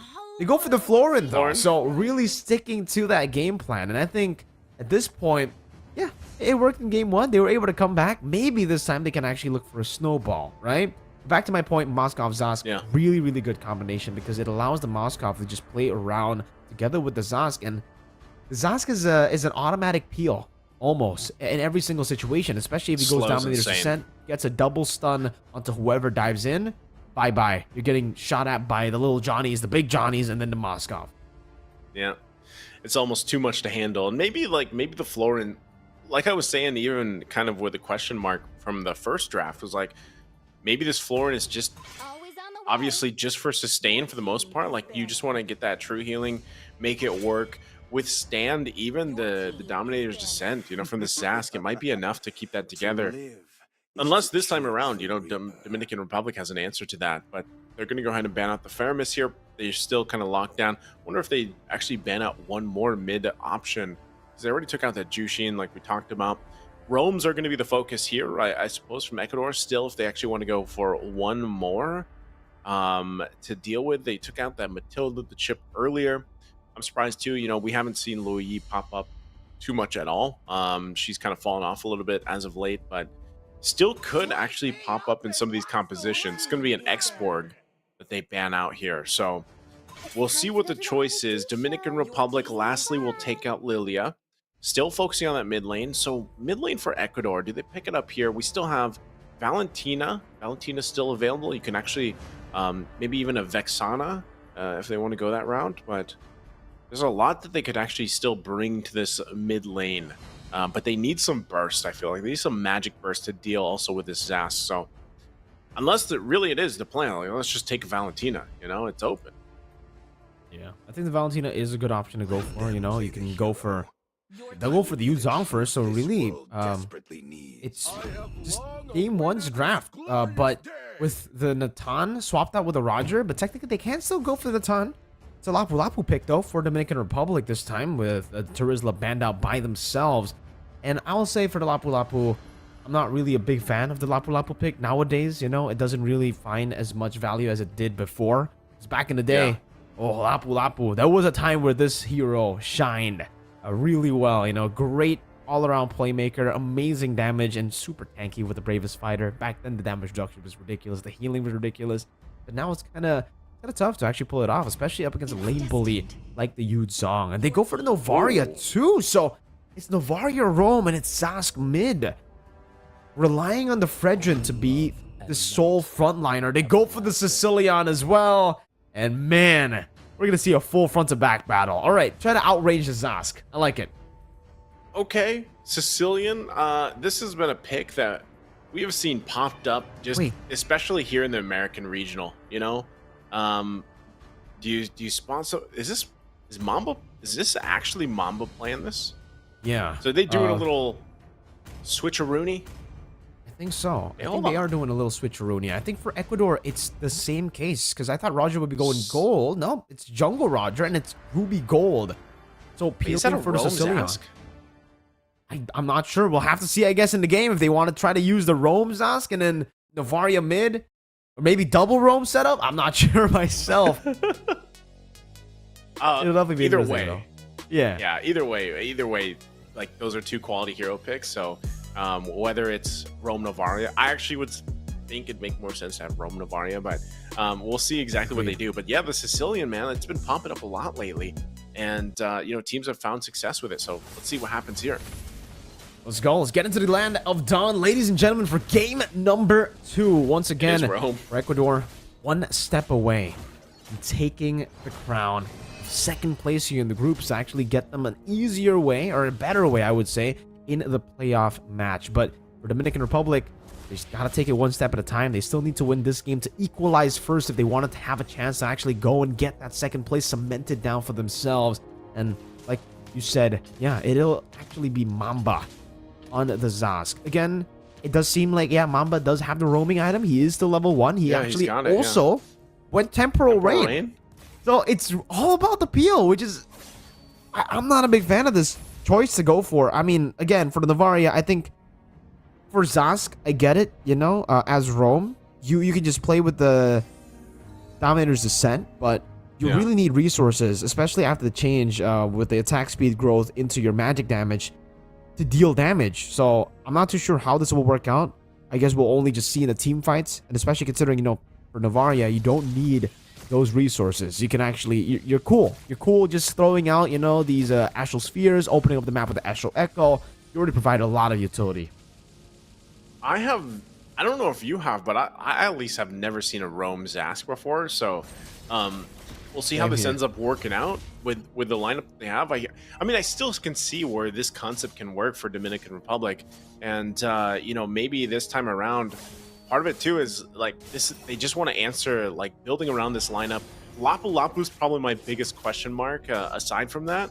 Now, Panini had a pretty good game, I would say, you know, previously, but this time around, we'll see how he's able to perform, get the Spear Destructions off and everything else. But this first turtle for the taking, they're just going to go ahead and start it up. Look at Mamba jumping into the descent, going to force it back. Look at the damage actually on Lucas. Oh man, we'll be able to get the turtle. And now can they win the fight here? But the return for it all, Rosa will go ahead and get the first blood. Still going to battle it out. Mamba could be in trouble here now. He's gotten everything used up. Einar on the hunt, jumps in, takes too many shots from the turret. Will not be able to get Mamba down. So it's a turtle for some kills here. Oh, Spear Destruction going to not find its mark. The battle for the orange buff here. Dez will go ahead and Braves Fighter in, pushing him back. And man, what an exchange. And the fact that they don't really lose anything almost, right? Because Rosa rotated from the gold lane all the way to the turtle side, and Panini hasn't gotten a single hit on that turret shield, not just yet. He'll be able to shove the wave, and Rosa will be down a level. But I think that is a very, very okay trade to go for. You know, Rosa on the Ruby, not really meant to go for farm anyways, not really meant to have a gold lead up against the Moskov. It's really about the team fighting and how you can help your team, enable your team to go for the team fighting. It's all about enabling Einar and Nikolai. And I think we definitely got to see that there. Mamba with a Temporal Rain. It's doing a lot of damage, but this is where the Zas does well. For Rome, at least, I feel, right? In the early game, and then maybe in the very late game if he gets his items. But in the mid game, he's going to fall. Nikolai, what happened there? Picked off in the middle, and now full dive on Rosa. Cool. Rosa here. Cahill's going to join the fight, but this is a lot to deal with. Dominator's Descent going to be used, and Appraiser's Wrath will find the kill on Cahill. Now it's all Rosa left alone. The rest of the team not even close to Rosa. He actually flickers too. Not sure if that was even worth to use a flicker with everyone so far away, but Rosa will fall, and Dominican Republic will find some key pickups here on the top side, plus a bunch of extra gold. Einar going to jump in, forcing Panini back a little bit further. Yeah, this is a lot of just bad things happening for Ecuador here early on. You can see that gold lead spike definitely now for Dominican Republic. The fact that the Moskov was able to get so much gold off of that turret and all the kills are on the Fredrin means that they'll actually have a pretty good front line for their composition, at least in the early game to the mid stage. But once we get into the later stage, we know how the Sicilian can stack up. We know how the Roger can also deal a lot of damage in the mid game, which is going to be definitely very, very scary for Dominican Republic. But still, great control over the neutral objective. They were able to secure it as well. So far, the Fredrin, Omam, though, hasn't been able to miss a single one. Oh, Braves Fighter. Wow. Braves Fighter with the Dominator's Descent, and once again, flying up around, but Omam will go ahead and get this turtle. Einar trying to run, takes a shot to the face. Des jumps in on the flicker, but gets the return. They go for the 1-1. Einar will pick up the kill. Ecuador able to find 2 kills in the exchange at all. Oh, Spear Destruction not going to find a target to follow through with. That's 2 turtles for Dominican Republic. But man, Ecuador able to keep things together with a little bit of a decisive play. Same story as game number 1. Dominican Republic controlling the neutral objective, setting up better, But somehow, some way, Ecuador, the ones winning out in these team fights, punishing Dominican Republic and making the game go equal. Again, by no means should this be an Ecuador win in a lot of the setups, because Dominican Republic are always first to it. They get the neutral objective, but it's always been them overextending, which has been the problem. I think that dive as well, very unnecessary from Des on the Lapu Lapu. The bravest fighter, the stun already to zone Einar away from the turtle was great. The fact that Omam got it again was great too, but I guess this is also a big problem for Dominican Republic in the early game, with the fact that Omam has all the kills means that the goal really isn't distributed properly for Dominican Republic. I think it'll definitely be better on the hands of Jun, Panini, heck, even Dash compared to the utility jungler, who is going to fall off because Einar is already a level ahead despite being 2 kills behind Omam, despite being 2 turtles behind.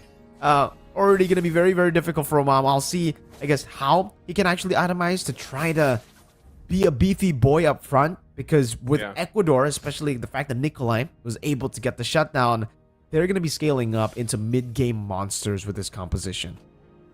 I mean, that's a Sicilian special, man. Like, you get to mid to late game, like you're just going stacks for stacks for stacks, you know, and at some point, like, those bad impacts are going to hurt. You know, we've seen this in the previous. Wow. Oh, man. He just got a kill. Yeah, bottom side, they took out Lucas. Looks like the focus was that tier 1, and he's like, you know what, guys, go ahead and start up the turtle. I'll get the kill, I'll get the turret, I'll come here, and I'll get the turtle. You know, they're going to be 3 for 3. So Dominican Republic doing a really fantastic job at securing objectives. And so it's really got to be up to Ecuador to kind of match this or even outdo it. Einar is going to have to jump over the wall in that Lycan form as he does. They still want to possibly fight this out a little bit further. Rosa could be in trouble here, gets taunted, and it will go down now. Cahill under the turret fighting Omam. This is what the kills did for him. They made him quite tanky, and now Cahill gets shoved in the wall. Can't escape that. Panini comes in, grabs a double kill. Another turret's going to go in the hands of Dominican Republic, man. Ecuador really struggling on all fronts. Good stuff now. Again, recovery for Dominican Republic. The fact that they were able to get the neutral objective, plus also rotating towards the side that Ecuador were trying to react to.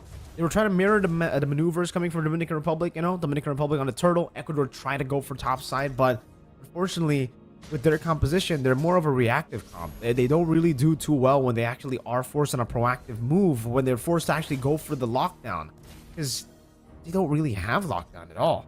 Rosa, very conditional ways to actually get the I'm offended, to actually get that CC in. The same goes for Lucas. They don't have a divine judgment. They don't have these, you know, big initiators like the Tigreal or even the Grok to stun people up. So they're really relying on re-engages, I feel, at this point. And it seems like Omam is already going to go in with Mamba inside. Oh, Omam actually was able to steal that away too. So 3 neutral objectives and 1 purple. Man, that's tough. You know, I guess, like, that's the way you can look at it, is those kills early on just allowed Omam to be a unit. And this is what, you know, Fredrin does. Wow. Okay, they're in trouble here. Under the turret they go. A little bit further. No one's going to go down just yet, though. Still holding on to the mid turret, the tier 1. Take a look at the items, too. This is what I was saying. You know, look at Omam's build. You know, he's even just got, like, 1 completed item, and that was the Thunder's Belt, man. He's that tanky. The rest of it's all chop suey. Even Einar is actually going to go for the Thunderbelt. I actually spoke about this with Arashi just a few hours ago before we actually cast the match about the Thunderbelt meta, because a lot of different players have just been going for Thunderbelt. Even non-tax Rosa goes in. 2-man, I'm offended. Oh, Nikolai, go. The bad impacts are going to hurt. They're going to find 2 targets. The Lord's going to be secured by Omam, but they lose 2 members. Now they're going to have to win the fight. Omam trying to keep them together a little bit longer, but Dez is going to be the one to fall. Now Omam, as tanky as he is, he only has the Thunderbelt as he falls under the turret. Man, they got the Lord, but at what cost was it? Panini, the only one left alive. Ecuador flipping the switch again. Will grab the tier 1 turret in the mid lane. Also, the bottom's going to be worked on. They get a massive value out of these turrets falling down, plus resources here for Ecuador. How do they keep getting away with it, man? All the time. Again, neutral objective secured by Dominican Republic. The better setup, the better plays beforehand, and then Ecuador always finding these miracle plays, finding these miracle team fights to actually turn the game around and actually to take the game back to equal, because despite the Lord being taken, I really don't think Dominican Republic can actually utilize the Lord that well here. The big waves in the mid lane, the top lane has been cleared out, so there's only one wave that they can utilize in the bottom lane, and technically they can still go for the push, but they're probably going to get the tier 2 and that's it. It's just the Lord and it's not the enhanced version, so it can't go for a charge. It's not quick at all. The fact that Ecuador are always able to find these big plays means that Dominican Republic, they got to find a way, at least now, to think about how they can actually escape after getting the neutral objective, because a lot of times in game 1, a lot of times in the first few turtles, they were kind of forced. No, actually, they overextended themselves. But in that team fight, particularly in that Lord take, they were the ones who were forced by Ecuador. Ecuador were the ones that they were just way more decisive in their engage. Going in, even Nikolai flickering forward, and now they want to go for tier 1 in the mid lane. Okay, they're just doing everything. I mean, it feels like Dominican Republic, like they really want this mid turret down. Not sure if Ecuador still actually wants to punch this one in. A lot of ultimates from both teams were used in all of that, but they're going to fight for the purple buff now.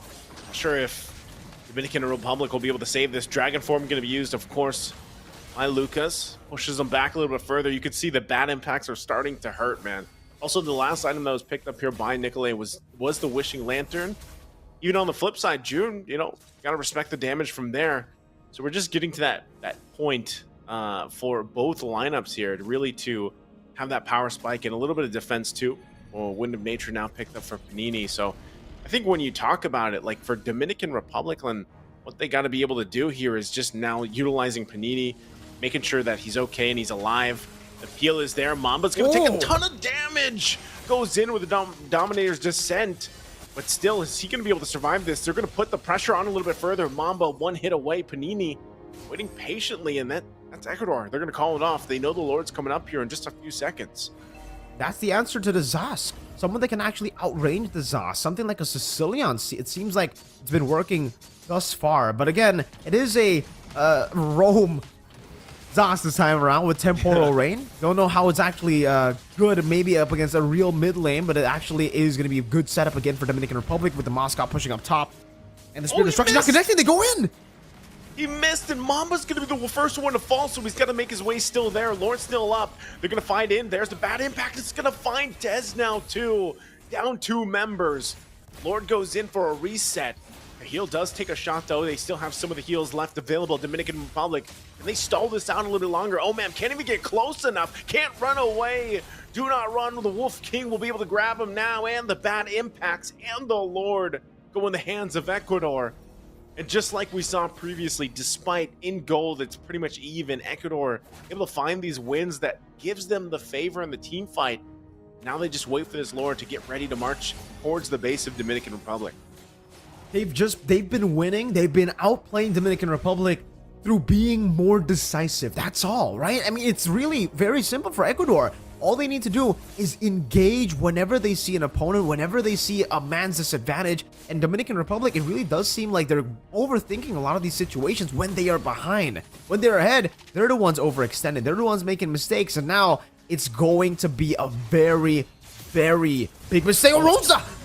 Huge. I'm offended. Gonna find Panini the perfect target. Lord's still going to be worked on here. Mid lane going to be the focus now. Dez takes the brunt of the damage. He's going to be forced out. Mamba has to flick around on top of it. Lucas, quite low, will get shot right in the face. Nowhere to go. Right on the mid turret's going to fall here. Now Ecuador down only 1 member to 1-for-1 for now. Do they still look for more? Possibly. Could this be greedy? Bad impact from the backside. Nikolai, look at the damage coming out. They'll find Omam, pushing him back a little bit further. And still down 1 turret. Make it 2. Rosa will clean up the bottom. Their eyes set here on the top. Mamba left alive with Dez and June. Echo's going to be dropped down, and now Panini back up. I think that's all they get, but they get the base fully exposed of Dominican Republic. 3 base turrets, Naisu. And again, if you take a look at the stats, this is... Ecuador have done this with 1 Lord. 0 neutral objectives before this first Lord. This was their first neutral objective.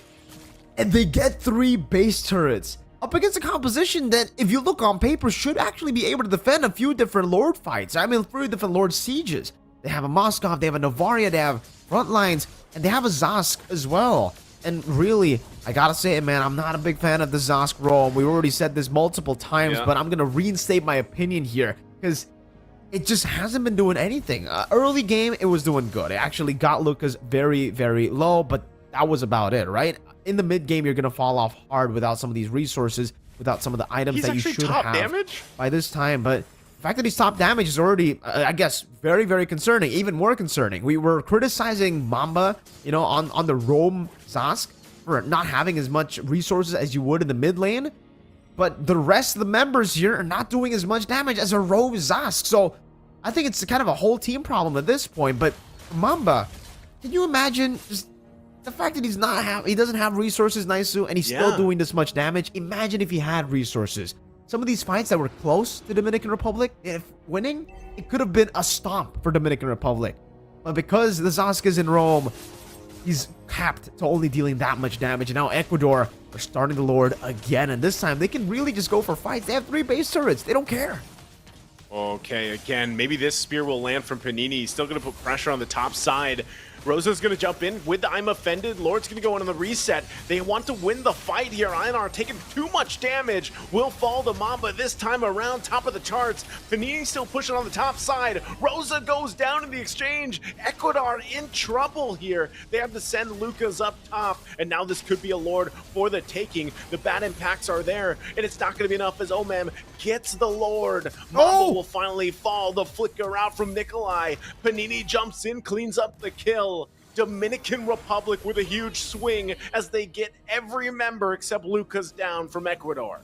Just when we think there's going to be no more turns, when the goal lead is too massive, when the advantages that Ecuador have is a bit too much, of course we get another miracle turnaround. But this time, for the first time in this series, it's Dominican Republic who actually come out on top in the comeback and are able to go and push out in the mid lane. And again, for Ecuador, it's going to be very, very scary for them to go for the defense up against this composition who is built to poke, who is built to siege. No Mamba, so that is going to stop them from actually getting these base turrets, but it's a step in the right direction to scale up, especially for Panini here, who's going to already be hitting some of these big power spikes. And even for Jun, you can see that Astral Echo together with the Sphere doing so much damage towards the members of Ecuador. Only 1 base turret taken down with the Enhanced Lord. So technically, even if we do wait up until the next Lord, it's still Ecuador who have the advantage. 3 compared to 1. But if we're talking about scaling, I definitely got to give it over to Dominican Republic. Yeah, it's more or less going to be the same thing that we just saw, where they plant Panini on the side lane and they just let him push. You know, they just allow him to push, do his thing, and then hopefully spear destruction in. And if he doesn't have to, if they can win a team fight without him, then that's fine. He continues to put the pressure in these side lanes for now. There you go. You can see, too, June really starting to pop this damage off. Echo going to be dropped down. They already used the Dominator's Descent. They jump in under the turret. Dez has to pop the winner's crown. He could be in trouble here. Still going to go for it. Mamba's going to be the one to fall. It's a 1-for-1 for now. Still going to be looking for more. Dez could be in trouble when Immortality going to be popped. Spear Destruction on the backside. Panini finally joining the fight. He's unleashing the spears here. Kahil could be in trouble as he's the one to fall. Finally, Omam goes down. It's a bloodbath. 2 for 2 from both teams here. And again, it's just back and forth. Even despite, you know, that lead the Dominican Republic were able to find back in their favor, Ecuador are still able to kite away. And if Nikolai stays in the back, if this is the way the team fights are going to go, it's still going to be massively in favor of Ecuador. The late game does favor Dominican Republic because they have more members that can actually shoot out. They have more ways to outplay Ecuador. But again, if they go back to just the normal style of front-to-back compositions, then I'll give it back to Ecuador. They have a solid front line. They have amazing peel. They got healing as well. And to back it all up, they got immense damage from the Sicilian. It's no longer that early game Sicilian that just tickles you. Now it's a late game Sicilian. Panini might be able to go for this. Lucas already using the Furious Dive. Lucas could be in trouble here. He can't win this 1-for-1. He's going to have to Dragon form out of there. So already a crucial ultimate down. Panini doing exactly what we mentioned. This Lord's going to be a little bit harder to take, though. So even for Dominican Republic, they want to be careful on how they approach this one. Panini will go ahead and push this wave in a little bit further. Ecuador knows it, so they'll take their time on the approach here. Slowly but surely. But if they do play it slow, it's actually, again, Ecuador who have the advantage. Because right now, it does seem like the waves are set up properly for Dominican Republic. And props to them for being able to do that. Rosa goes in, though.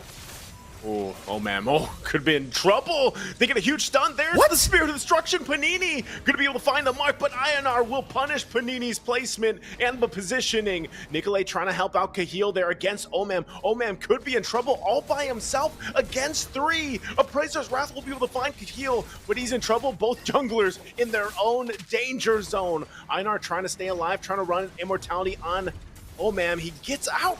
Does he actually escape this somehow, some way? He survives. And now Luca's going to be the target here. Gets focused in. Nicolay trying to help him out. Bad Impact will find the Immortality. Pops him a little bit longer, and Omang will run. Ionar chooses to go down the mid, but he gets snuffed out from June. Talk about the story of the series here between these two teams, man. Well played to both. Well played to both. Great outplays happening left and right. Panini definitely overstepping. Nicolay missing a lot of those bad impacts that could have given them the win there. But in the end, it's a 21-minute game for, you know, a possible equalizer or a possible 2-0 for Ecuador. And again, the longer the game goes, the stacks are just going to keep coming in. Lucas got to be careful. Oh, Lucas. Is he going to be able to get out? He has a dragon form. He doesn't use it just yet. Now he finally does. Nicolay helps him out. And also, they get a crucial cooldown out, too, from Mamba. But still, no one can commit to this. I mean, both teams really showing the damage from the mid laners here for both of them. And again, it's just a stalemate. Panini still going to do work down on the bottom side, split that in. If they can get another base turret down from Ecuador, that'd be great for Dominican Republic, because really that's the advantage, like you mentioned earlier, for Ecuador right now. Ionar is actually being forced down, chased down by Omam. Omam really just trying to force him in a position that's not going to be favorable for them. And again, this time, control over the Lord is towards Dominican Republic, but now with the wave in the bottom lane already dealt with, going to be a lot of slow pushing waves. Rosa goes in. Oh, they're going to go for it. Mamba, Immortality going to be popped. A little bit further, they finally pick up the kill. Lord's still up. Who's going to be able to get it? It's Ionar. Ionar secures the Lord, and it's a double, and they're falling apart from the Dominican Republic here. June trying to help out the team. Panini has enough damage himself. Oh, the Spirit of Destruction won't be able to land. They still have to deal with the Lord down the mid. Full force, full team from Ecuador. They're just going to wait a little bit longer. 40 seconds plus from the members of the Dominican Republic. Can Panini and June do it? June swinging around the corner, trying to delay the Lord a little bit further. But the rest of the team just going to punch it in, going for the base because the minions are there, and Ecuador will finally do it. At 23-35, they'll sweep Dominican Republic.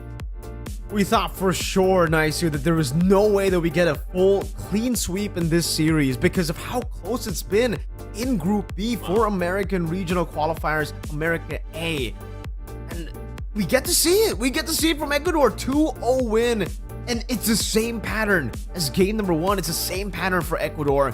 Miracle team fights that give them the win. And we just got to give massive props towards Ecuador for being able to pull this off again. Because this time around, it almost looked like Dominican Republic, they were getting so fed up with the comebacks that they were able to make a comeback happen for themselves. But in the end, not enough to actually take the game all the way towards their favor. And Ecuador is still able to stay calm and composed, and it has to be the 3 base turrets that were taken down way too early that gave them a win. And it all came down to the early game again. Because, again, if we're talking about this composition for Ecuador, Lauren and Sicilian, this composition should never... I mean, they had no right to actually be winning this hard in the early game, in the turtle pit as well.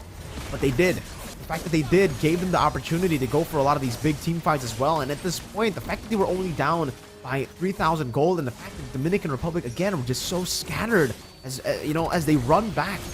Panini goes bot, Jun goes towards the mid lane together with the team. They're always scattered. If you can definitely notice a pattern in a lot of the skirmishes that Ecuador were able to get around the Lords. Very scattered from Dominican Republic, and that's just not how the composition wants to play. With it only having one frontliner, with it being very reliant on Oman, we can't expect the full chaotic staggered composition like that to work out. And you can see, even if they go front to back, in the 14th minute, it's a bit too late because Nikolai is already scaled up to a point where he can actually just throw out bad impact and deal so much damage. This is what's really impressive, right? They got three base turrets in the 14th minute. That's something very rare to see, especially considering it's not even a marksman in the gold lane, Naisu. But somehow, some way, despite the 3 base turrets, despite that massive, advantage they have, they weren't able to actually get the Lord here, and it actually looked very, very promising for Dominican Republic. They could have maybe even pushed it further to get more base turrets. I think if they went for the Lord push up top and then the bottom as well, they should be able to get 2. But the fact that they only got 1 definitely halted their comeback a bit there, to a point where Ecuador could just play with the waves.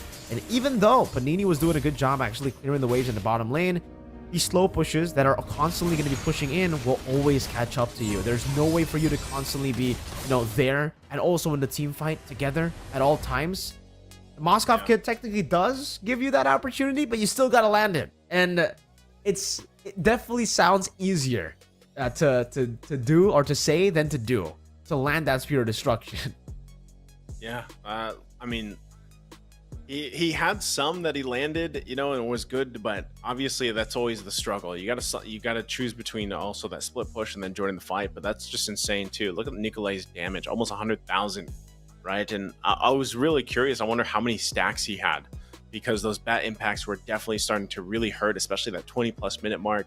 And it showed, but yeah, I'm still surprised that this ended in a sweep, because this was such a close series between these two teams that it definitely brought interesting concepts to the match as well. Like you said, whether you hate it or love it, the Zask Roam for a while was top in the damage charts. It was actually doing its part, but I almost wonder too, like if Dez was on a different XP lane, like how this would have how it would have fallen into place. Because I feel like sometimes the Lapu Lapu just wasn't, doing what it needed to do in some cases. But nonetheless, INR is going to grab the MVP for this match here on that Roger. And there's a reason why Roger still shines in the jungle, whether it's in the jungle, whether it's in the gold lane here.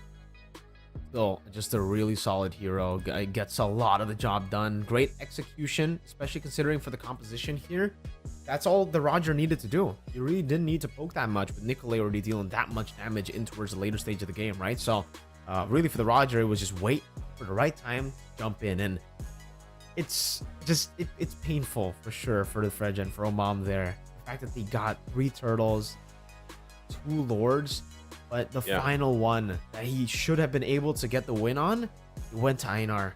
That could have saved the game, I think, for them. If they got the Evolved Lord together with the Moskov, maybe it would still not be enough, but I would say it's up in the air now, right? It doesn't even matter anymore, because Einar was just able to out-retry him in that final moment.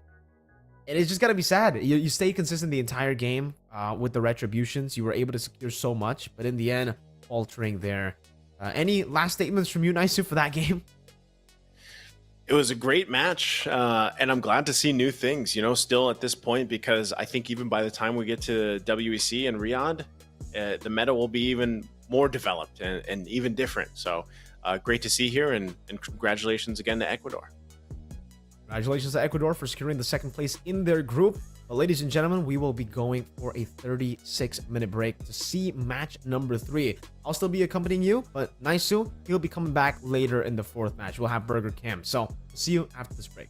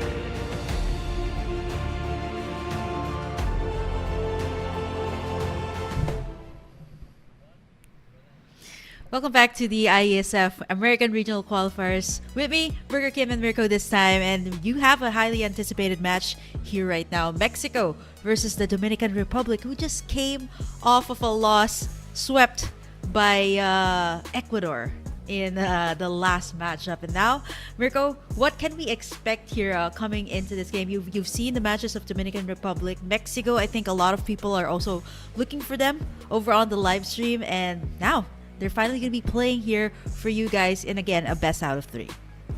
Exactly. Mexico's debut on stream here. We just saw Dominican Republic's debut on stream as well. And unfortunately for them, they had to suffer a 2-0 loss, like you said earlier. For me personally, if I'm taking a look at both these teams, my personal prediction has got to be Mexico.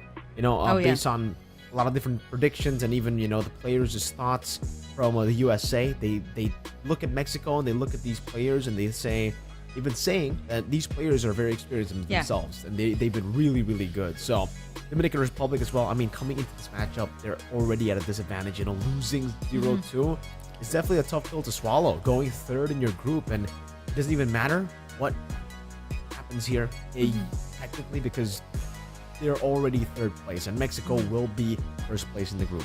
Yeah, I think both of them actually suffered losses. For Mexico, a 2-0 up against the United States. Dominican Republic, same case in the last match. But going into this, right, Mexico, even the United States, they were saying that they're looking forward to their matchup. It actually happened, and you guys can actually catch the updates over at iesf.gg. Let's take a look at the lineup here of Mexico. You got Israel Ziggy Serrano, David Zultra Reyes, Andres Rakped Molina, Mauricio Pica.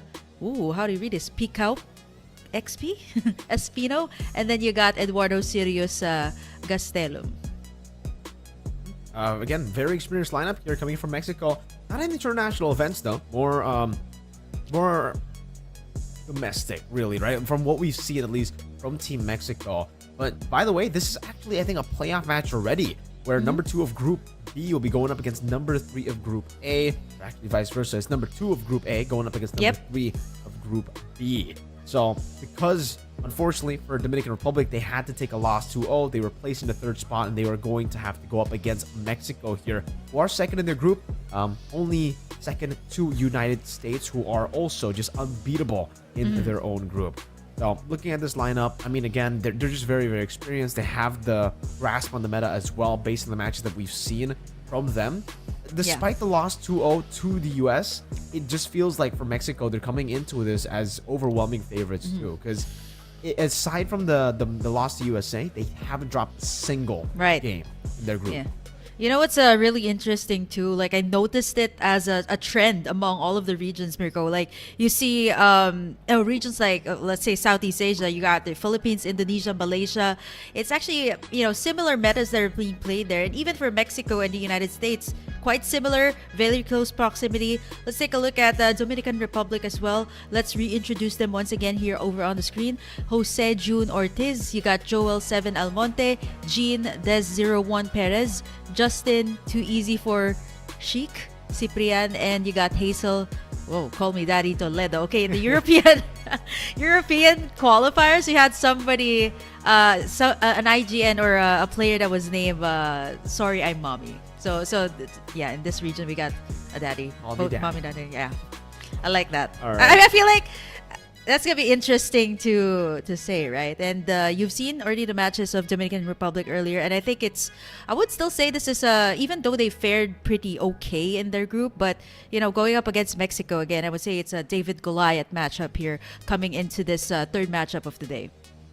Most definitely. It's definitely a David and Goliath matchup, especially considering, you know, again, for Dominican Republic, they weren't even able to get second place in their group, which is very unfortunate because they were coming in up against Ecuador with the same stats, basically, right? Yeah. Losing to Colombia in their group, both of them, but winning all of their other matches and then beating up against each other. And unfortunately for them, Dominican Republic, it's also both of the losses they suffered came through a comeback. That was definitely very, very painful. Game 1, Dominican Republic were just stomping when it comes down to neutral objectives, but for some reason, they would just overextend a lot of the times, and that's the reason Ecuador was actually able to get the W in the team fights itself. And same thing happened in game number 2, and it was definitely very, very tilting for them. So that's why, Oh, yeah. personally for me, what's concerning is have they reset it? Sure, they got a 36-minute break, which is a long break, but after taking such a big loss, especially in a way of comeback, I think we both know that comebacks are especially very, very painful. I think me personally as well, I would just much rather have a game where I'm stomped compared to a game where I've got the hopes up already. I got the whole team's hopes up. We were already super hyped and pumped up for us to just be losing out in the later stage of the game. You know what, Mirko? I'd take the break. Actually, honestly, after those 2 losses, for me, that's the cap for me. Like, let's say I lost 2 matches, I'd go into a break, maybe reset. I think that's enough. I would say enough time, fairly long break. This should give them enough time to kind of rethink it through, especially going up against Mexico this time. Honestly, it's tough. It's tough going up against back-to-back comebacks. And they've had like uncontemporary picks. I was actually watching the last game that they've had, and they went with the Zask Rome. I think sometimes you're going with like meta picks, right? But putting them in the right position should also be very important. They had a Sicilian on the other side, unfortunately, late game king, and it was super tough. I think it also extended up to a was it like a 20+ minute game? Yeah, that's a really, really long matchup, back-to-back comebacks, and hopefully this time they can finally seal the deal here in this game. But going up against Mexico, hopefully that 36-minute break was enough. I think it should be enough. Again, like looking at the way that they've been playing, looking at how they were able to reset just from game 1 to come back into game 2 itself. I agree with what you mentioned. I think the Zask pick as well was just very strongly placed into the role position. He needs a lot of resources, especially in the mid to late game. And despite all the criticism towards the roaming Zask, he was still #1 in terms of damage dealt for the team. So still very impressive stuff considering it was already placed in Rome. Mexico, they definitely read that out. They definitely think, there's no way Dominican Republic will actually make the same mistake twice and misplace the role of the Zask. So they're just going to ban it out straight up here with the Zask and the Valentina. So much respect you're giving over towards the mid lane of Dominican Republic. For Dominican Republic, they're just going to go for the typical red side start, which is going to be the Ling into the chip ban. But they don't go for the chip ban first. They actually go for the Fanny ban first. So a lot of respect towards Mexico. Yeah, because they do actually have an assassin user. Yeah, I feel like if that's gonna be the case, maybe all 3 bans are gonna go to the assassin. Mexico, huge respect as well to mid lane potential here. I also believe that Dominican Republic, Mamba's not gonna be here in this lineup, right? Like when we saw in the player lineup, so it's gonna be a different one. Not so sure if this is going to be a game changer for the Dominican Republic, but I do believe that they are kind of gearing up or probably putting out their their best 5 players to go up against Mexico. Now, final ban, chip still open, so the Hayabusa will be the last ban. Jusin as well, that most of the time doesn't slip up in the draft, not unless Dominican Republic will ban that away. I think that's the only case, right? Jusin or chip here for Dominican Republic, or even the Roger that really gets a heavy priority. I'm looking at the games again for Mexico, right? And they've actually pulled off in Lancelot as well and a Yisun Shin. So don't be surprised if they actually go for some big picks like this. And for Dominican Republic, I think they gotta respect the chip is what I was gonna say, but they decide to respect the Juicin instead, leaving the chip open for Mexico to take. And again, we haven't seen Mexico pick up the chip at all this tournament. I believe it's been always banned out away from them. But I guess we get a chance to see if Mexico actually want to take the chip here, or do they go for the Roger instead? It's just got to be chip. Every time it's open, it's just way too expensive to leave it up for grabs for the other team to pick. So they go for the chip, normal stuff. Dominican Republic, they can set up for a Roger right now, and maybe they can take a page out of what Ecuador did to them. Go for Roger and the Ruby. Both flex, both very, very good in respective roles. Oh, okay. So you're right about the Roger, the Turizla to actually have the setup play in case, the chip comes in with the portal. But this is what I was talking about with Naisu, Mirko. Sometimes it can be a portal to death because it can backfire on you. I feel like Dominican Republic, they were picking in between the Zusin and the chip. And it feels like Dominican Republic can take the chip instead, maybe have a lot more CC. The Zusin is definitely hard to let go of. Mexico right now has to answer out to these first two picks coming out from Dominican Republic. Maybe a good combination with the chip. Sometimes like I see a lot of like chip Loyi. That's only ganks on the side lane, but they go for the Ruby here.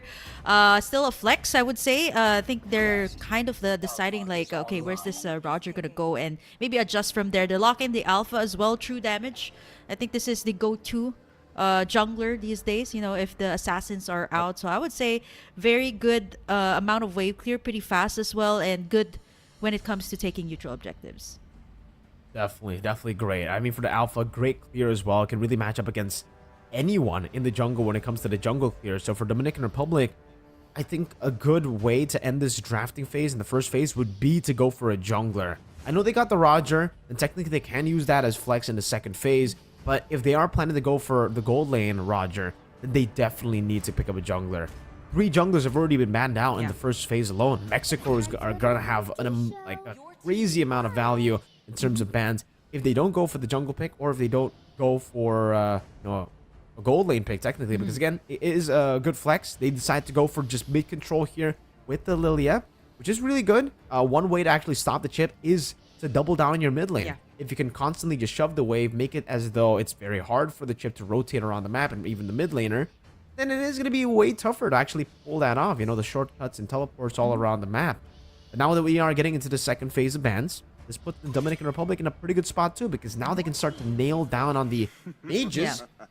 That mage is definitely not what I had in mind when you already have a Lilia pick, right? Usually, the Lilia, you want to have the Faramis on the other side. But I'm guessing because Mexico have a chip, that it could be utilized very, very well. So technically, you can't teleport to your death anymore. I think they're kind of like thinking that, okay, maybe have the chip, combine it with like the Faramis, and say you can sustain pretty much any initiation that will be coming out from Mexico. So I guess that's the idea. I was thinking something along the lines of like more like AoE mages, because they picked up the Lilia here. I guess it's a good answer to the chip coming out. You pop in those glooms, insane amount of burst. It also has a pretty good win rate, I would say, in so far in the Americas regional qualifiers, and has great sustainability as well, because looking at the picks here of Mexico, they're gearing up for the ganks. You get the Spear of Alpha, you get the I Am Offended, so having the Lilia here would be so good when it comes to the team fights. Last ban for both sides, looking at the draft, it's mostly like the mid lane centered bans. I'm not so sure if they're gonna go target the gold lane here for the matchup, but I think they're also anticipating that Mexico might rock this Ruby on the gold lane in case they do put the Roger up on the gold lane Roger. And again, we're just nailing down on the mid laners, right? The Lo Yi as well going to be taken out. So no Lo Yi plus chip combination, no double teleport setup. That would have been very okay to have. I don't know. I'm not too sure about the Lo Yi pick anymore right now, because Lo Yi has really fallen off the IO list. But it is a Tigreal banned out together with a Minotaur there. So definitely looking to be Ruby, perhaps going to go as Rome, and they'll pick up an XP lane here. But Dominican Republic have the first pick in the second phase here, and I think the best way to tackle this draft would just be to pick up a roamer at this point, right? Try to utilize that flex on the Roger for as long as you can. They decide to go for the Fredrin, so this means that the Terizla, Roger Gold, Fredrin Jungle, Terizla Rome, the XP as well. Or You've could seen be XP. Terizla Rome? Yeah, but I think XP makes more sense. Yeah, I think they're waiting for the final two picks here of Mexico. It seems like Dominican Republic, they also went for this pickup. Unfortunately, it didn't really work towards their favor. We know that utility jungler is kind of like 50-50, but now knowing that you're going up against an alpha, I think it should be at par when it comes to taking the objectives. They lock in the Vexana here. Anti-team fights, I would say great AoE. When you match it up with the Lilia, they still do need someone in gold, and they're gonna go for the Claude. I would say never goes out of style, always in the meta because of insane amount of burst when it comes to the late game, and you got the BMI out, pretty much can protect itself. Dominican Republic, they still kind of need to answer out to the chip, somebody who can set up, and I actually had this in mind. I had this in mind because this is usually the answer to the chip, and since the Minotaur and the Tigreal are gone, what better way to set things up than have everybody group up to get in a portal, get that Curse of Blood, combine it with the burst from the Lilia, or maybe even the penalty zone from the Terizla.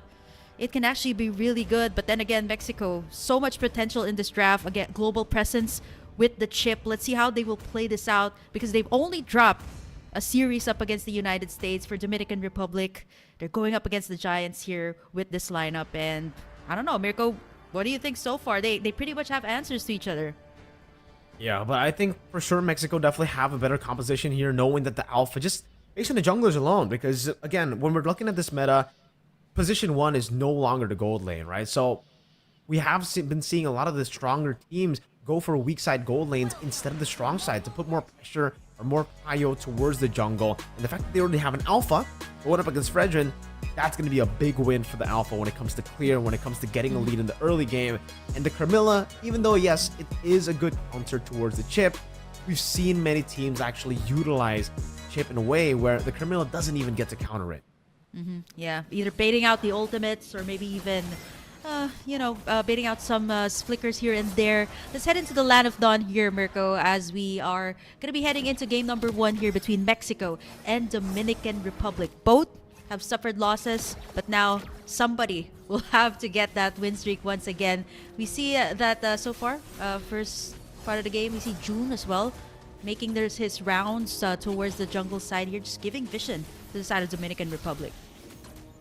Screening as much as they can. Kendo, as you can see, already clearing out both buffs. And this is the advantage that you have when you play heroes like the Alpha or just the Assassins in general. Good rotation from Dash right now. Kendo going to be caught in the tough spot. Still able to sustain back up. Zoltra forced to use the Crash Core defensively and is able to escape just barely there as the Curse Blast gets placed down by Ziggy. Zone them away. But now, because they've actually been able to go for a lot of the clear inside of the enemy jungle, invading some of those camps, Omam's gonna struggle to get level 4. Yep, actually Kendo just reached that level 4, and you definitely need that when you head over into the turtle. So now Omam has to be forced to head over to Mexico's jungle side. He's still level 3, whereas Kendo, again, getting in that level 4 is going to be really important. We see the priority as well onto the gold lane here for the Dominican Republic. Lots of pokes here, but no overextensions just yet. Slowly but surely just playing around the other side of the map. And this is, by the way, great utilization of the river movement speed buff whenever the neutral objective spawns on the other side of the map, because they're just playing around top side gold lane, relieving pressure off the Claw. That should be a losing matchup against the Roger, but in this game it almost seems like it's the winning matchup. Panini's struggling. Rakpit has already gotten level 4, and you can see Zoltra already zoning Jun away. About to hit level 4 faster than Jun. I'm going to be able to find it now. I'm offended. Great one on the 7, forcing to purify out. As now it's going to be Kendo still winning on the retreat battle despite the poke down. Coming down and the shortcut gets placed. It seems it will be Rakpit taking it and then taking it back towards lane, because obviously they already got the win with the neutral objective. Yeah, and that's a big win for Mexico. The level 4, getting in the jungle camps here of Dominican Republic, just making sure that they don't really have anything to take in right before the turtle. 2k lead instantly here for the side of Mexico, and no first blood just yet. Usually we see it in the first few minutes, but now 3 minutes in, extra careful from both sides. But speaking of, that's gonna be Zoltra picking up the first blood here for the side of Mexico. Great pick down below. Would really love to actually see what happened there. The fact that Zoltra, of all people, of Kendo and Pika, got it. But hey, a win is a win. They were able to get it. Now Zoltra back up top. That's just how fast he is, man, on the chip. And again, for Kendo, he's actually constantly just looking for ways to invade the enemy jungle. Already 1 level ahead now, just with a turtle, just with a few of those invades, and he should be 2 levels ahead, getting into the next neutral objective. Yeah, it's so confusing here right now because Zoltra's all across the map, right? They just go into any portal, and as you can see, Mexico are kind of dominating all of their lanes, right? Like you see Ziggy as well clearing out the lanes very, very early on so he can go in and kind of like gank this lane over at top. Panina's really struggling though. Like he can't even get near any of the creeps here. Level 6 as well has been reached, so almost all the members here of Mexico are at least a level ahead up against the side of Dominican Republic. They're getting zoned away also from all the major objectives. And for June, you definitely want to go near, right? But with Zultra kind of like blocking in the way towards the turtle, it's really going to be hard for them to take it in, and Mexico knows that for a fact, and they can definitely do that. Lots of pokes coming in from the side, and even the pressure onto the jungle here, as you can see Zultra and Ziggy just making sure that Omam is kept in place, as Kendo already setting up here, taking the turtle without any contest at all.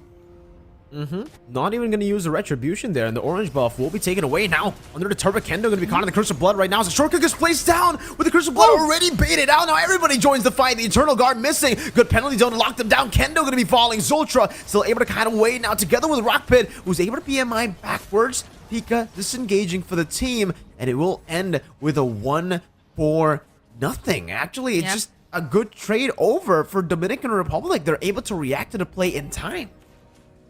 Yeah, June was laid down the Curse of Blood, and Spear of Alpha went through here for Kendo. A little bit too deep in. He was tanking up the damage from the tower. So Mexico, Dominican Republic, they were able to kind of clap back with the penalty zone, kind of trapping everybody there and getting in their first kill of this matchup. Mexico is still in the lead though, care of the turtle that they've taken in, and so far this Kendo already at a level 9. I do have to say though that Omam is not that far behind, because sometimes if you get the first turtle, there's already like a level 2 gap, but he's actually kind of keeping up. And on the bottom side though, Des 01.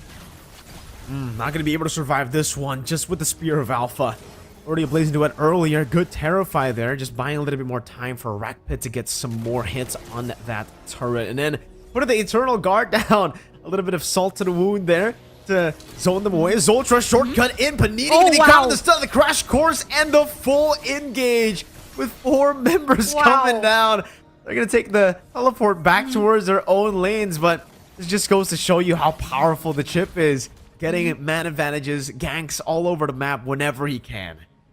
Yeah, traveling these days can be very, very expensive, but it's gonna be way easier when you have the chip. And that was just a beautiful laydown of the portal, getting like 3 or 4 members in and catching Panini off guard. They were actually cutting down the lanes there, but with that win, they take down that tower over at the top side. Here comes the last turtle of the game, and Kendo's already there.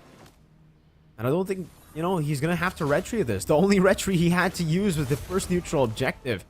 I think it's still good, though, for Dominican Republic. The fact that Omam isn't that far behind, I would definitely expect him to be 2 levels behind by this point, maybe even 3. But it's all good right now. 7 forced to go. Use the Purify there in the black shoes. But you can see the scouting already done by Zultra here. Into the enemy purple buff he goes. Ziggy already rotating as well. Kendo just going here into the bottom lane. Spirit of Alpha finding him in the bush there with a Crash Course too. Dash goes over the penalty zone, not able to connect. Now as a Blaze Duet comes down as well. Omam going to be caught. The Curse of Blood not connecting onto Rackpit, but it does connect onto Ziggy, Kendo, and Zultra. But there's no damage placed down, and Kendo can just rotate over towards the purple buff. Omam is already down to half HP. Does get a little bit more of that HP sustain. But in the bottom lane, Rackpit's still on the turret, trying to go for it. Good here from 7. But now Zultra concealed. Crash Course, no Purify this time to save you. And he doesn't even need to go for the shortcut. Even with the black shoes, 7 goes for it. Kendo just dives under the turret without a care in the world and picks up a kill. And hey, why not pick up a turret too? For Mexico, they just know when to do these dives. There are times that they kind of overextended, right? Like you see the Spear of Alpha, Kendo tanking up the damage, but this time it's so clean. Like even the rotations coming out from Zultra, it always manages to catch Dominican Republic off guard here. And the timing too, right, of the portal, you kind of have to give like good communication to your team so that they can set up the plays here. There's so many ways to use this portal. You got the I Am Offended, you got the Spear of Alpha, and as for Dominican Republic, they do have the answer here with the Carmilla, but most of the time we don't see the Curse of Blood laying down on like the 4 members. Either she gets taken down first, or either she's like far behind, clearing out the waves, or maybe even staying with Panini. Yep. There's always something. Oh, shortcut down below. This time Panini able to escape. Good Curse of Blood onto 4 members.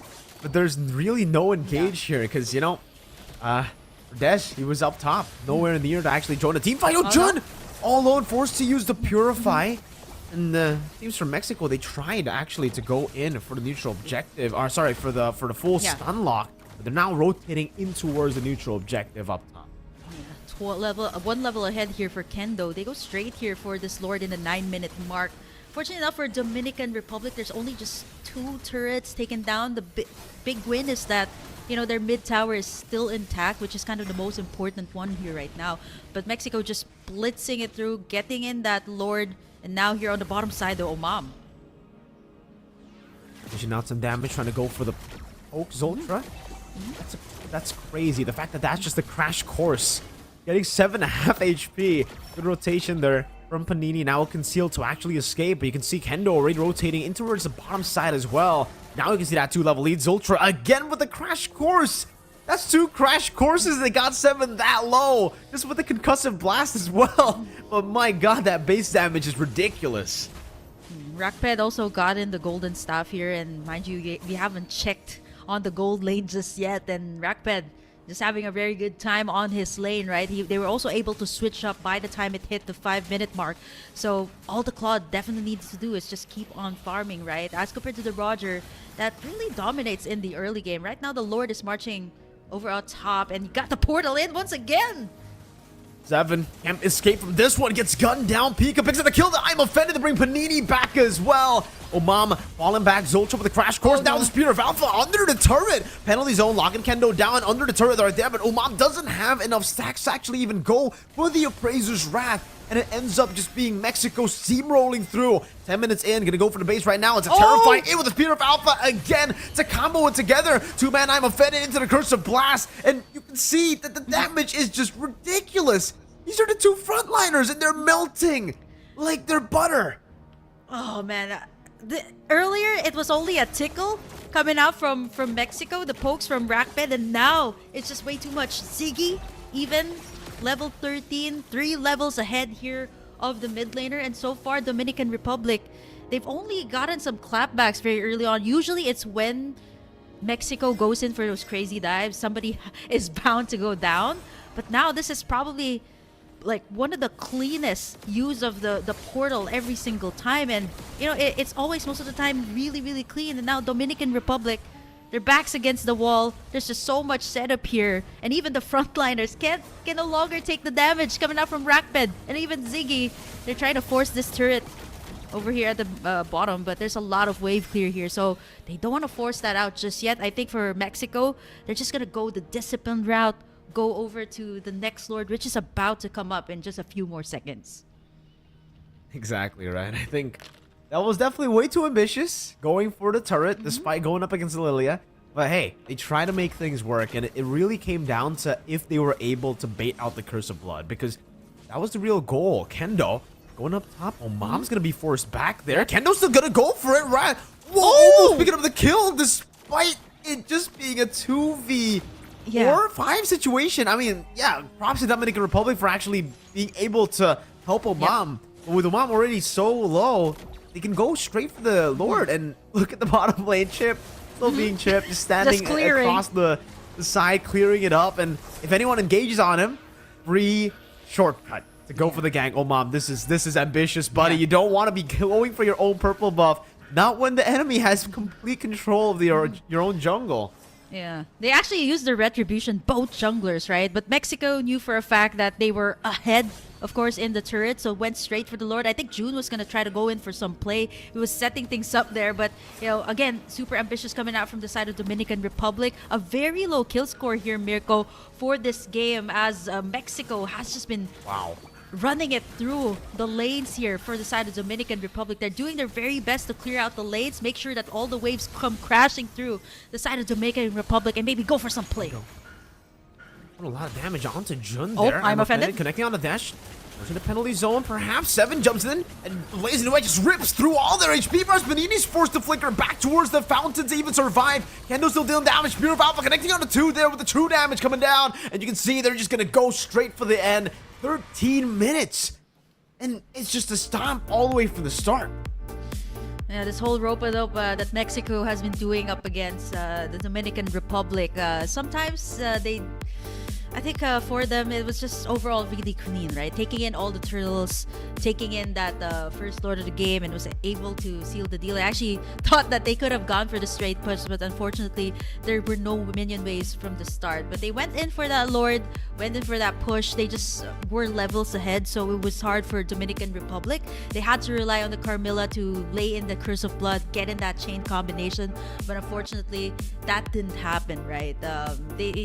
For June, he was able to land a couple of like Curse of Bloods there onto like 4 members, but right after that, without any follow-up, right, like they just went in all out here, and the true damage from Kendo was just really way too much. Zultra as well on the chip, laying down the portal also well. This was one of the times that Dominican Republic was able to clap back onto Kendo a little bit too deep into the base, but for Mexico, they were really willing to do all of these dives. They have all the tools to do that, and this is one of the parts where the portal just came through, and Panini was like, what? That was like 4 members coming through, and that's really what you get, right? With a chip, you can't be too far, and you can get caught off guard here. And by the time that Rackped already had the items that he needed, it was just way too much for the front line here of Dominican Republic. Both Omam and June can't even take the damage, even from the basic attacks coming out from Rackped. If you're frontliners, and these aren't, your standard frontliners, these are some beefy boys. This is a Fredrin, and a Carmilla, and a Terizla. If they can't take the damage, you know something's going on. Something bad is going on, and it's just a load of crazy diverse damage here. There's true damage in the Alpha, there's magic damage from the Vixana, there's obviously just that DPS coming down, also physical damage from the Claude, and it gets to a point where if you are far behind, there's no way for you to itemize, right? Because you gotta prioritize certain items, like maybe you want to go for the Athena shield for the Vixana, but if you do that, you're very susceptible to all the other damage coming down for the rest of the team. So it just gets to a point where it's very, very scary, very threatening, and they gotta start fixing things all the way from the start, because I think if we're talking about just item builds, if we're talking about those adaptations, it's way too late to think about that if the enemy team is already like 5,000, 6,000 gold ahead by the 6th minute mark. That's how far ahead they were. I think the only neutral objective they could contest was the first one.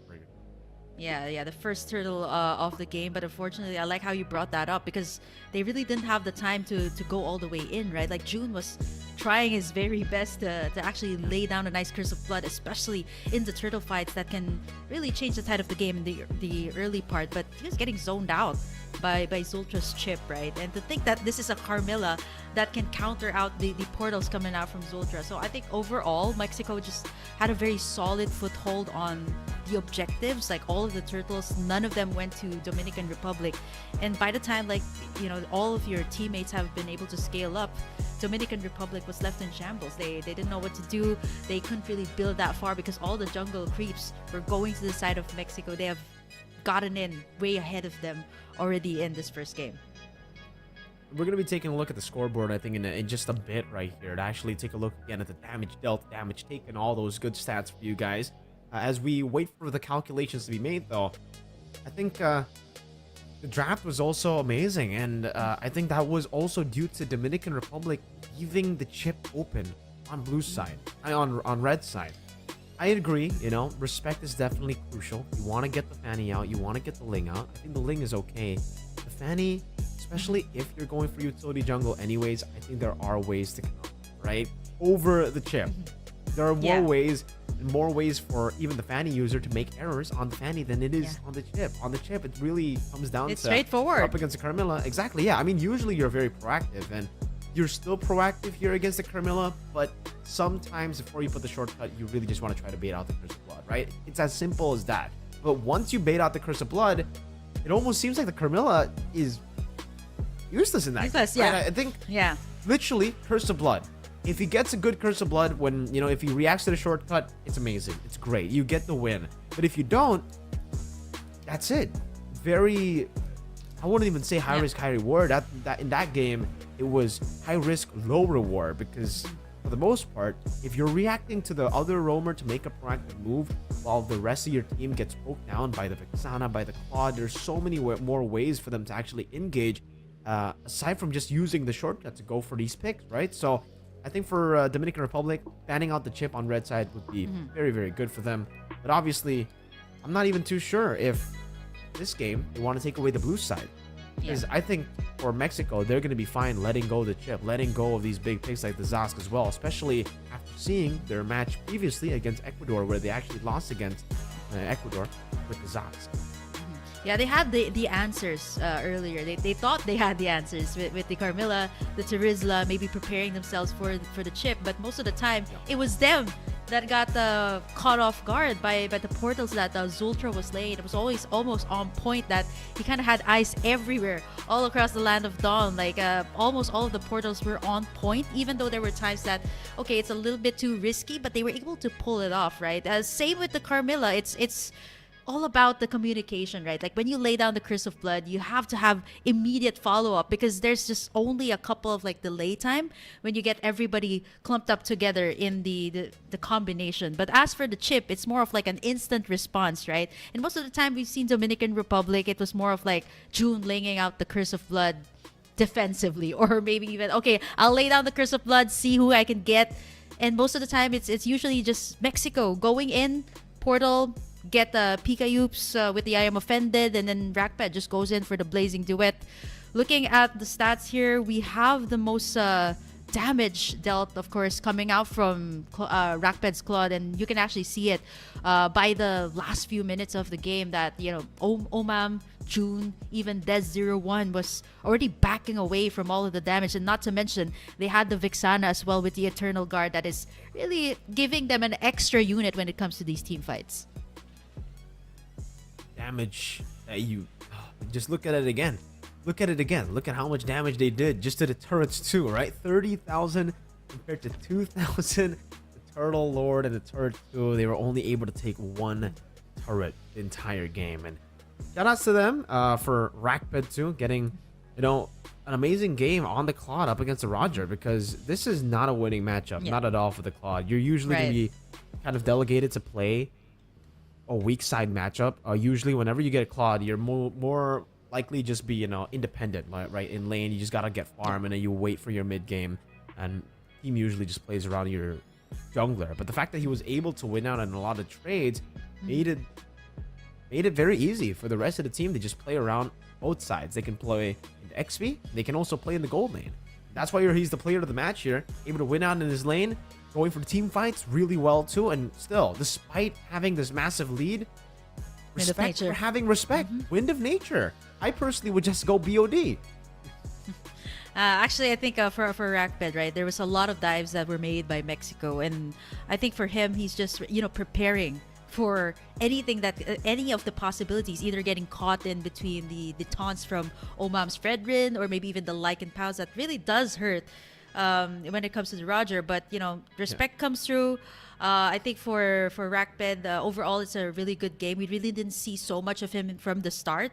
But, you know, that's the thing about having one lane crumble, right? Like, it's just kind of like a spiral effect that the team kind of has to answer out to one lane. And for Rakped, he just had that massive switch as well when it came to the 5-minute mark. So he was just able to farm up more and able to take up more turrets, which is why he was able to dish out that much damage with the Blazing Duet by the time the game ended. Yeah, but I think we are going to be, you know, heading in onto a break, a 3-minute break. So very, very quick break. But me and Burger Kim will be back in 3 minutes.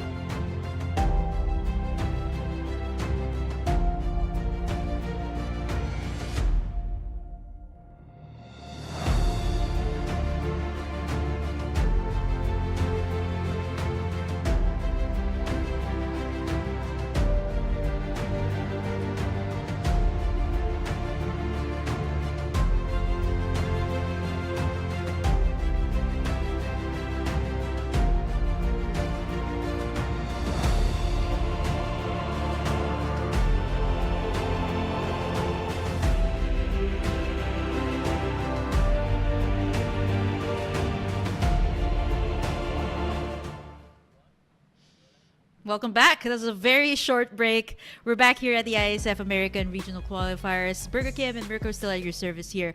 And we've witnessed Mexico finally debuting here on stream, getting in game number 1 in this best out of 3 series. Dominican Republic, well, definitely did struggle. They just capped off their last match with a 2-0 being swept by their opponents. And this time, I think, Mirko, you mentioned earlier in the previous series, it was more of like a comeback. But this time, I think this is going to be Dominican Republic really, really struggling on all of their lanes for game number 1.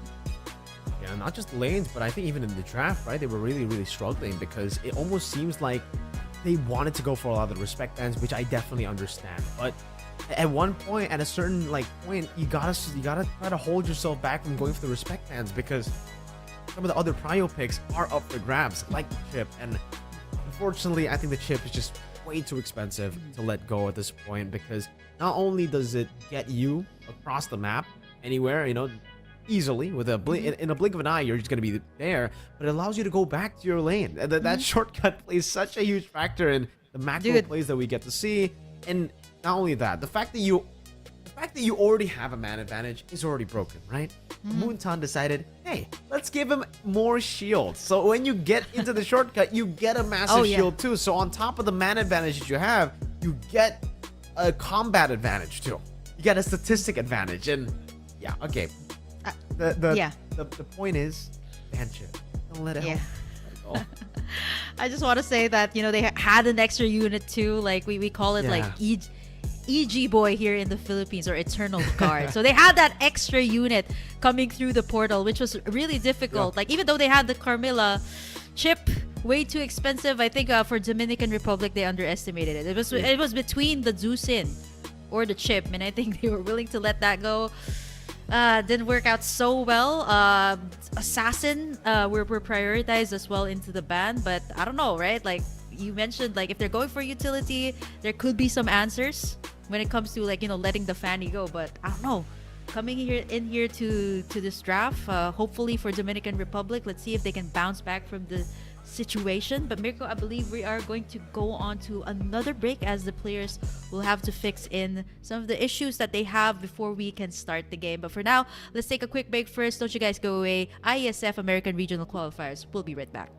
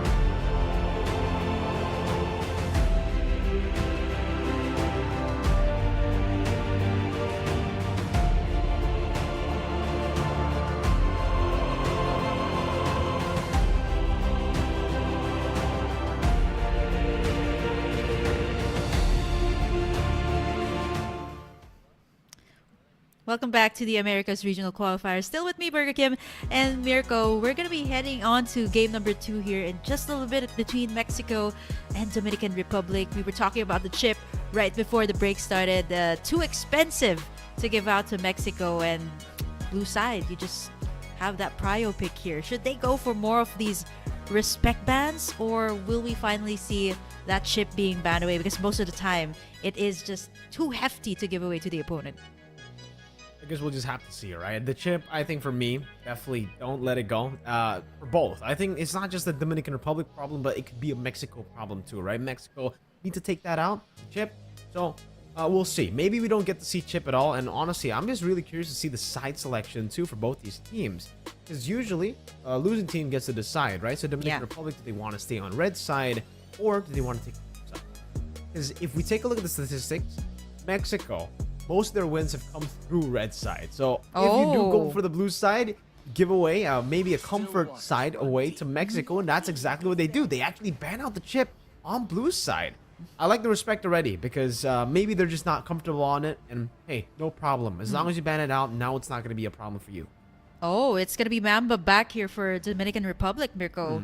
So this means that there's a change also when it comes to the dynamics of the team coming into this game. It's already match point for Mexico. And with the bans being, the standard bans, Juicin and the chip, which kind of means that Dominican Republic is either not that comfortable with those heroes, or it feels like it's not really their play style. But earlier there was a ban on the Fanny as well from the Dominican Republic, but they're actually gonna let that slide, taking away the Terizla instead, which is something that they picked up in game number 1. So for Mexico here, I think all of the standard bans are already out. So this means that the ones that are open are usually, safer out. Just go for the Roger here for Dominican Republic, or maybe they want to start it off with something totally different. I think the Roger is the safest choice to go for as first pick. It's a great flex as usual. Gold, jungle, both works really well. But for Dominican Republic, we've only seen it as in gold, because for some reason is just stuck on the Fredgen every single time, and that will definitely make it very readable. And I think that's why it'll be tough for Dominican Republic to actually even feint out this Roger to be a flex pick at this point. And Mexico, gonna go and pick up the Ruby again instantly. It was really good in game 1, and at this point, what else do they go for? Valentina. All right, so flexible options too.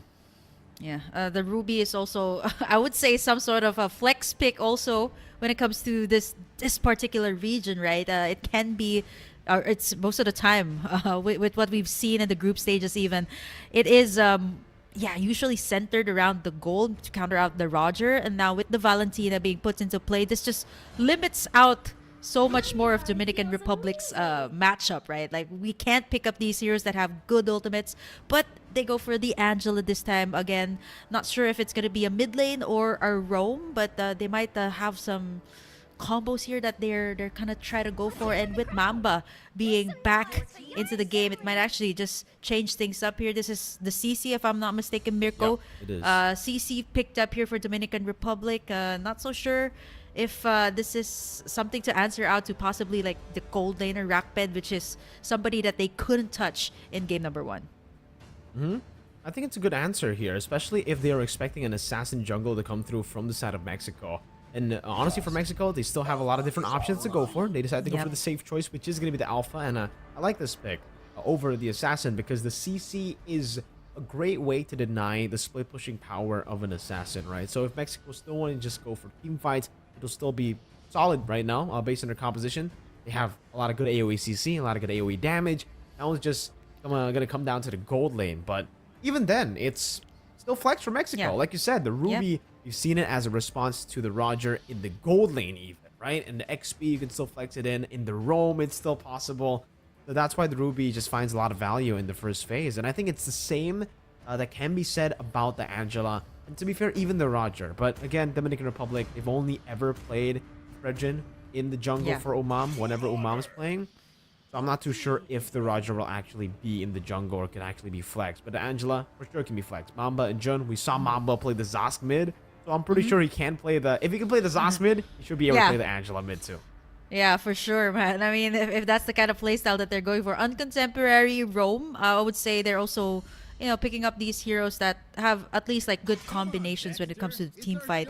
Mexico is gonna go ahead and still take away. So they're anticipating that this might be a mid lane Angela, since they're taking away the Tigreal here. I wouldn't be surprised if they take away, I was thinking of like a Minotaur, but they go for the Novaria, somebody that has I would say vision, but going up against Mexico though, I'm not so sure. Maybe it's a target ban here. Dominican Republic last ban for them, maybe towards a gold laner here, not unless they're kind of gearing up for the fact that this is a gold lane Ruby. Yeah, the gold lane Ruby certainly could still be an option to go for. It's a good flex as well. I like that Mexico have done their homework though, right? Because Dominican Republic in game number 2 against Ecuador, they actually played the Novaria mid and the Angela roam. So they flexed the Zask roam and then the Novaria mid. And it was pretty good. It actually worked out pretty well for them. And if Mexico are looking to go for the ambushes, then it is a good ban to go for. And at this point, I feel like they can go for something like a Minotaur too, right? Because if Dominican Republic want to play for the side lane, if they want to play for the single target heroes, I mean, not single target, but single target sustained with the hard guard, Mexico can double down with the team fighting power that they already have right now. 3 AoE abilities, plus the Minotaur, and then just utilize the Ruby as flex. But hey, I completely forgot that Edith is a great option to go for too.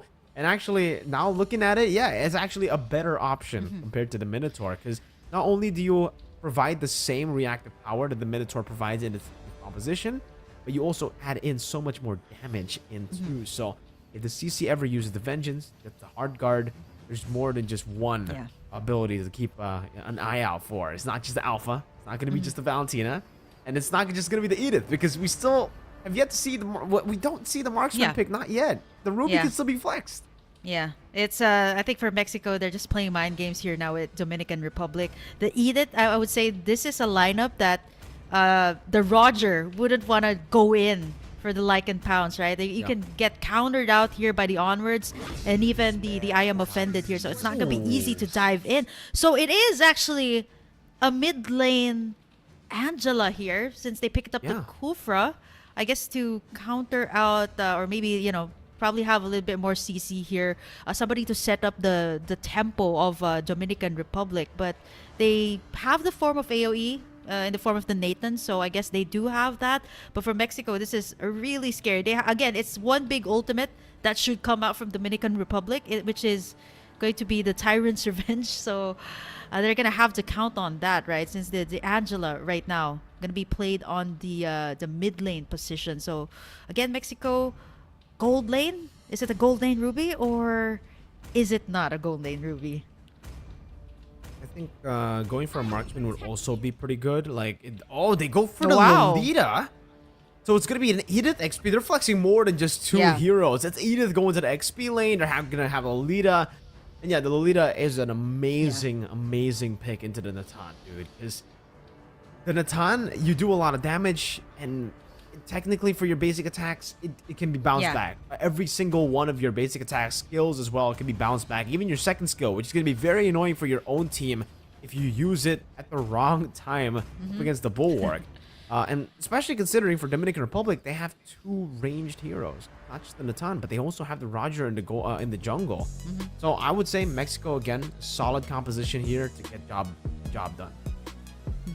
The XP lane Edith, and I think for the Ruby also, I think it's not going to be that easy for the Nathan as well when it comes to the laning phase, knowing that the Ruby can be a lane bully here up against it. There's so much sustain too. Like they added a Lolita up to the lineup, so that's going to give that extra shield as well coming out from the Lolita's passive. So it's not going to be easy to take down the lineup here of Mexico that is, I would say, really, really beefy, a good amount to sustain, and playing the mid lane Angela, it's like usually like a 50-50, right? And now having a whole lot more setup, it's gonna be up to June here. Mirko, is gonna be match point here for Mexico up against Dominican Republic as we head over into the Land of Dawn here for game number 2. Let's see if they can get the job done here at this point up against Dominican Republic in the mid lane. You can already see Ziggy actually get bullied a whole lot, and Zoltra actually more concerned to actually get Kendo ahead than the mid lane itself. You can see for Mamba charging up the Tyrant's Revenge already, gonna be able to get the knockup done, but now gonna be stunned up, and still gonna be Kendo secures the lethal Wanderer despite the attempt of that little cheeky pick in the deny. Ziggy now actually gets control back of the mid lane and can actually clear it out. Yeah, I think it was the Mamba in June. Actually just slowing down the Valentina here for Ziggy. Actually doing a great way to poke out this Valentina, making sure that Ziggy actually goes back for HP onto the lane. Level 4 already being reached here by Kendo as well as Omam, but they're going to be rotating towards this XP lane, possibly going in for a sandwich pick. But here over at the mid side though, Spear of Alpha has been used. Mamba, June, they're both level 2 for now, as well as Zultra. So again, they might be in trouble here. Kendo goes in for the red ring. Too aggressive. Mamba gonna be taken down. Concussive blast down 2 for Zultra there. Whoa, Lycan pounce into 3 members. I'm not too sure about this. Umam, Zultra's gonna be able to escape. Spear of Alpha catching him again. And with a terrified Kendo, able to pick up the double kill. Oh no, Umam jumping to his demise. Yep, he's not a Fredrin this time. That is a Roger. Way too risky. Overzealous coming out from Dominican Republic. He thought that he could actually get them down real low. But definitely going up against the Alpha, there's the sustain, there is the lifesteal. 2 kills already for Kendo. This is not looking good. He actually is going towards the purple buff here as well of Dominican Republic, but he might get sandwiched here. Yeah, he also has the hard guard there. Seems like Umam is still able to escape or take it away now. Umam has to be charged up. Oh, that's a 3-man stun down. Kendo's still able to survive now with Earth Shatter Flicker combo with the Primal Rat too. Doing a whole lot of damage. Death's gonna be forced back again. And it will be a trade. This time Kendo gonna be shut down. And luckily for them, Umam is actually the one who picks up the kills. He goes in for the Lycan Pounce again. Gets caught in the Earth Shatter and the stun. Ziggy, no mana this time. Umam able to get another on the board for Dominican Republic. Yeah, he's able to catch up here, and I believe the Gold Swing will go to Omam here for shutting down Kendo at that point. And I think this time it's a little bit more decisive coming out from the Roger here, knowing that he's gonna have the backups, the heals as well coming out from June. But that was a really beautiful Numenon blast, right? Like you wouldn't be that confident to invade the enemy jungle knowing that you don't have that backup coming out from your team. This time Dominican Republic, I would say they have a good answer right now. It's just 500 lead here by Mexico. Care of the shutdowns coming out from Omam. I think the next big thing that Dominican Republic and Mexico have their eyes set on is going to be this turtle, right? Omam slowly catching up to Kendo, just 1 level behind, so not that far yet. So again, has to be calculated when it comes to them doing the moves.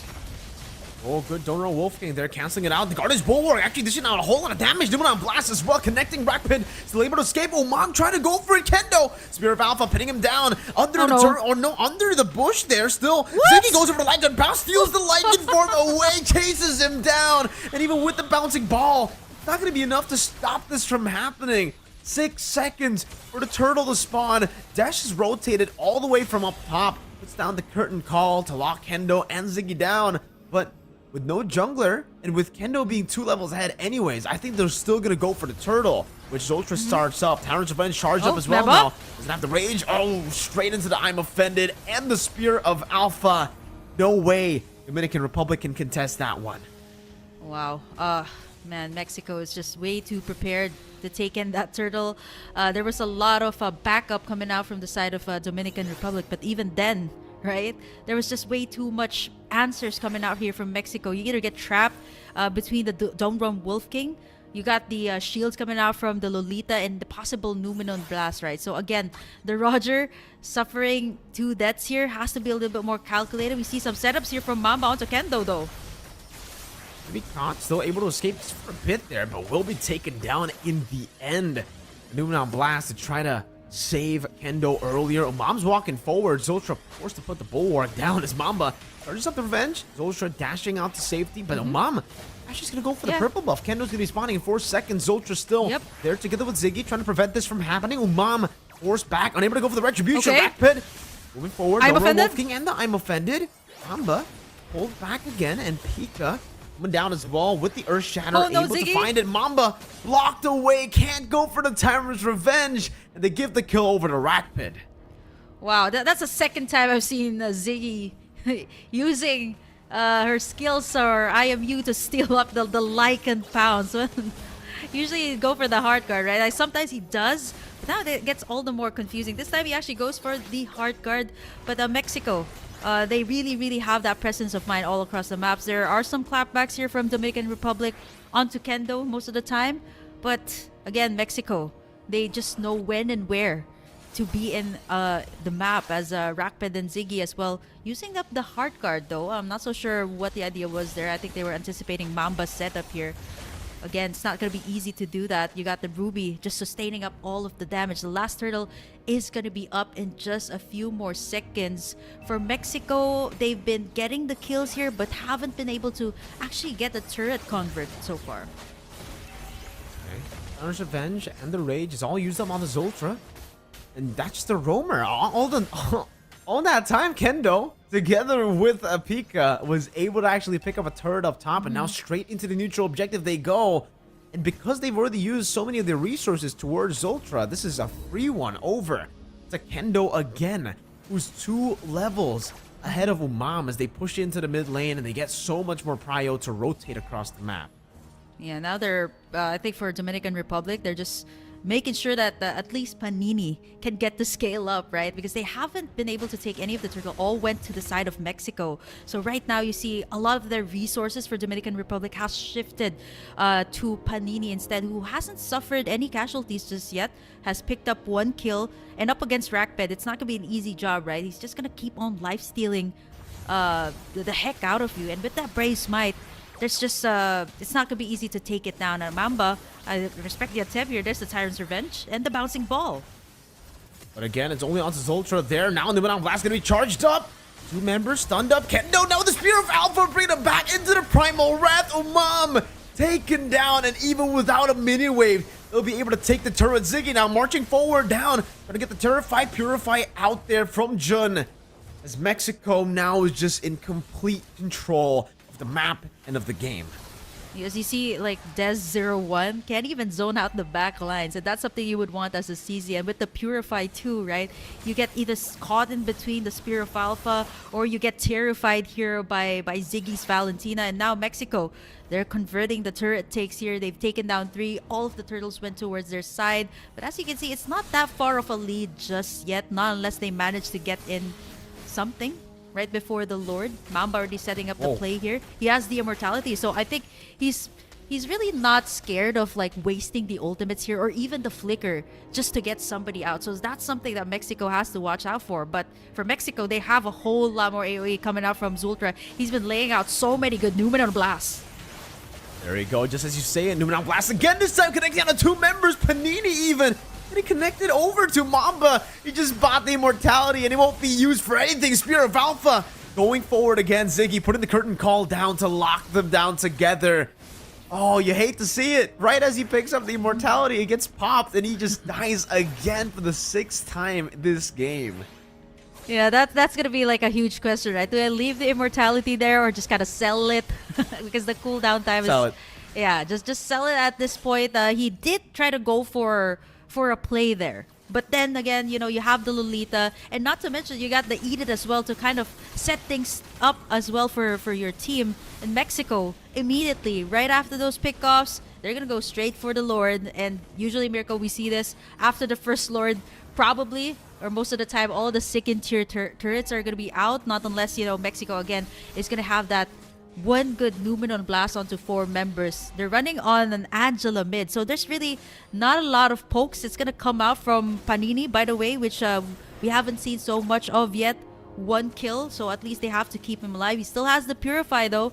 Right before this Lord is marching down mid, Mexico is just so aggressive when it comes to these sieges that they're gonna try to do. 2nd tier towers are gonna go down here for the side of Dominican Republic. So we're gonna have to wait for Mamba to make the plays here. He's slowing the things down here for the side of Mexico, but he has to land a very nice Tyrant's Revenge here onto the side of Mexico. Does. He needs to get a 5-man at this point, right? And a 5-man into a combo with the Natan, but if you look at it again, there's not really much they can combo it together with, technically. Because the stun won't be forever, that Tyrant's Revenge. And Zoltra can just pop Guardian's Bulwark. Numenong Blast now charged up as well. The Earth Shatter coming down. And no, Mamba again. Gonna be caught for the 7th time this game. Zoltra's just returning all the fire thrown at him with the Bulwark. They get the holy defense in the bottom lane. Oh, man.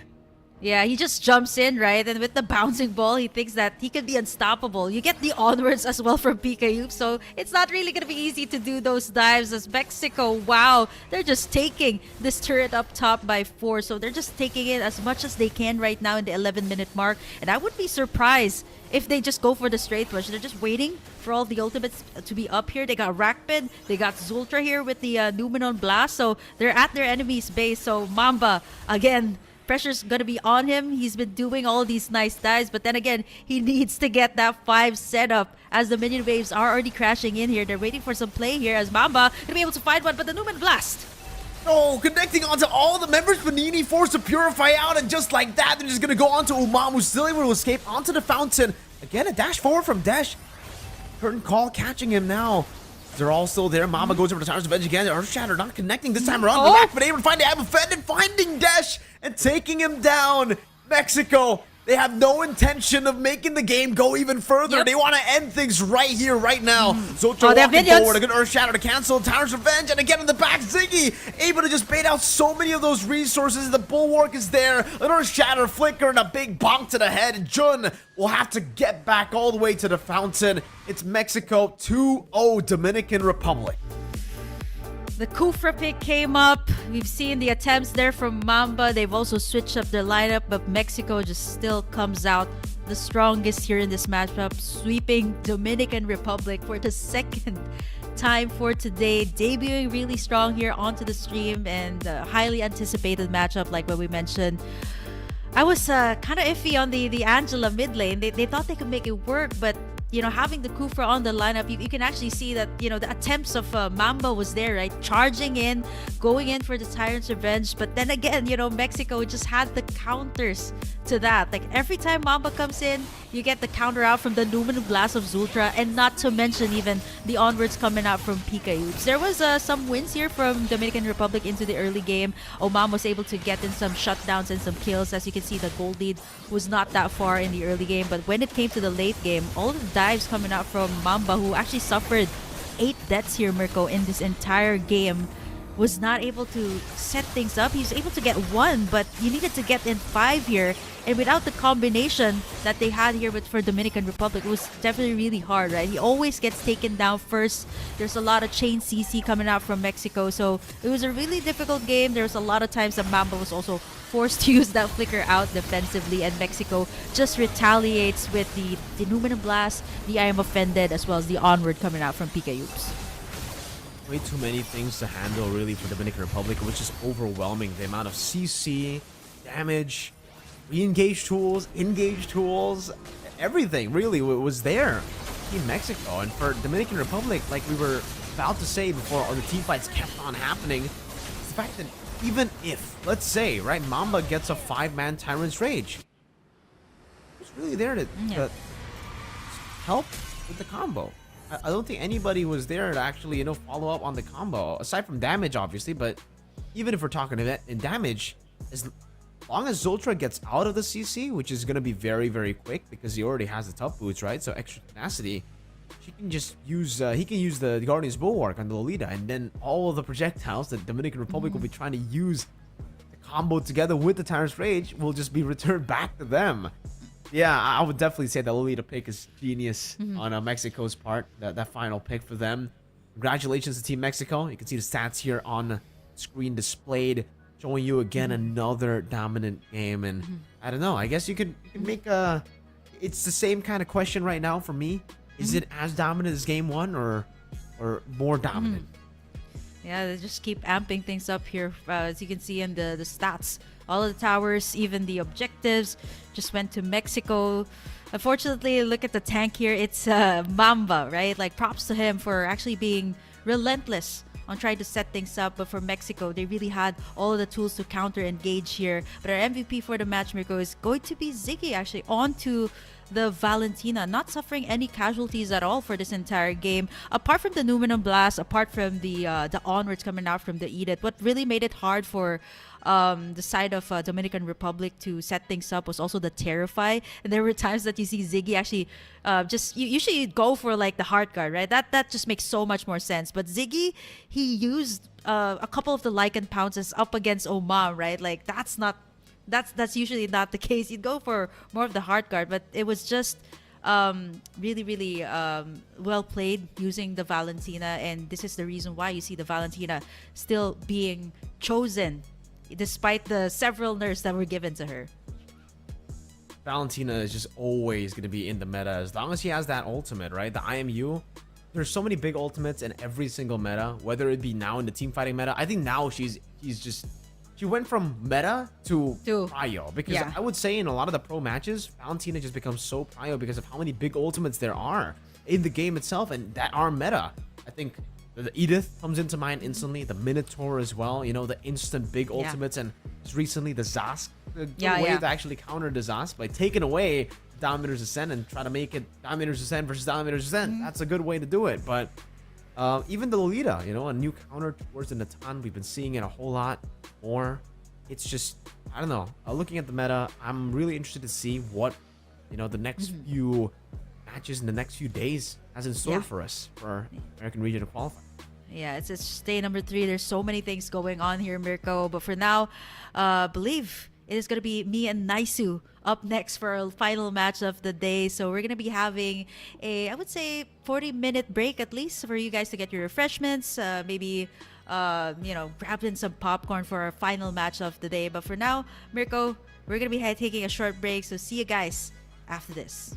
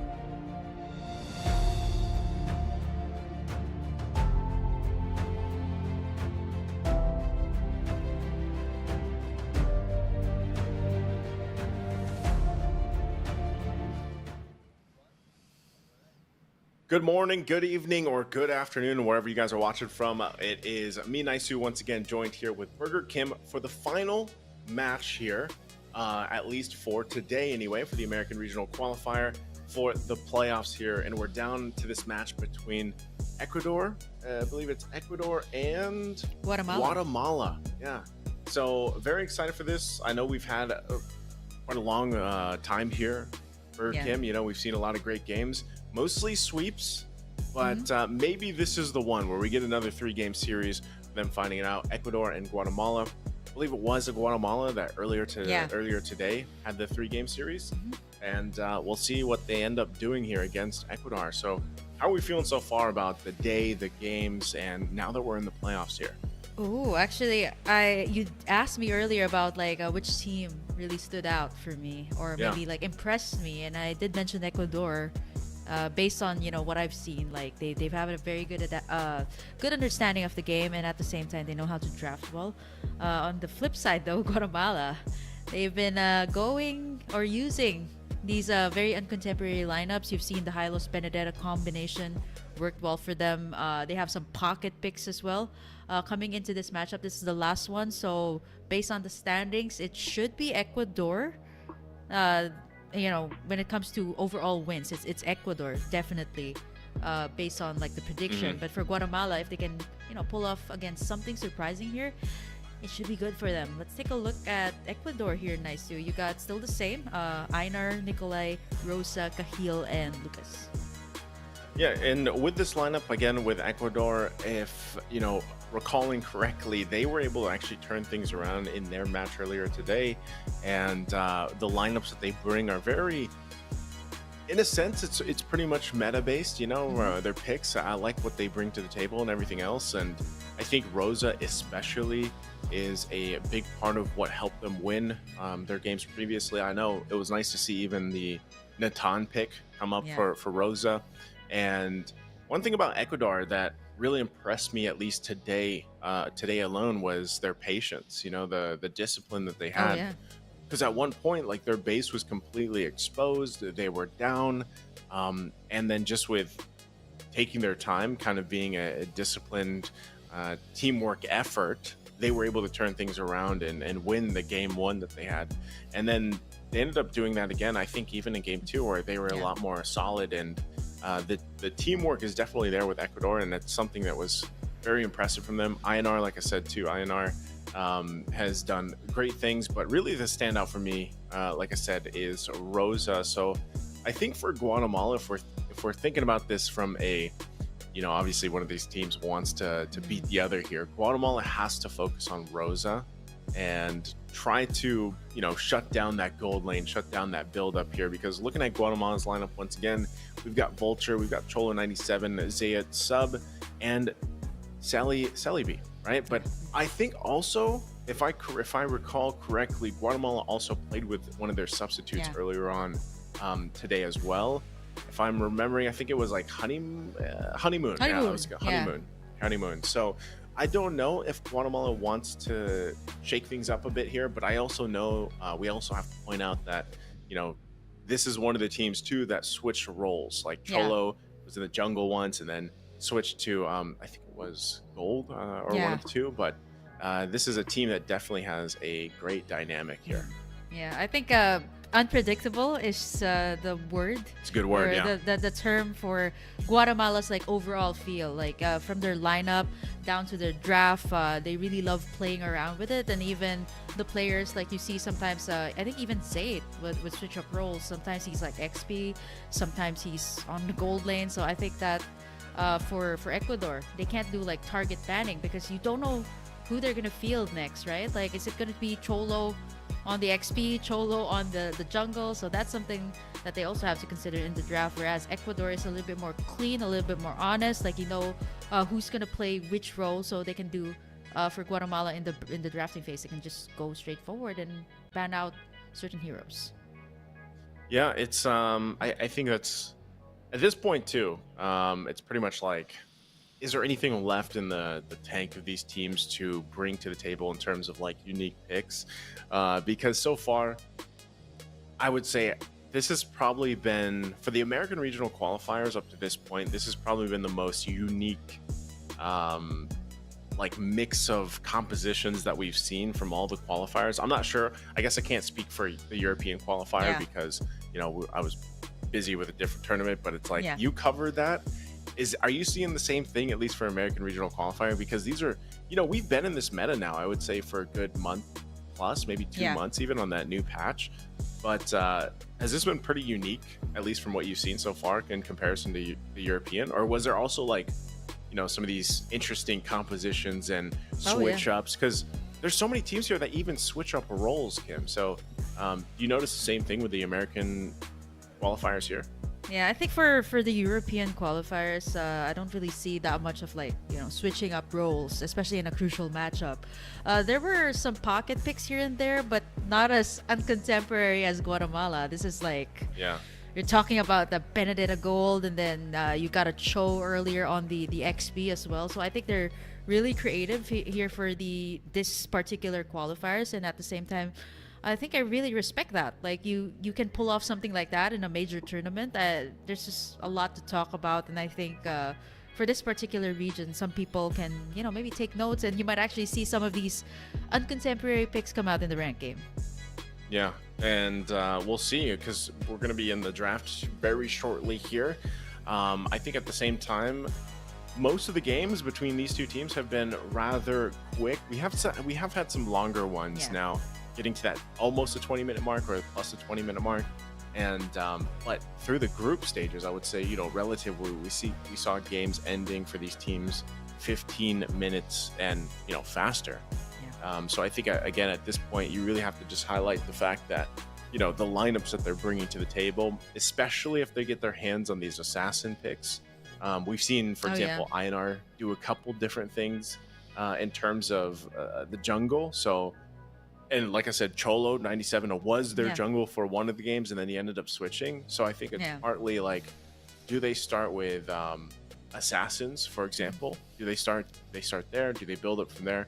Do they get momentum going? And also, interestingly enough too, I think it is Ecuador that is one of the few teams that actually likes to play some of the sustain comps. For the most part, we've seen a lot of setup roamers.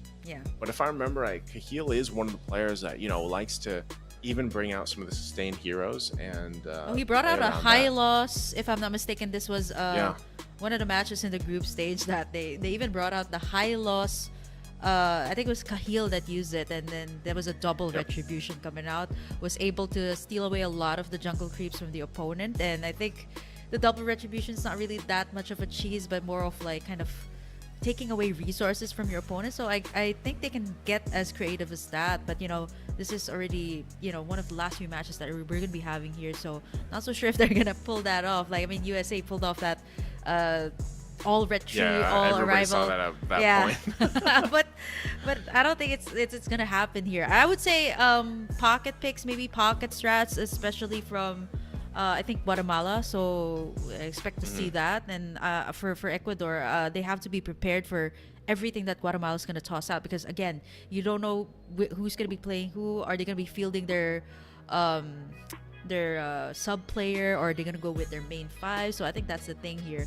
But for Ecuador, I think they've been pretty much stable, standing at, I think, number 2, if I'm not mistaken, on their group. They were the group, it's not far behind. They were tied for a little bit with Dominican Republic, but they bumped up there based on the results today.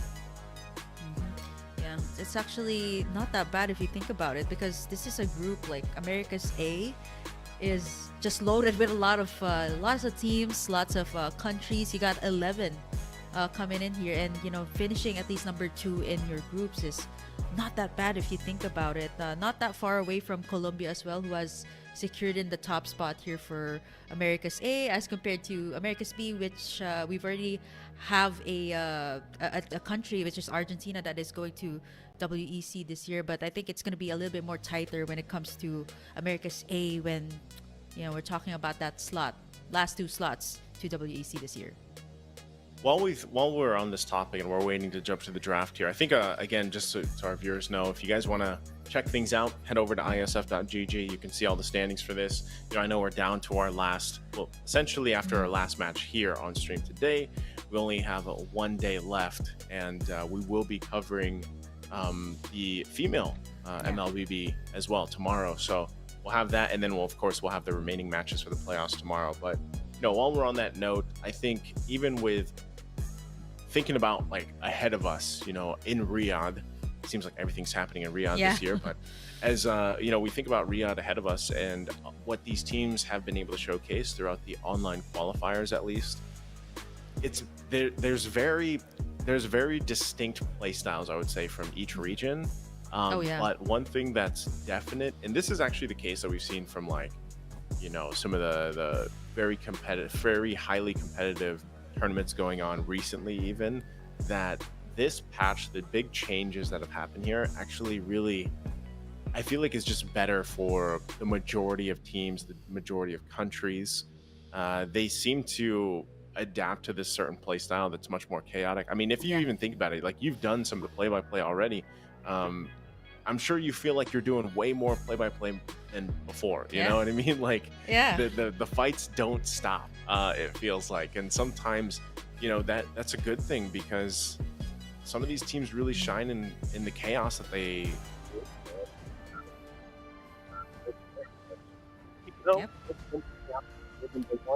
Once again, it's a best of 3 between these two teams, Ecuador and Guatemala. And we'll see what they end up doing. Oh, that's right. Guatemala, also the team. Remember this too. Rios Montt was the one playing previously today too. And that's the switching that they were doing. The combination they brought out was brilliant. I don't know if they'll do it again, but it was the mix of the Hylos with the Benedetta gold. Yeah. So I don't know if they're going to go that way again. Oh yeah, I guess pocket strat coming out from Guatemala, but what I really noticed is that Rios Montt is a really good side lane, like wherever you put him, gold lane, XP lane. But it was a different story earlier when they actually switched it up to use the Hayabusa. I'm not so sure if it was like just the overall synergy or just the overall composition of that draft, but it didn't really work out well. So I think for this one, if they want to work around the assassins, I don't think Cholo 97 is that confident with the assassins, like mostly on the Julian. Sometimes, maybe even like, the fighter junglers, but never the assassin, because once they pick up the assassin, you kind of know it's either Rios that will use it, or maybe perhaps again a switch up of roles on the sides here for Guatemala, which is what really makes it exciting for the draft. For Ecuador, you mentioned a lot of the assassins that can really snowball really fast. They take it away immediately. I wouldn't be surprised if the Ling would also be taken out here. Those are the usual go-to bans when it comes to this current patch, and honestly, I don't like them myself. If I'm drafting, I usually just take away the assassins, because honestly, it's so hard, especially when that hero just completely snowballs in the early game, and it's kind of hard to fight back like mid to late. There's really nothing you can do. It's as they get things through here, because I believe visually we can't see just yet, because I think they're done with the bans as well, and then getting to the picks here. So we'll have to get word on what they are picking, because. Yeah, we got word, there's a technical thing with the CUD going on right now. So we'll get a word on what's being picked up, so we can actually kind of contemplate the lineups that they're going to bring to the table. Okay. I'm trying to remember some of these voice lines here, Kim, but they're getting through their picks. And I think main thing is if that Fanny, I don't even know if that was going to be if that Fanny ban was legitimate, you know what I mean? Or maybe it was something different. But obviously, one thing's for sure is by this time, both these teams have enough information on each other through these online streams as well, that there's probably some targeted bans going on and picks and priorities as well.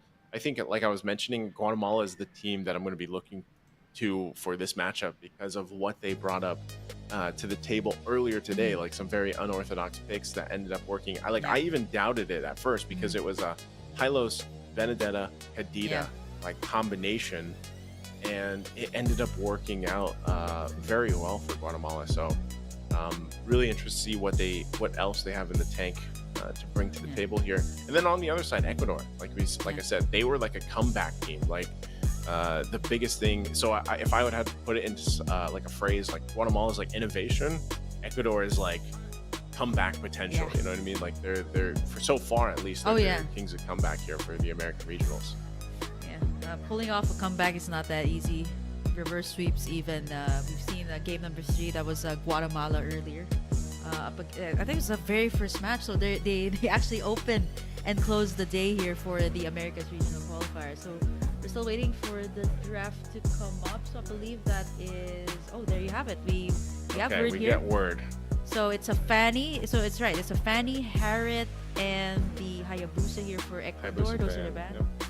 Can't really see the bands coming out here for Guatemala, but it is a Zushin coming through. Combine it with the Tirizla, the Lolita here for Ecuador, and then you got the Julian pick of Cholo 97. So that itself, I already know who's going to be the jungler here for the side of Guatemala. They also have a Nathan here for the second pick, so we'll have to wait for the next few picks here coming through for both sides. Okay, so based off that, I'm still wondering what Rose is going to play. Because again, you know, you already, the fact that you get a Jushin locked in early on for Nikolai, I'm assuming Nikolai is going to be playing that, works great. And we actually saw this where I think it was Vengeance. Yeah, Vengeance Jushin was picked up. And that was, they were up against, if you recall, this was a Hellkurt Rome. That was kind of the answer to try to deal with it. And, you know, unfortunately it didn't work out in the end, but, you know, it was effective for a while.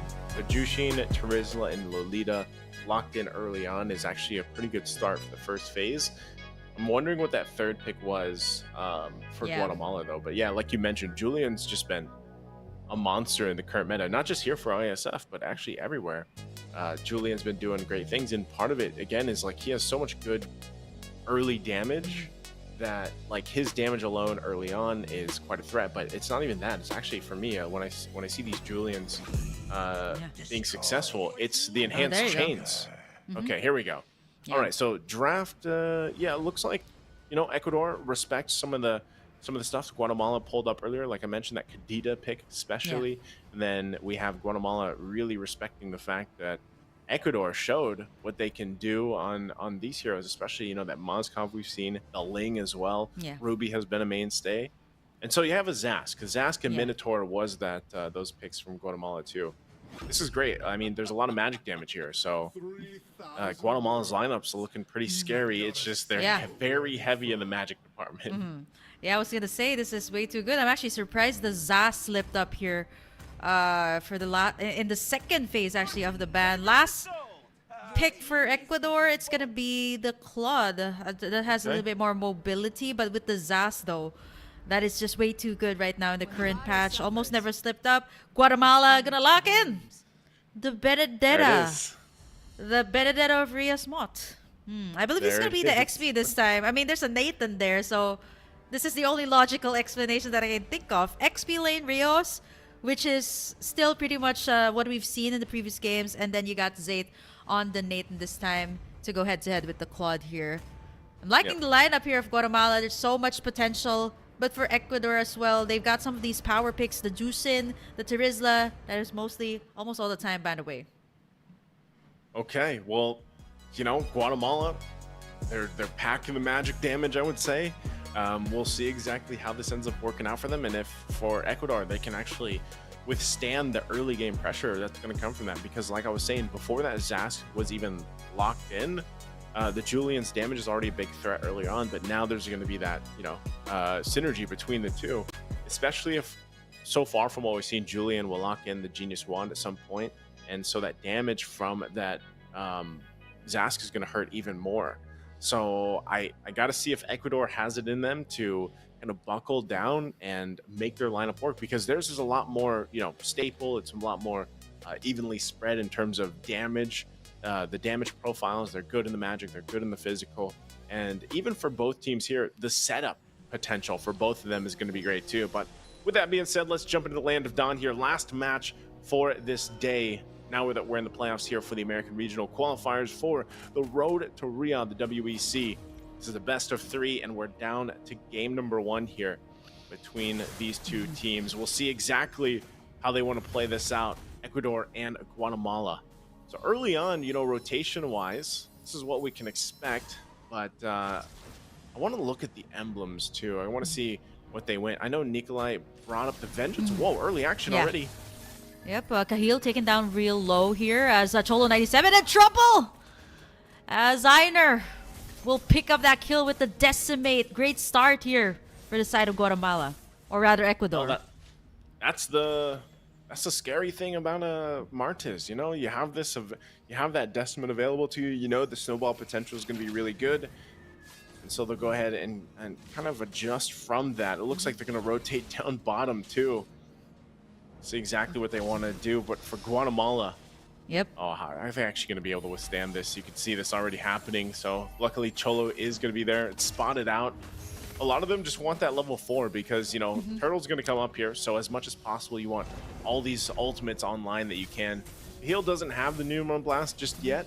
But at least for, you know, the rest, they have some of those level 4s available. No one's starting up the Turtle just yet, though, because of the fact. I think even for Sub, you know, if Sub was able to manage to get the ultimate here, it'd be crucial. Cholo's in position, though. Turtle less than half health.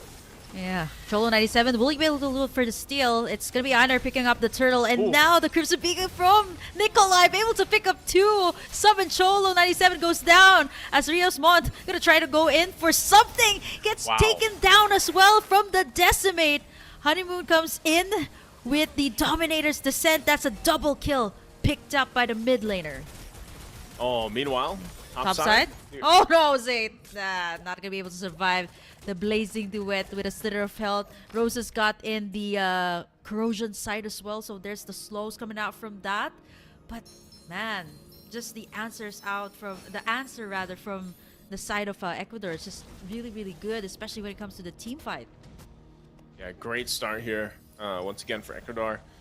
This is what we kind of expected. Again, watching them play earlier today, you know, they have a lot of good decisiveness to their team in general. Like the way that they even move around the map, like I mentioned, you know, we had multiple of them move down to that bottom side before that Turtle come up and then win a very decisive fight. Part of that too is just, you know, Luca's able to use that penalty zone on cue. So now it looks like, you know, Guatemala wants to pay a visit up top here, but they won't be able to find Rose. It's going to be a little bit harder than that.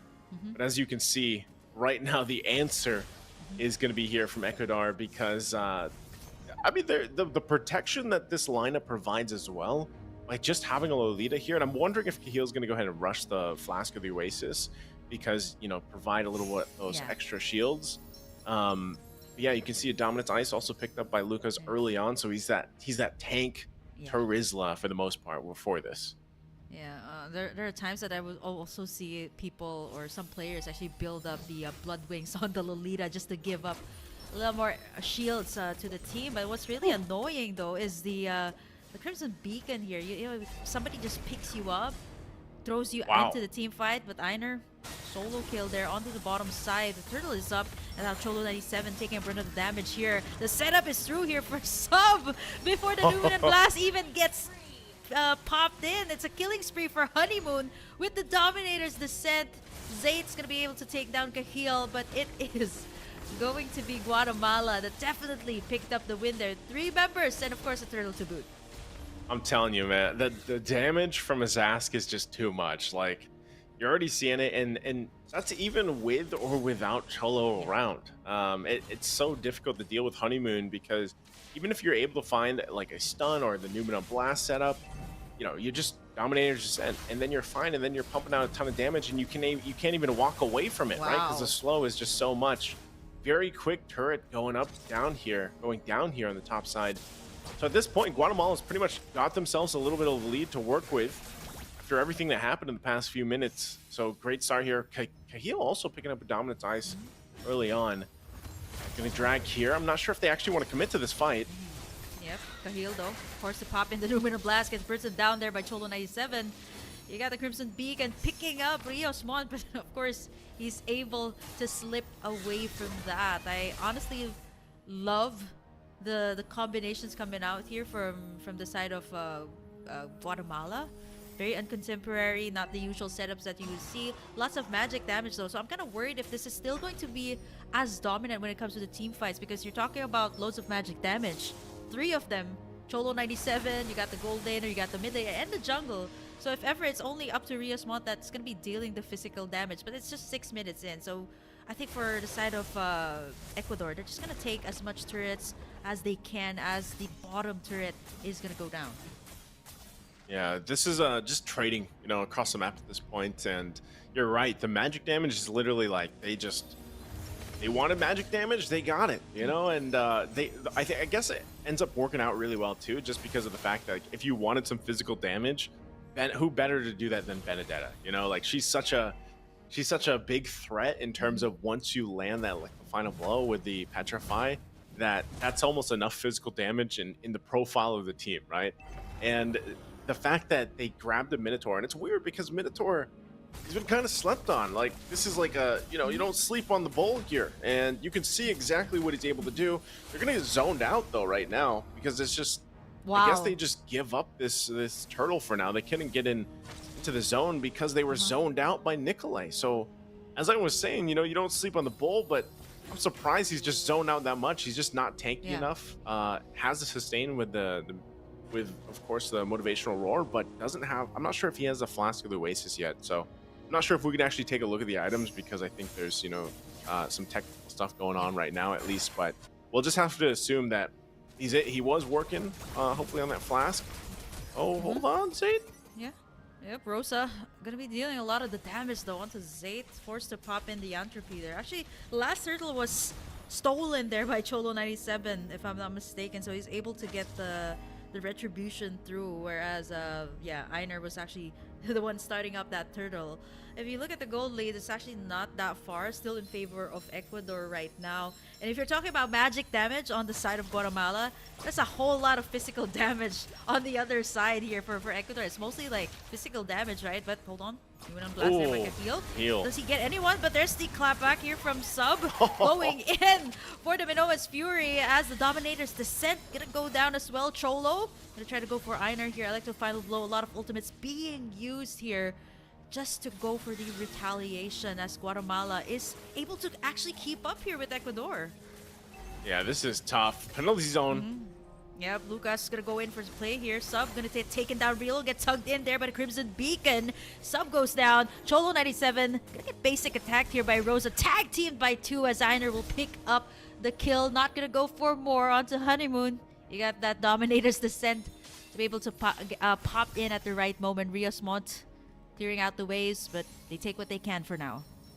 I think we're going the distance in this matchup here. I mean, it's such an even matchup, and it's very well balanced between both these teams, and they're showing that, you know, they want to get this win. They want to start off on the right foot.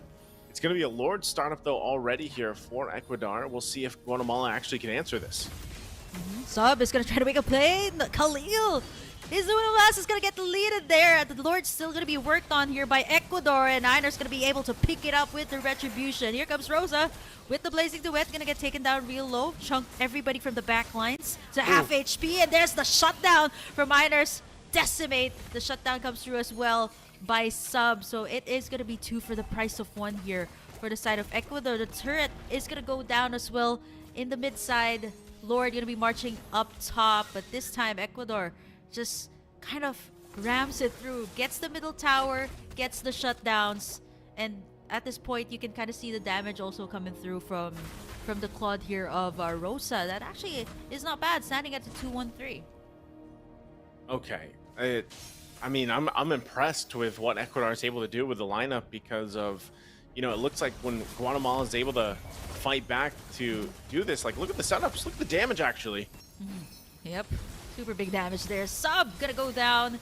There's the Numina Blast just to zone everybody out. The Lord is still up, by the way, so Guatemala has to deal with this one as Einar gonna be working on the turrets. The second tier actually on the mid. Lucas as well down bottom. They should be able to melt down this Lord. Cholo 97.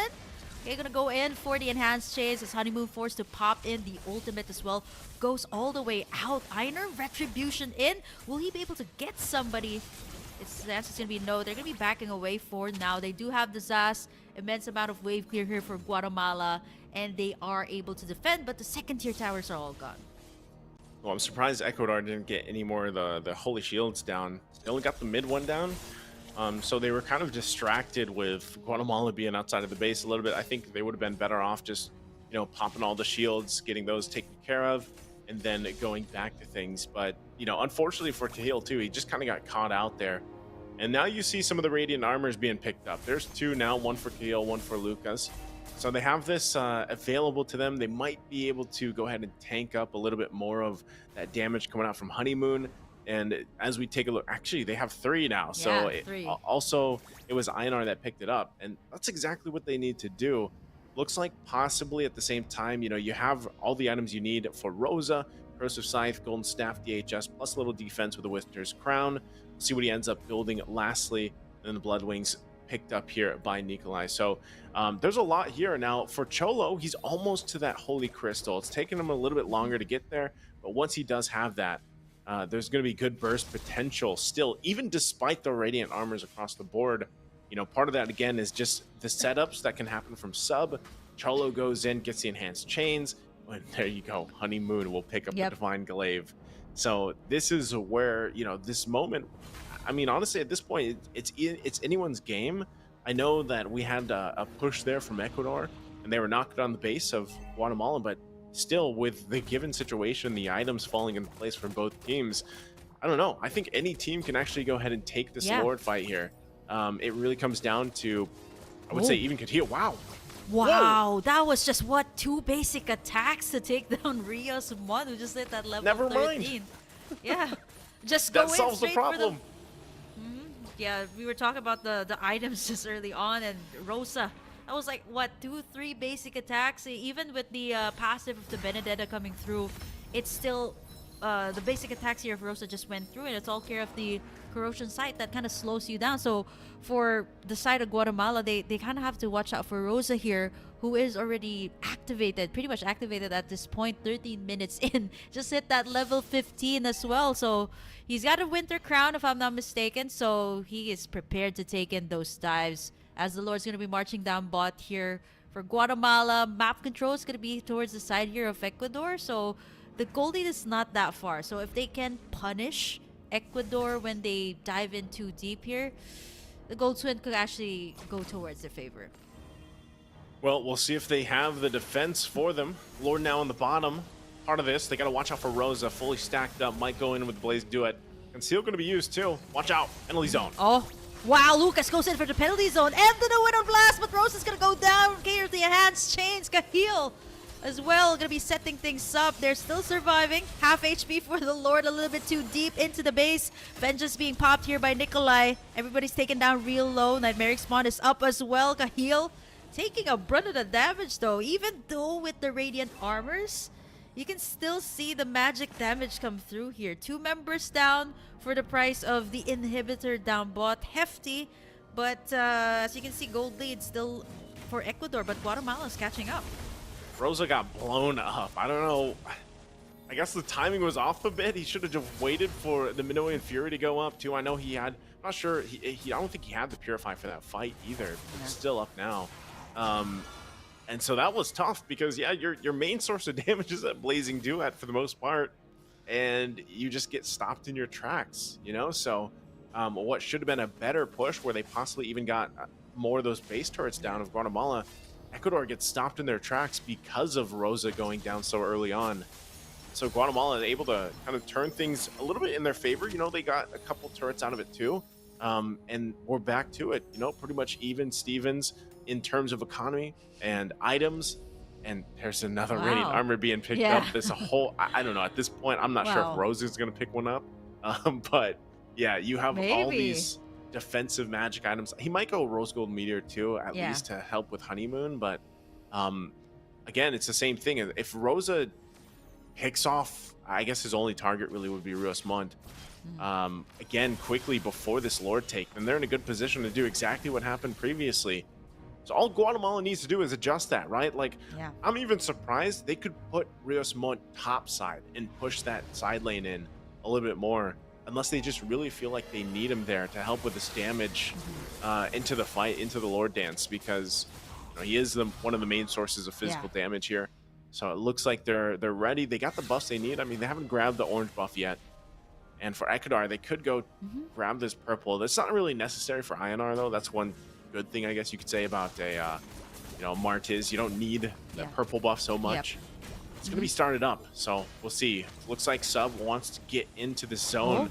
Going to continue to drag, though. Oh, wow. Flickers in, gets the Crimson Beacon.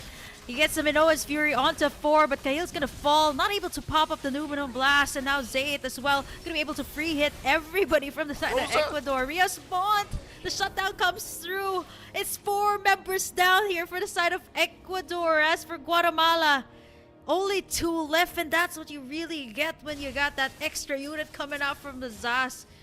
Will they go for the straight push? It's only Nikolai here left to defend. He just got in the Winter Crown, gets in the Crimson Beacon.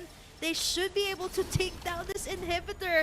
Dead timers are up. Is this gonna be Guatemala again picking up the win? Slice and dice here for Rios Mont. You got the Nightmaric spawn up. Nikolai's able to survive. Drags in Rios Mont for a killing spree, but that's not gonna matter because Guatemala's gonna lock in the base and take in game number 1. Guatemala, what? And I was saying, it could have been anyone's game there at that point. And Guatemala will pull through. Again, great performance there. Really good targeting, I gotta say. You know, when we're gonna look at the highlights here in just a little bit, but at the end there, the decision to zone out and focus on Rosa, that was Cholo's job, and he did it perfectly because that's the thing. You know, this is the downside of like Jushin's utility is so great. Don't get me wrong, but you lack some of that pure raw damage, magic damage, and that's what the Zask was able to do so much throughout the entirety of the game here. So when you take out the Claude, that's the answer, you know. And when you look at this, Ecuador did a great job early on. They really set the pace, and I think for Guatemala, you know, they just kind of had to answer a lot of this aggression early on. And this is always where Martis shines. Early on, you have Decimate, that's a big threat. There was good plays here from Rosa, INR as well, but at some point in the game, especially mid to late game, this is where those Minoan Furies from Sub really start to pay off. Honeymoon was on point the whole time, even though they struggled as a team early on, but Honeymoon had a great game overall. And there wasn't an answer for it. I mean, I guess the Radiant Armors came in a little bit too late, just weren't enough. And, you know, like I said, the target acquisition from Guatemala is what really kept them into this game. And I think even down to it where, you know, there were some mistakes from the macro side when it came to Ecuador. Like, they were in control of most of the objectives, the decision making and approaching the base, like once we get to the Lord territory. And unfortunately, it's just like they didn't play around the Lord well enough to get those base turrets down. And I think Rosa, even to an extent, like, Rosa's like, man, I know I got damage, but look at that, you know, with that entry point, when he goes into that setup, if he would have held off maybe a little bit longer, then he would have gotten a lot more value out of that blazing duet. And yeah, he didn't use that Purify during that fight. And this is what I'm saying. Look at this fight. Cholo focuses here on Rosa. Rosa has nowhere to go. Cannot join that fight and use that blazing duet for this fight. So, you know, all you're left with essentially is some very tanky people and the utility mage in a fight, and you're going to lose that when you don't have the firepower to help it out. So Ecuador this time around, you know, it was just once Rosa got isolated, the damage just fell through the roof, you know. So very difficult here for Ecuador because relatively close game, you know. It wasn't a one-sided game at all here, but Guatemala definitely pulls through in this game 1. There's a lot of comforts that were given here to Guatemala. We were talking about like what roster is going to be fielded here for this game, and they go with Cholo 97s, of course, classic Julian. He's so good with this.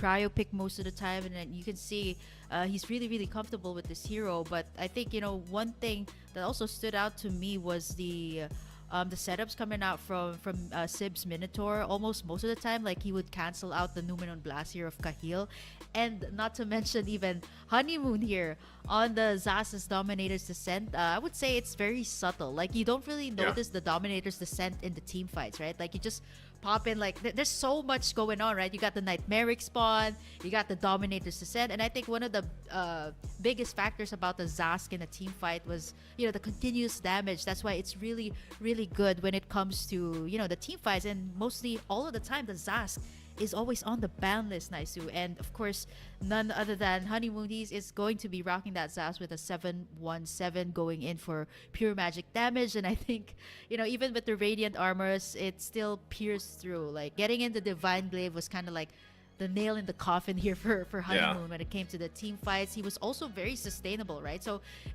he only got taken down once. So with the Dominator's Descent, it's pretty much like, I would say it's like a Lilia.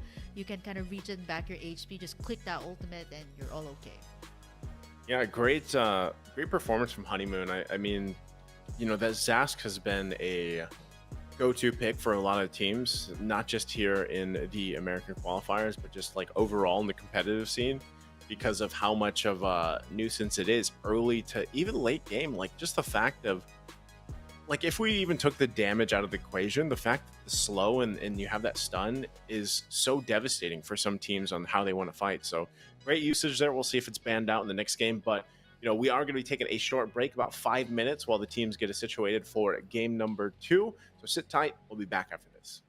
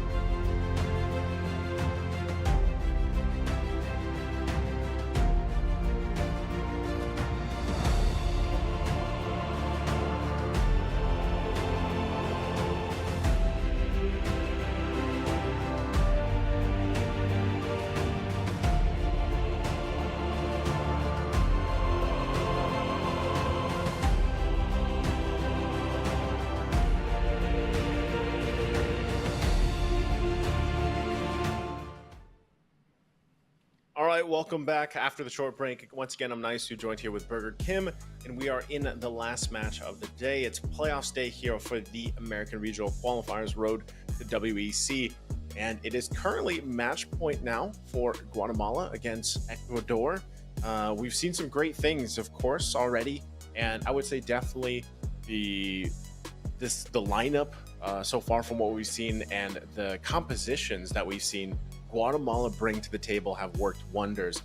I'm wondering if almost like the lucky hero for this lineup might be I don't know if it's going to be the Benedetta or maybe it's the Julian. Maybe I was actually okay. Yeah. It's either the Julian or the Benedetta here.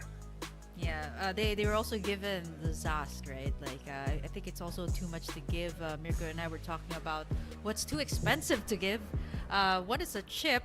Sometimes it's Juicin, but I think in this case, you can really feel the Zast. Even with like all of the Radiant armors, like we were talking about, like Magic, maybe Anna, maybe, you know, it can be countered out with the Athena Shield, the Radiant armors. Boy, that Zast, way too much to deal with, and Ecuador now going to be finally respecting that. I'm actually surprised that it came through for game number 1. It was actually picked up like the 4th pick for this side of Guatemala. So this time Ecuador going to take that away. Assassins are still up for the taking. Guatemala taking out their Ruby. So does this kind of signal that they want to go for the Roger first pick? Because usually that is the counter for the Roger.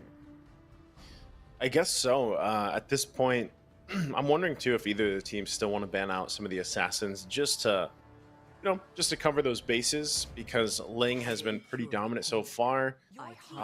Maybe that's also the play, because again with Guatemala we don't know, because just recently, like I said, Cholo does like to go in the jungle with certain heroes, and then sometimes they switch it up, where I believe it was Rios Monte that did what is that kind of dynamic with them.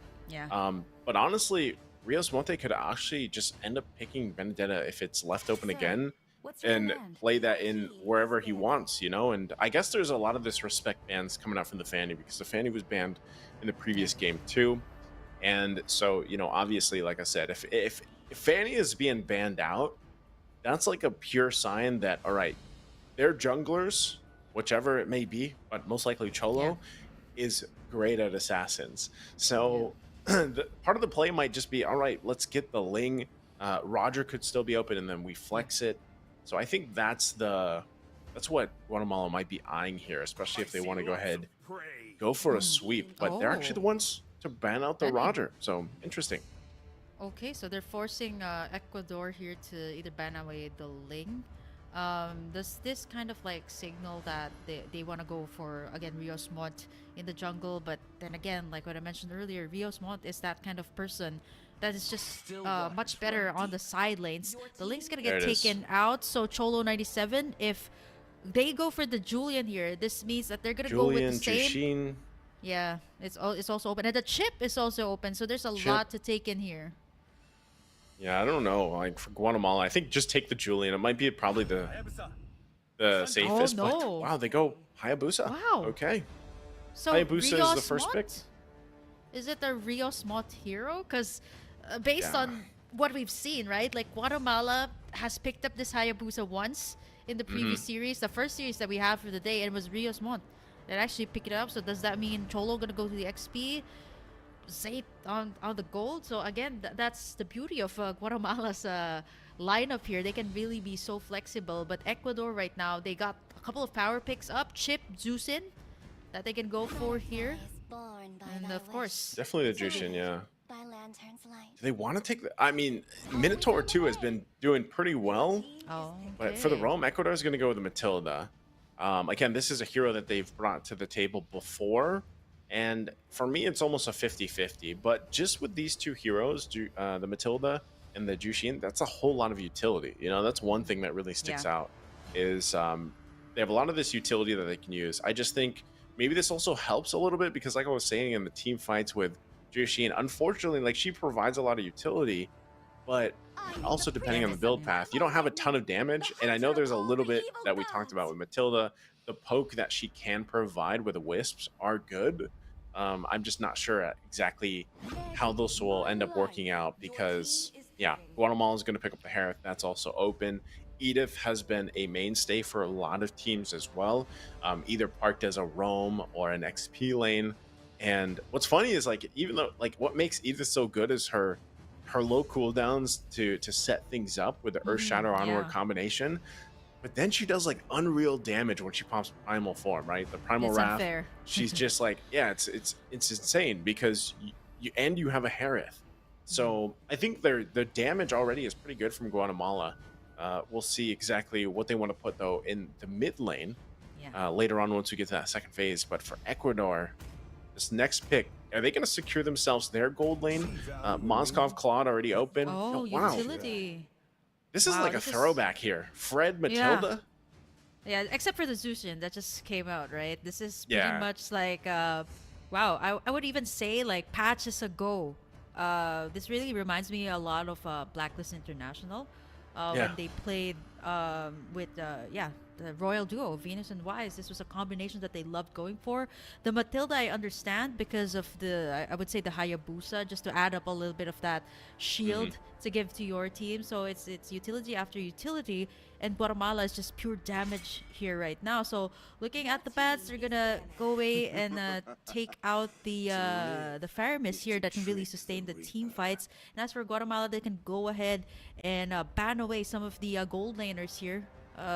Based on the stats, Rosa on the Claude, somebody that can go in and out of the team fights, somebody that can probably give the Harith a hard time in the lane, and even the side lanes.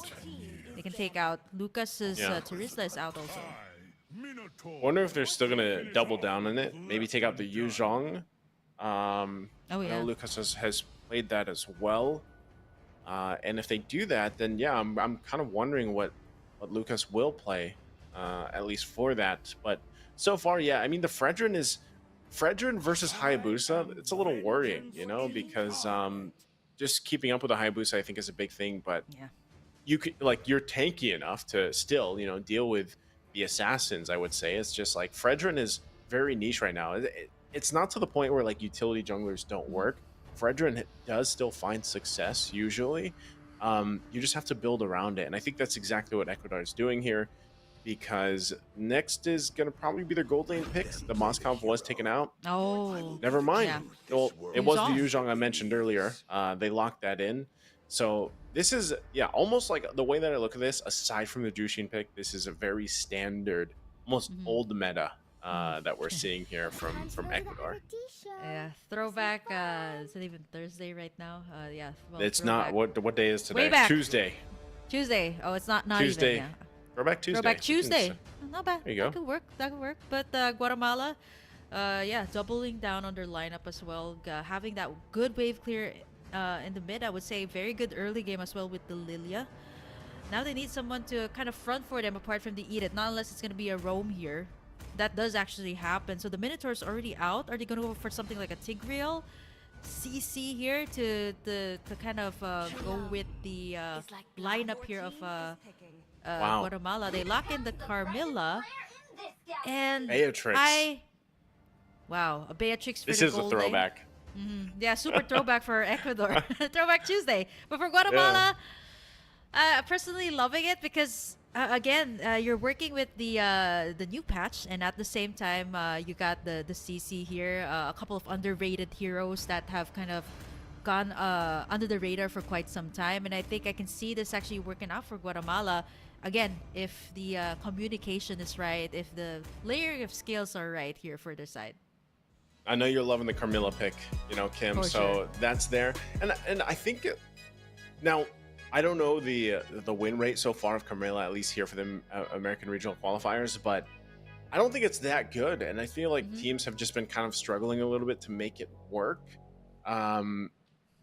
With this lineup though, I think even if you have a tough game, just enough dropping the Curse of Blood, like with the lineup that they have, a Harith, a Lilia, is already going to help them a lot, right? Like that is going to be quite devastating in terms of damage spread out if you can get multiple people with the Curse of Blood. So that might be the job. Plus you got that stun that you can use. So yeah, it is this time around it's Rias Mont on the jungle. Yeah. So they did what we were kind of expecting, right? They did do the little switch that we talked about earlier today.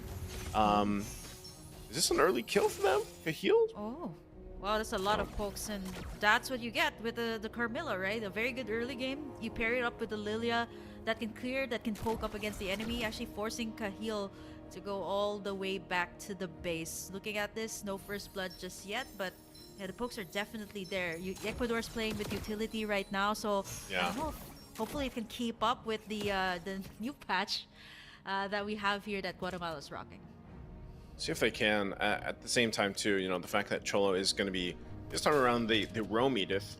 I feel like, or no, sorry, he's actually in the XP lane, right? XP lane Edith. He's going to have to kind of plant himself here for a while.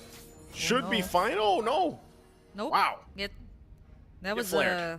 Yep, lantern flare. I mean, that's a very powerful skill coming out from the Zeusin. Very great way to engage. And fortunately for Cholo, no level 4 just yet, so the Primal Rat couldn't be used up. So Ecuador this time starting it up real strong there in the XP, which kind of means that they kind of want to have that power position as well when it comes to taking in the turtle by kind of bullying and making sure that Cholo 97 is put into his place. And so far you can see 3-man rotation down bot. Yeah, they want to start with the lead they've already built here for Ecuador. Once again, Iesf on the, getting the game number 3. But neither team committing to it just yet. Now Nikolai has the beacon. It's at level 4. Turtle's still going to be not paid attention to while they go ahead and grab their buffs for both junglers. Rios Mont, this is where, he actually used the Retribution for this.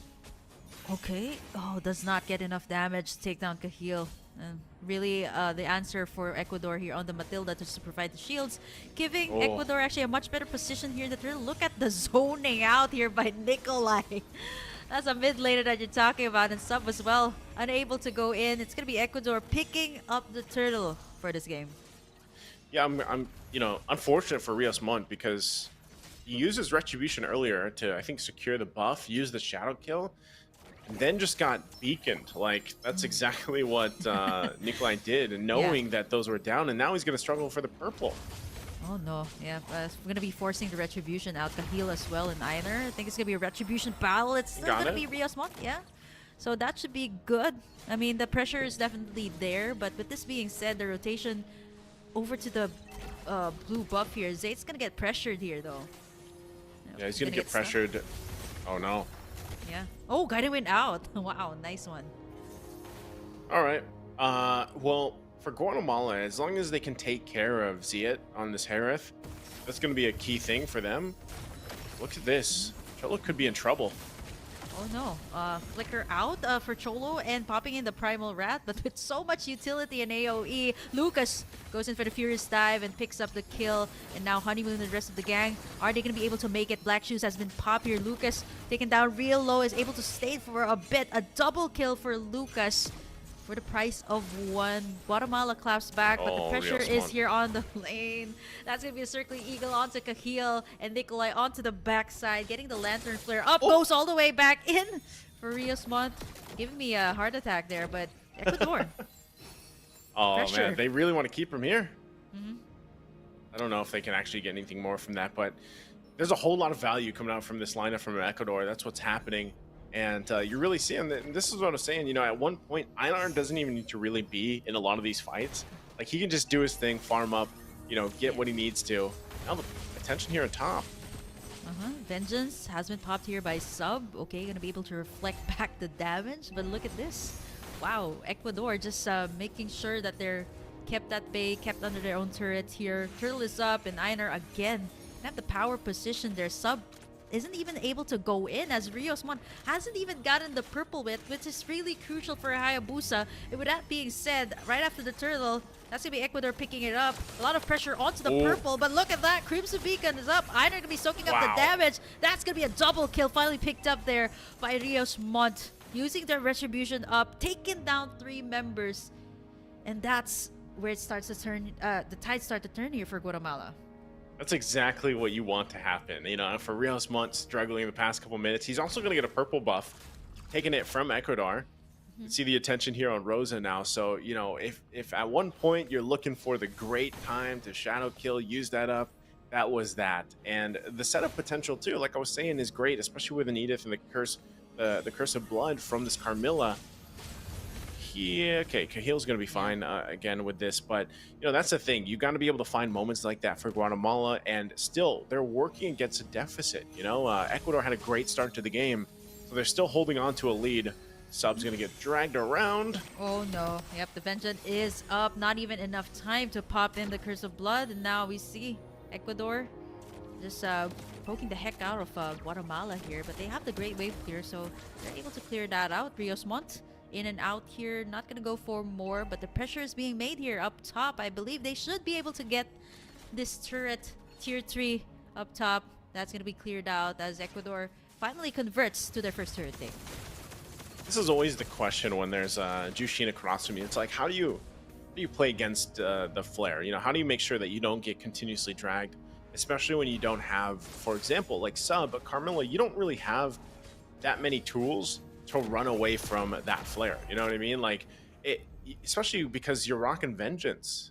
You have your little speed boost. That's about it. Look at this. Cholo's going to be focused. Oh wow, look at the damage coming out from Rosa, and even with the Primal Rat under their own turret, he's gonna get taken down. But I think for Guatemala, they're gonna look to convert up top. Einer all alone there. Oogie Shadow kill, Shadow in and out for Rios Montt. They should be able to get the power position this time right after that turret takedown by Ecuador down bot. The Einer's there and able to steal the turtle away from Rios Montt. Now he's gonna be able to run away from all of that, as Lucas is gonna go in for the Furious Dive, go all the way back in for Rios Montt. Sub again getting taken down there. And honestly, it's really hard for the Carmilla to position as well. As much as I like her, there's so much taunts here, there's so much utility that, you know, you're very ultimate dependent, right? So you've got to lay down that Curse of Blood nicely into like at least 3 or 4 members. But right after that, if there's no follow-up, it's gonna be really tough. Can't believe that Einar just pulled that off too. Like, literally, that was Grand Theft Turtle. Like, he just walked up, and this is, I don't know what it is about Fredrin. I don't know if Fredrin gives like an extra passive to just kind of walk up to things and retribution them away, and then, you know, walk out unscathed, because it happens so often whenever it is a Fredrin. I mean, even back, you know, throwing it back to the old meta, that happens so often. And how does it happen to Rios Montt? You know, I don't know exactly what the play was there, because they lost that turret too on the bottom side when Cholo was just, you know, targeted and sandwiched in. And look at this, Rios Montt now gonna have to work for his purple. Did he get it? Okay. No. Oh, it actually went to the... Oh no, Sub again! Gonna get bursted down there by Ecuador. And now the Black Dragon form comes through here for Lucas. Gonna try to find somebody. Everybody's gonna be backing away now. A lot of siege potential here for the side of Ecuador. Einer gonna be able to soak up the damage here onto Cholo. Gets the Crimson Beacon up. Lucas dives in with a Furious Dive. Zayt gonna get taken down there as Cholo 97 again falling down low. Will they get the kill? It is going to be 2 for the price of 1. Only Lucas falls. Huh, I don't know. I know you're a fan of the Carmilla, but yeah, this one's difficult to see. I don't know, Sub, you know, I think he thinks he's a little tankier than he is. You know, entering some of these 1v3s, 1v4s, and then relying on the Vengeance, but you just don't have the items you need right now to be that tanky. And even so, you're kind of split off from the team. I just feel like there's a little disconnect here on what they want to do with the Carmilla, what they want to do when you're playing completely around the Curse of Blood, by the way. You know, like that's pretty much all you can do with the Carmilla and make it work for this lineup. So you're gonna get dragged here. Sub's in trouble again. Oh no, the Vengeance, there's the Curse of Blood, but it's gonna link down the members and no follow-up. Once again, the disconnect is there, like what you mentioned, but he was able to lay down a nice Curse of Blood. But again, Carmilla, it's all about having that right follow-up after you land in a very good ultimate. And again, the depth of Sub didn't really matter here. Ecuador gonna be able to get in the first Lord of the game, although Guatemala, again, it's a struggle here. They're playing with the previous meta, and like what I mentioned, Rios Montt is I don't know, for some reason, whenever this Hayabusa is picked up or whenever he's in the jungle, it seems to yield different results, right? Like, maybe I think it's just the overall dynamic with this switch up. But again, you know, they've already won in game number 1. looking at the lineup here, I would still say that Ecuador has a much better late game, much better scaling. Of course, with the Beatrix here of Rosa that you've seen instantly burst down the tankiest member here of Guatemala, which is Sub. And now the Lord marching down mid, circling Eagle here by Cahill. Gets bursted down there. Curse of Blood onto one, but at least they got the roamer. And now Rios One gonna go in for the Oogie Shadow kill. Rosa gonna get taken down real low. Not enough to take him down. They still have the Lord to burst down. They should be able to take down this one easily with the amount of wave clear and burst that they have. They successfully defend here, but it's only the inhibitors left. Okay, again, they're making moves. The damage is there, especially from Rios Mon, but Wow. That's a vengeance coming out from Nikolai Zayt. Forced to back away from that one. Einar super tanky here. And with Cholo! Oh no! Gets bursted down after he pops in the Primal Rat. Definitely not a good game for Cholo here. 0-4-1 on the Eat It. Every time like there's the Primal Rat that is available, either the vengeance gets popped or he gets bursted down either here by Rosa or gets taunted by Einar. this is what this is showing is some of the downside of having a magic-based gold lane in Harith, because if the Zaman Force isn't available, it's really hard to fight in comparison. Oh, hold on again. Oh dear. Oogie Shadow kill. Everybody groups up and they're able to sustain, which I did mention earlier, the reason why they picked up this Matilda, just to have that extra shield. And now you can see there's that struggle for Rios One. He has the damage, but it's not enough to burst down the lineup here of Ecuador. They got the shields, they got the sustainability here of Einar, so it's not going to be easy to burst down. I guess, the best one to burst down is Rosa, by the way, who hasn't suffered a single casualty in this game. 4-0-2 on the Beatrix and just hit that level 15 mark. Yeah, Rosa's very well protected, I'd say, and that's been the case for a lot of the games that Ecuador has played. Oh, wow. Wow, look at the damage too. That's gonna happen with the Renner, of course. But that's the thing. So if you're really looking at what Guatemala can do to turn things around, they're down almost 10,000 gold, but you can see that they have some fighting prowess. Like when it comes to the damage potential, it's there. But I feel like there's just this hesitation because of the fact that what I was saying earlier, they don't have this traditional marksman gold lane, right? So it's a little bit difficult to make things work because you have to rely on your front line to initiate for you, but at the same time, make sure that you're covered on the backside, because Lucas can come in with that dragon form and cut things off. But that's the case. Ecuador is going to get this Lord pretty much freely, and now they have to go ahead and get on the defense. There was a Holy Crystal picked up by Zayt just recently, so they might stand a good chance to actually defend against this Lord too. Their wave clear is good, especially with a Lilia. So at this point, it's mostly how do they play around this defense? Well, they're gonna have to clear the waves pretty well while hopefully able to fight too. And I think this is where, if it's any Curse of Blood to work, this is where it has to happen. It has to happen in the base. It's a lot easier to set things up. So hopefully Sub can make that happen. Because now Lord's up top side. Ecuador making their eyes on this mid lane, possibly to push it in. Wow, Sub again forced to pop in the Vengeance really early. Gets taken in by the Flare. Curse of Blood onto 2 members, but there's no follow-up once again. Gets instantly bursted down there by the Fred and Honeymoon. Black Shoes all the way back, and Lucas goes in for the Furious Dive. I think we might just have a game number 3. It's gonna be a wipeout for the side of Guatemala. Ecuador equalizes the series 1-1. Well, we came into this thinking we would see 3 games. Again, it's Guatemala, right? And they had the 3 games earlier on, and they get 3 games here against Ecuador. And this time around, Ecuador, they weren't joking around. I don't think they were joking around in the previous game either, but this one, they came in seriously with a game plan. They executed it very well, and they knew how to punish. I think that's the main thing. And once we take a look at the highlights too in just a second, that's what we're going to have to pay attention to, because Ecuador, with their lineup, they knew exactly how to punish this. It was a little bit of a mix of new meta / old meta, throwing it back with some of these picks. This was great too, because you get to see this, especially early on, some of the decisions that they made utilizing the Jushin pick and why it is still a mainstay for a lot of the teams that see it open. Because you can be really dominant with the utility this provides you. How many times do you see her pop the beacon, use the flares to drag back members? This was the one good setup that we got to see here from Guatemala, and they just couldn't replicate this later on in the game. They continue to get picked off, and a lot of times, honestly, it was Sub. Sub was getting picked off time and time again. I just felt like maybe he thought he was tankier than he was, you know, and that was a big part of it, because a lot of times you get picked off, you're down. I mean, here it is again. You know, most of these highlights are Ecuador picking out Sub and getting rid of it, you know, so... and once again, I think the Harith is usually a good pick, but you lack this traditional marksman, and it shows here in these team fights. Yeah, a lot of people are arguing, like, is the marksman good, or is it going to be the mage that is much better in the lane? But yeah, you're right about Sub here.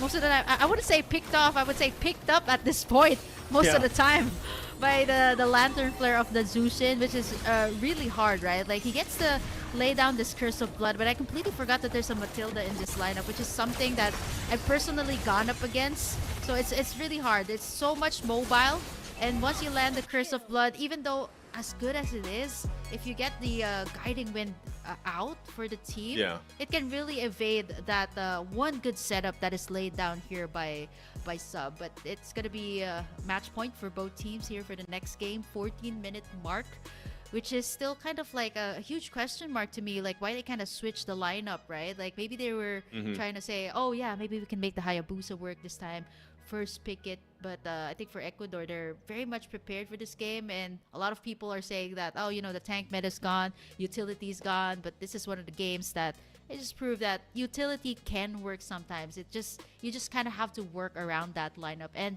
Ecuador was able to do exactly that in this match. Yeah, they did this before too, and I remember asking the same thing. When Rios Montt went in the jungle, they lost. And so, I don't know, you know, maybe again, it just comes down to them experimenting a little bit. Also, just the fact that, you know, some of these heroes are left open, so maybe they want to try that with a different game plan. So it leaves the question of where do they go for game 3, right? But looking at the match MVP here, or for this game, I should say, for this one, it's Rosa, 7-0-3, did not go down at all, pumped out the damage, and this is also one throwback pick. You don't see Beatrix pop up too often anymore. You know, I would say it's almost niche for a lot of the teams that like to still play it, make it work. But this time around, Rosa has been a standout for this squad from Ecuador all throughout the tournament. Actually, every single time, it's usually Rosa that is able to, you know, find moments, whether it's the Natan, whether it's a Beatrix. Like, think about it. Like, Rosa is playing these picks that are not typically picked up and not dying and making them work. You know, that says a lot about Rosa and his mechanics, I would say. And the team does a really good job at actually protecting Rosa. And I think that's like I said, I remember saying this before we even went to game 1 when we were introducing the rosters. I was like, they gotta have an answer for Rosa. So we'll see if they do that. Again, we're gonna take a short break, about 5 minutes, for the teams to get ready for their last game here in this best of 3, because it's down to 1 game. Sit tight, we'll be back after this.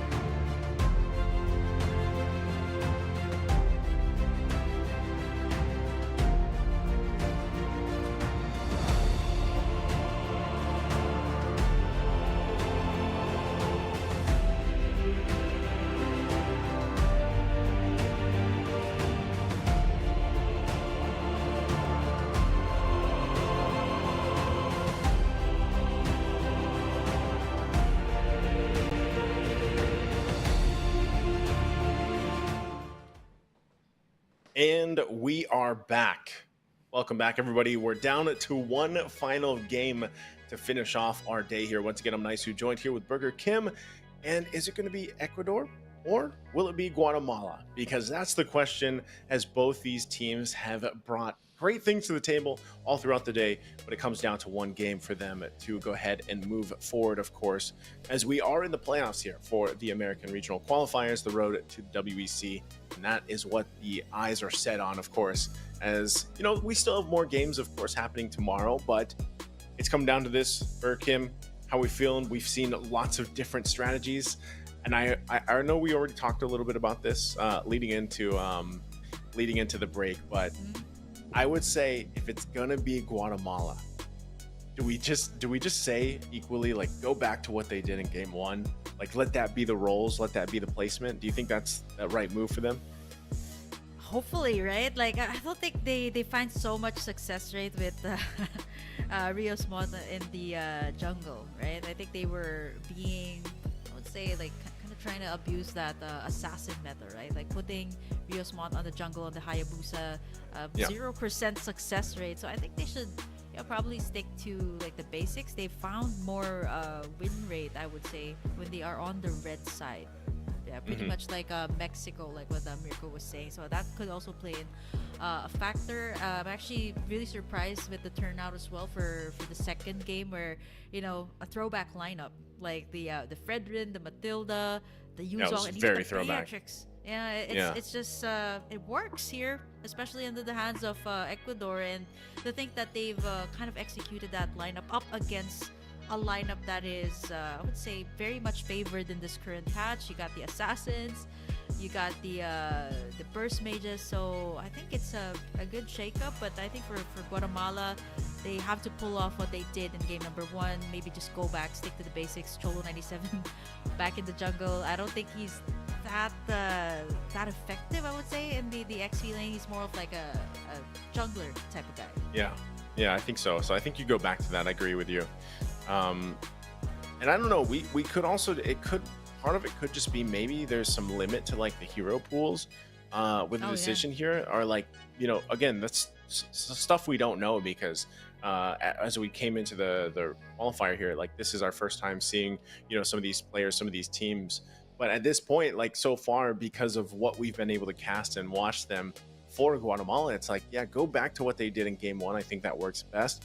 If that means getting the Benedetta too and giving that to Rios Montt and let him do his thing, you know, whether he's in the gold lane or the XP lane, because we've seen him do both, then that's fine, right? But I think at the same time, we have to talk about the fact that whoever wins this best of one will be playing against the United States tomorrow. Oh, so that is big. That is big. They haven't dropped a single game here in the Americas Regional Qualifiers, and to go up against that team, well, they better be prepared. Either Guatemala, Ecuador, they better bring it. But they have to go through this matchup first. I think we're going to be closing off the day, opening the day with a best of three. A solid like best of three, which means that we got all three matches here. Gotta have to like throw everything out here for both sides, because we're talking about the reset once again here in this game. I mean, it doesn't matter what you did in game number one, it doesn't matter what you did in game number two. It all boils down to this last matchup. So hopefully for Guatemala, maybe try to go back to what they did game number one, go with their original lineup, which I feel like has more synergy, has better dynamics when it comes to like overall gameplay.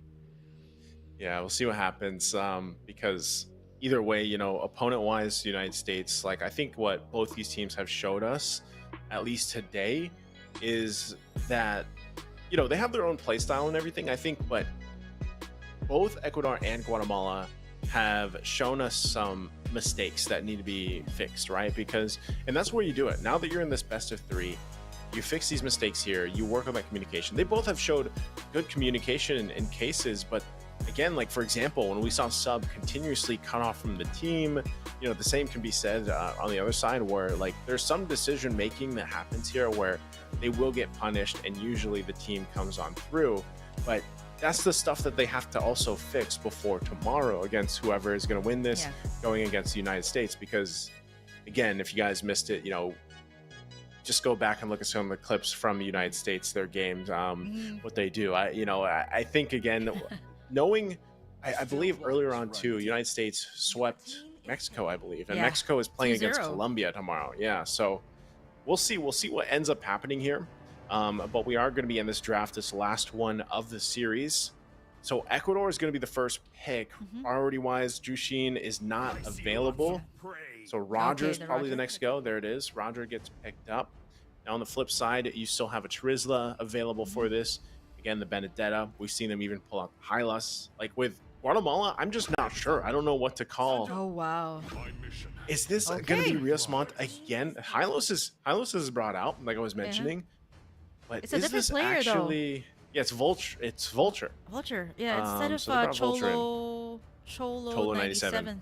So I think they're also gonna bring a sub player in here for Vulture instead of Cholo 97, since they're gonna be working around this Hayabusa lineup that again does not have a very good success rate here for Guatemala, but they're gonna try to pull it off here. Once again, for the match point, they got the Hylos still unconfirmed if this is an XP lane or a roamer, but most of the time here in the qualifiers, it is going to be going to the XP lane as Ecuador gonna lock in the Xborg, which leaves me wondering if this is gonna be XP or is it gonna be the jungle, because we've actually seen that.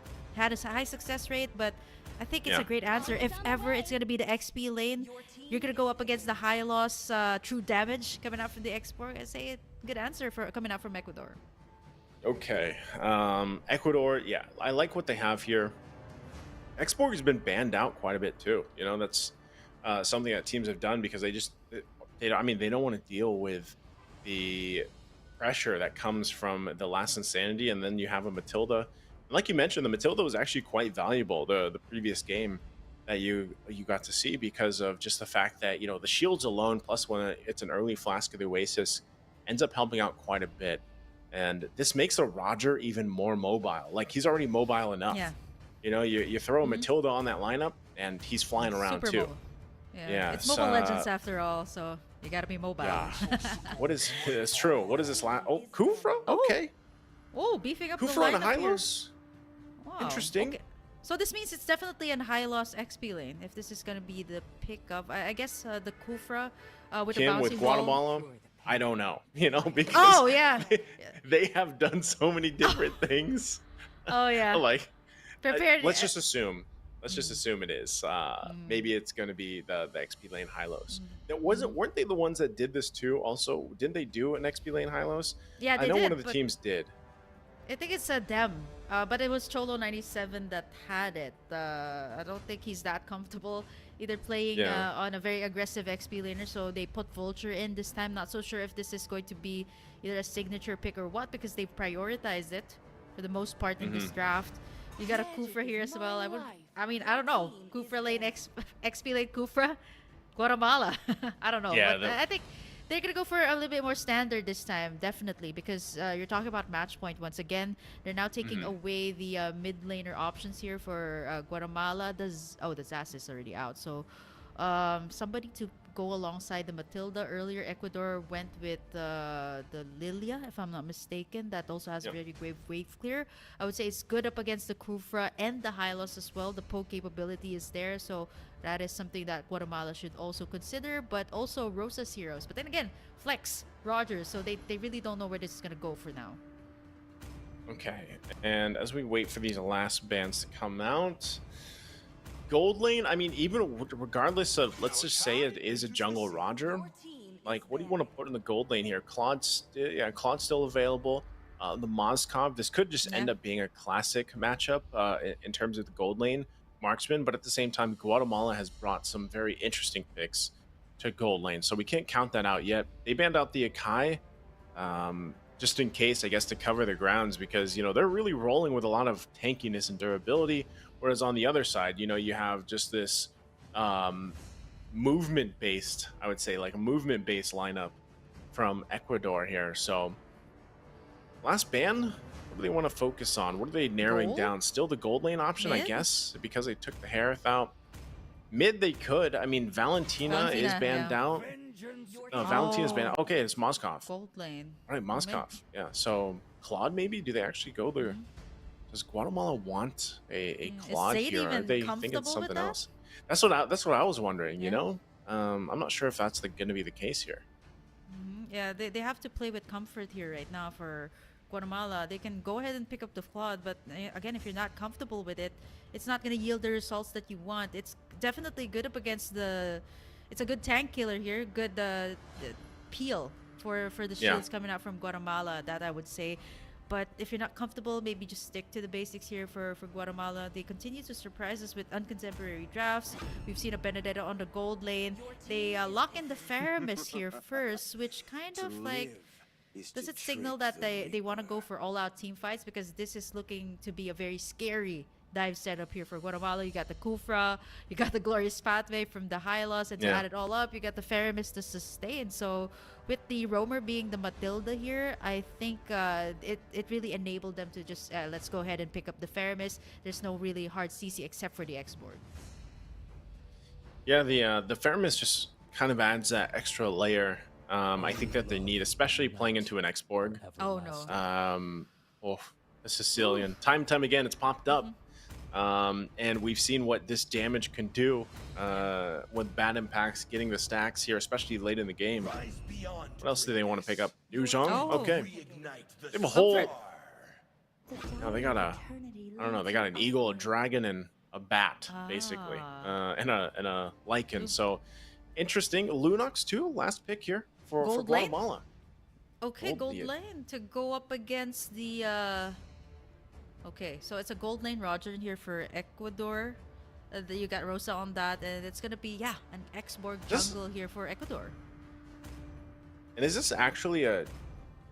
If this doesn't switch, is this actually INR going in the jungle, or did they do a switch? Because I think Ecuador has switched roles before in the past too.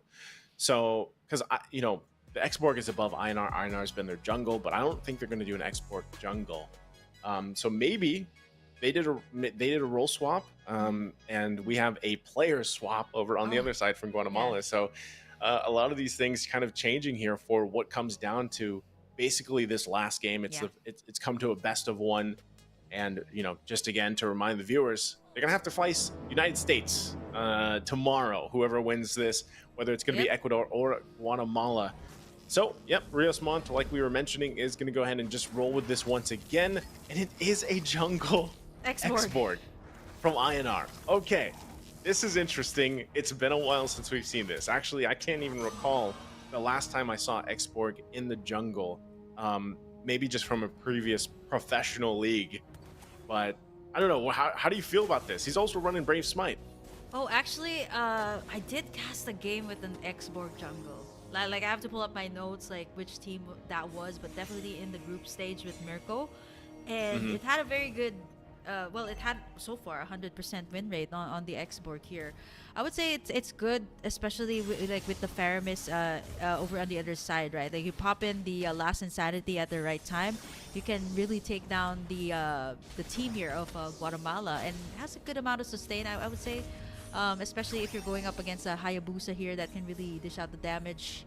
Looking at this, I like the lineup here of Ecuador a little bit more, knowing that they can scale pretty well. And gold lane matchup though, Rosa and Zayd.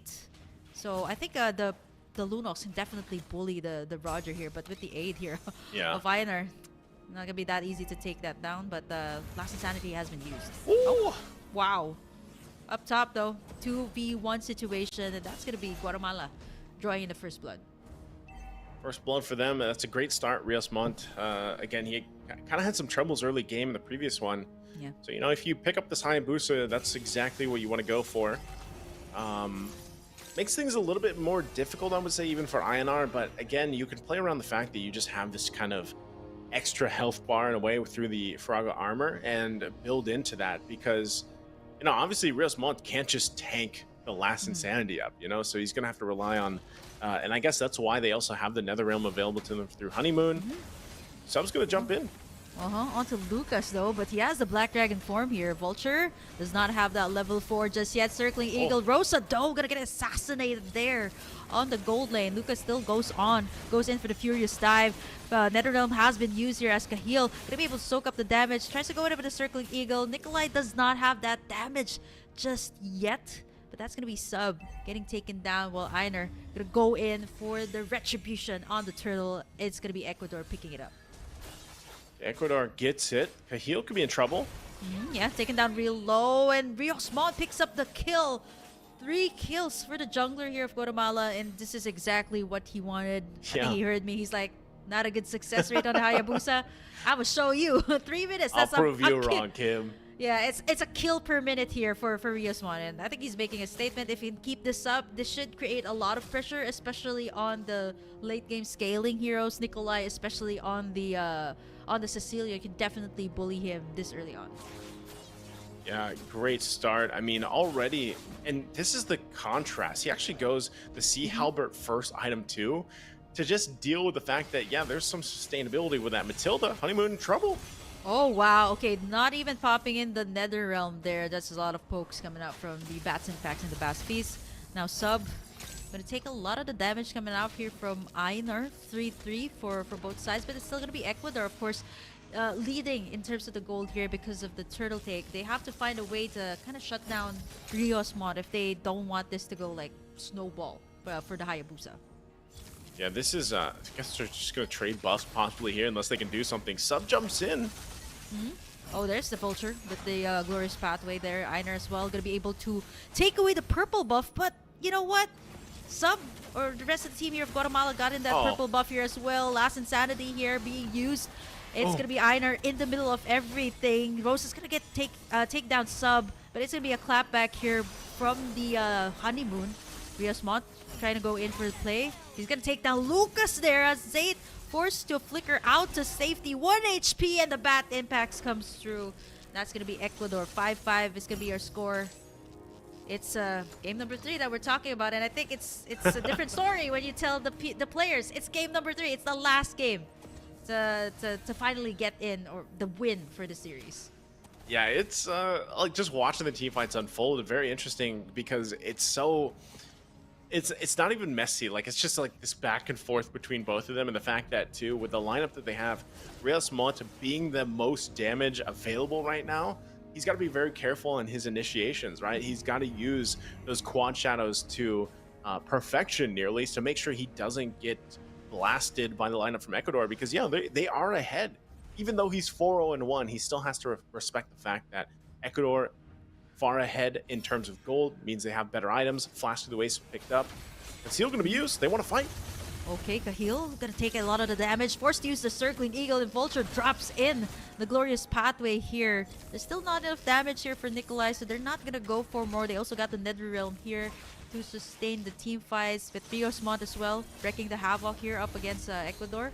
Up top though, Lucas and Vulture, he's gonna be able to sustain, try to defend that tower, and it's still up with 1 HP. Even though there are 2 members going up against him. Looking at the damage dealt so far, it's actually going to be Einar as well as the Sicilian here of Nikolai that's dealing a lot of this damage up against the side of Guatemala. I'm actually going to be really scared for the side of Guatemala if this keeps up, if the game keeps on extending, right? The Sicilian going to continuously scale up, and speaking of, he's going to solo kill Honeymoon there. Last Insanity used into Glorious Pathway. Vulture going to be able to sustain a little bit, but not for long as Rosa goes in for the Lycan pounds down bot though. Lucas in trouble as the Ogi Shadow Kill used alongside the Order of Brilliance. That's going to be a Sky Piercer picked up as well here by Riosmon.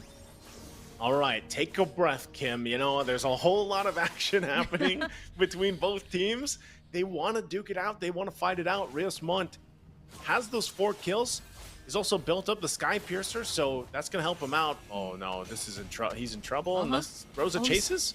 Oh, he's going to get slowed down, but here comes the backup here. And they clap back. It's Cahill instead that gets taken down there by Guatemala. Bat's Impact has been released here. Slows the members of Guatemala down. It's still going to be the turtle, the last turtle for the taking here for both sides. With 1 member down, though, Ecuador still has a much better position with all of the turrets that they've taken in. So mid tower's already gone here for Guatemala, so they can have a better, take on all of these neutral objectives. This is the thing. Like, it's all great watching Riosmon, get these kills, convert a lot of this. Doesn't get the turtle that time around, but you already pointed it out. They don't have much space to work around with. They only have the 1 turret down that they just got on the bottom side, and Ecuador is playing with that advantage. And you kind of have to get to a point where for Guatemala, you know, you're a minute and a half away from the Lord. You need to be able to make moves around the map. Well, how do you do that? You need to get some of these turrets down, put some pressure, but who is going to do that? Like, that's the question. You know, because of the fact that they brought the Lunox to the table, for example, you can't, you know, place a traditional marksman to push that in and hope to get some pressure on that side. Like, you're mainly relying on the fact that, you know, Zayat has to be part of this fight, because look at the damage too. Like, it's all in a Rios Montt. As soon as they lose Rios Montt, it drops severely, because Zayat is going to have a hard time, even though he's doing good damage, you know, 16,000. It's going to be very difficult for him to get into range on the right targets from Ecuador. So he almost is most likely just going to pop the Brilliance for safety and then have to retreat. So, you know, that's one of the big problems here, because we're talking about a range advantage for Ecuador as well. Like, just having a Sicilian alone gives you a massive advantage in terms of range. And that's what they're doing. That's why they're also making these plays now in the tier 2.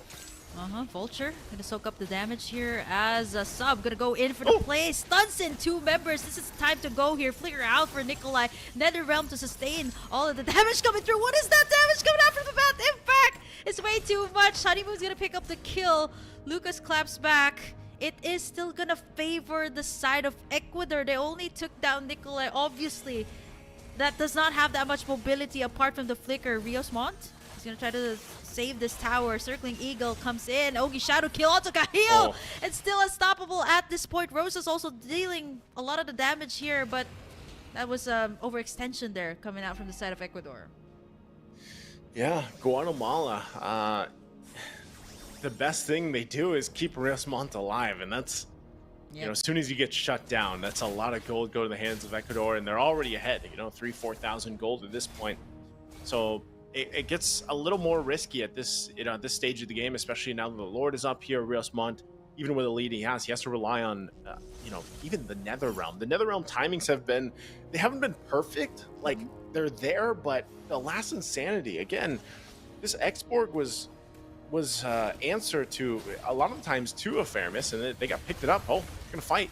Okay, Cahill gonna go in and use the Circling Eagle. Nether Realm in the nick of time to save the lives here of Guatemala right before the Lord. They get stunned down here, and again, Einer gonna try to go in with Cahill. You're gonna have all of those ins and outs of the team fight. Who's gonna go down? The last Insanity picks up double kill. Look at Lucas zoning down the back lines. He's able to try to take down, actually Sub is able to survive full members here for the side of Ecuador. Ogi Shadow kill here for Rios Montt. Gonna be able to soak up the damage here, care of the Matilda. But there's a shutdown that they were looking for. The Lycan pounce a little bit way too deep in there into the enemy jungle. Guatemala gonna be able to get in this Lord without any contest at all. Look at how fast they're chunking it down. Yep, that's objective secured. A huge team fight for Ecuador too, and honestly, that was just a lot of mistakes from Guatemala for that team fight. I mean, even for the fact that, you know, they were waiting patiently. Again, they're the ones that started that fight. And then they had to use the Nether Realm early on. And you saw, too, Rios Montt waited patiently. And he tried to go for Nikolai, but Nikolai got the gust. He went forward. And then Rios Montt was cut off from the team because he went back to the Quad Shadow. And so it was just a mess of a team fight for Guatemala. Wow. And they got severely punished. I mean, look at this lead that you can see, even in the damage department. That's 41,000 damage already on Nikolai. The Sicilian's building up, but that's why this Exborg's so deadly. Look at the damage for this. Conceal play going to be used? Oh wow, the glorious pathway, circling eager to end the Nether Realm to sustain all of the damage coming through, but it still keeps on going. Rosa goes in for the Lycan pounce. Honeymoon is down. They get stunned there. A double kill. Make that a triple for Rosa. As Rios Montt goes down, it is down to Sub to defend the base. I don't think he's able to do it. He can set things up here, but it is going to be Ecuador that pulls off the reverse sweep up against Guatemala. Congratulations to Ecuador here. Reverse sweep secured for them. And they'll go forward facing off against a formidable opponent. Probably one of the favorites, of course, for the qualifier, the United States tomorrow. But man, Guatemala, good effort. But for some reason, it felt like just in game 3, they just ran out of steam. They didn't have what we saw from game 1. You know, I mean, I would even say to an extent in game 2, Yeah. this game number 3, it just looked disconnected, is the way that I would put it for Guatemala here, because you know, the mistakes, it was great. Again, great, you know, great start for Rios Montt. You have a hell of a game on a Hayabusa, but at the end of the day, it's a team game. And even with that kind of lead, you can't just hope to kill everybody with your Sky Piercer build and, you know, the shadow kills here. It's very threatening early game, but once you get to the mid to late game transition and those defensive items come in too, he had such a difficult time, and Ecuador played to that part really well by just bunching up a lot of times, you know, to help kind of negate some of that damage. And even this, like this Sicilian, time and time again has been popping up and playing so well for the teams that do pick it up. We don't even get to super late games, but he's still able to pump out quite a bit of damage. And this was just a really well thought out draft from Ecuador. I really like the export pick here too. This was at least my first time throughout the qualifiers to see the export in the jungle, and it worked wonders. Again, you saw how much damage he was able to do.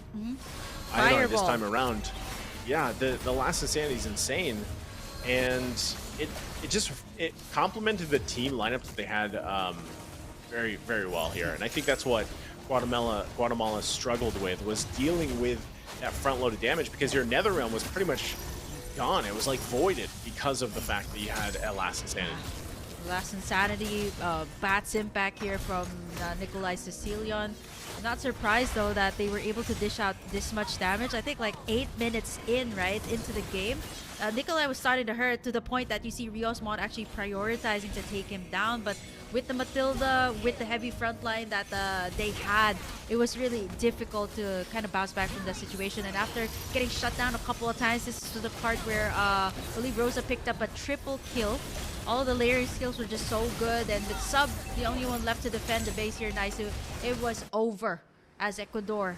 It's not easy to pull off a reverse sweep, and they did it for this game. 12 minutes in, I'm actually really surprised that the Sicilian was able to scale up this fast. 54,000 damage coming out from Nikolai, and I think it's just I would say a very good answer to like a very tanky lineup, you know, apart from having, you know, a Claude. The Sicilian just keeps on stacking. I've seen a meme with a Sicilian, I just stack up endlessly until I can destroy your team.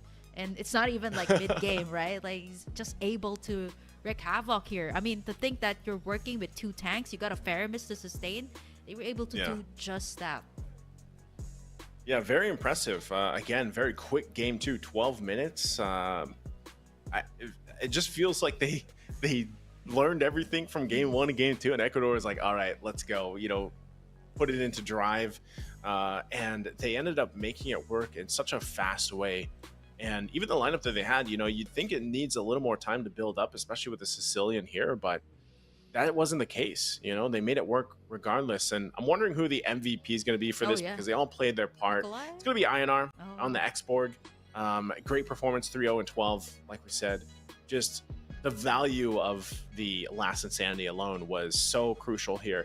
And that's why I think too, you know, with the Ice Queen wand being built in, like, the slow is massive, and it's good enough to just go ahead, and even if INR died, which he didn't here, it'd be fine, because his job is actually just to slow everyone down and then get that damage burst, you know, especially when you're dealing with a Netherrealm across from you. So very smart drafting, very good play here coming out from the team from Ecuador. And, you know, GGWP to Guatemala, I think they did their best, and they tried some things. They experimented a little bit, I would say, especially with some of the role swaps and everything else that they did, the substitutes as well. But ultimately, you know, that's the nature of competition. Someone's got to lose. And so now we have our matches set up for tomorrow, of course, which can't wait to see. I know it's been a long day for us here at Burger Kim.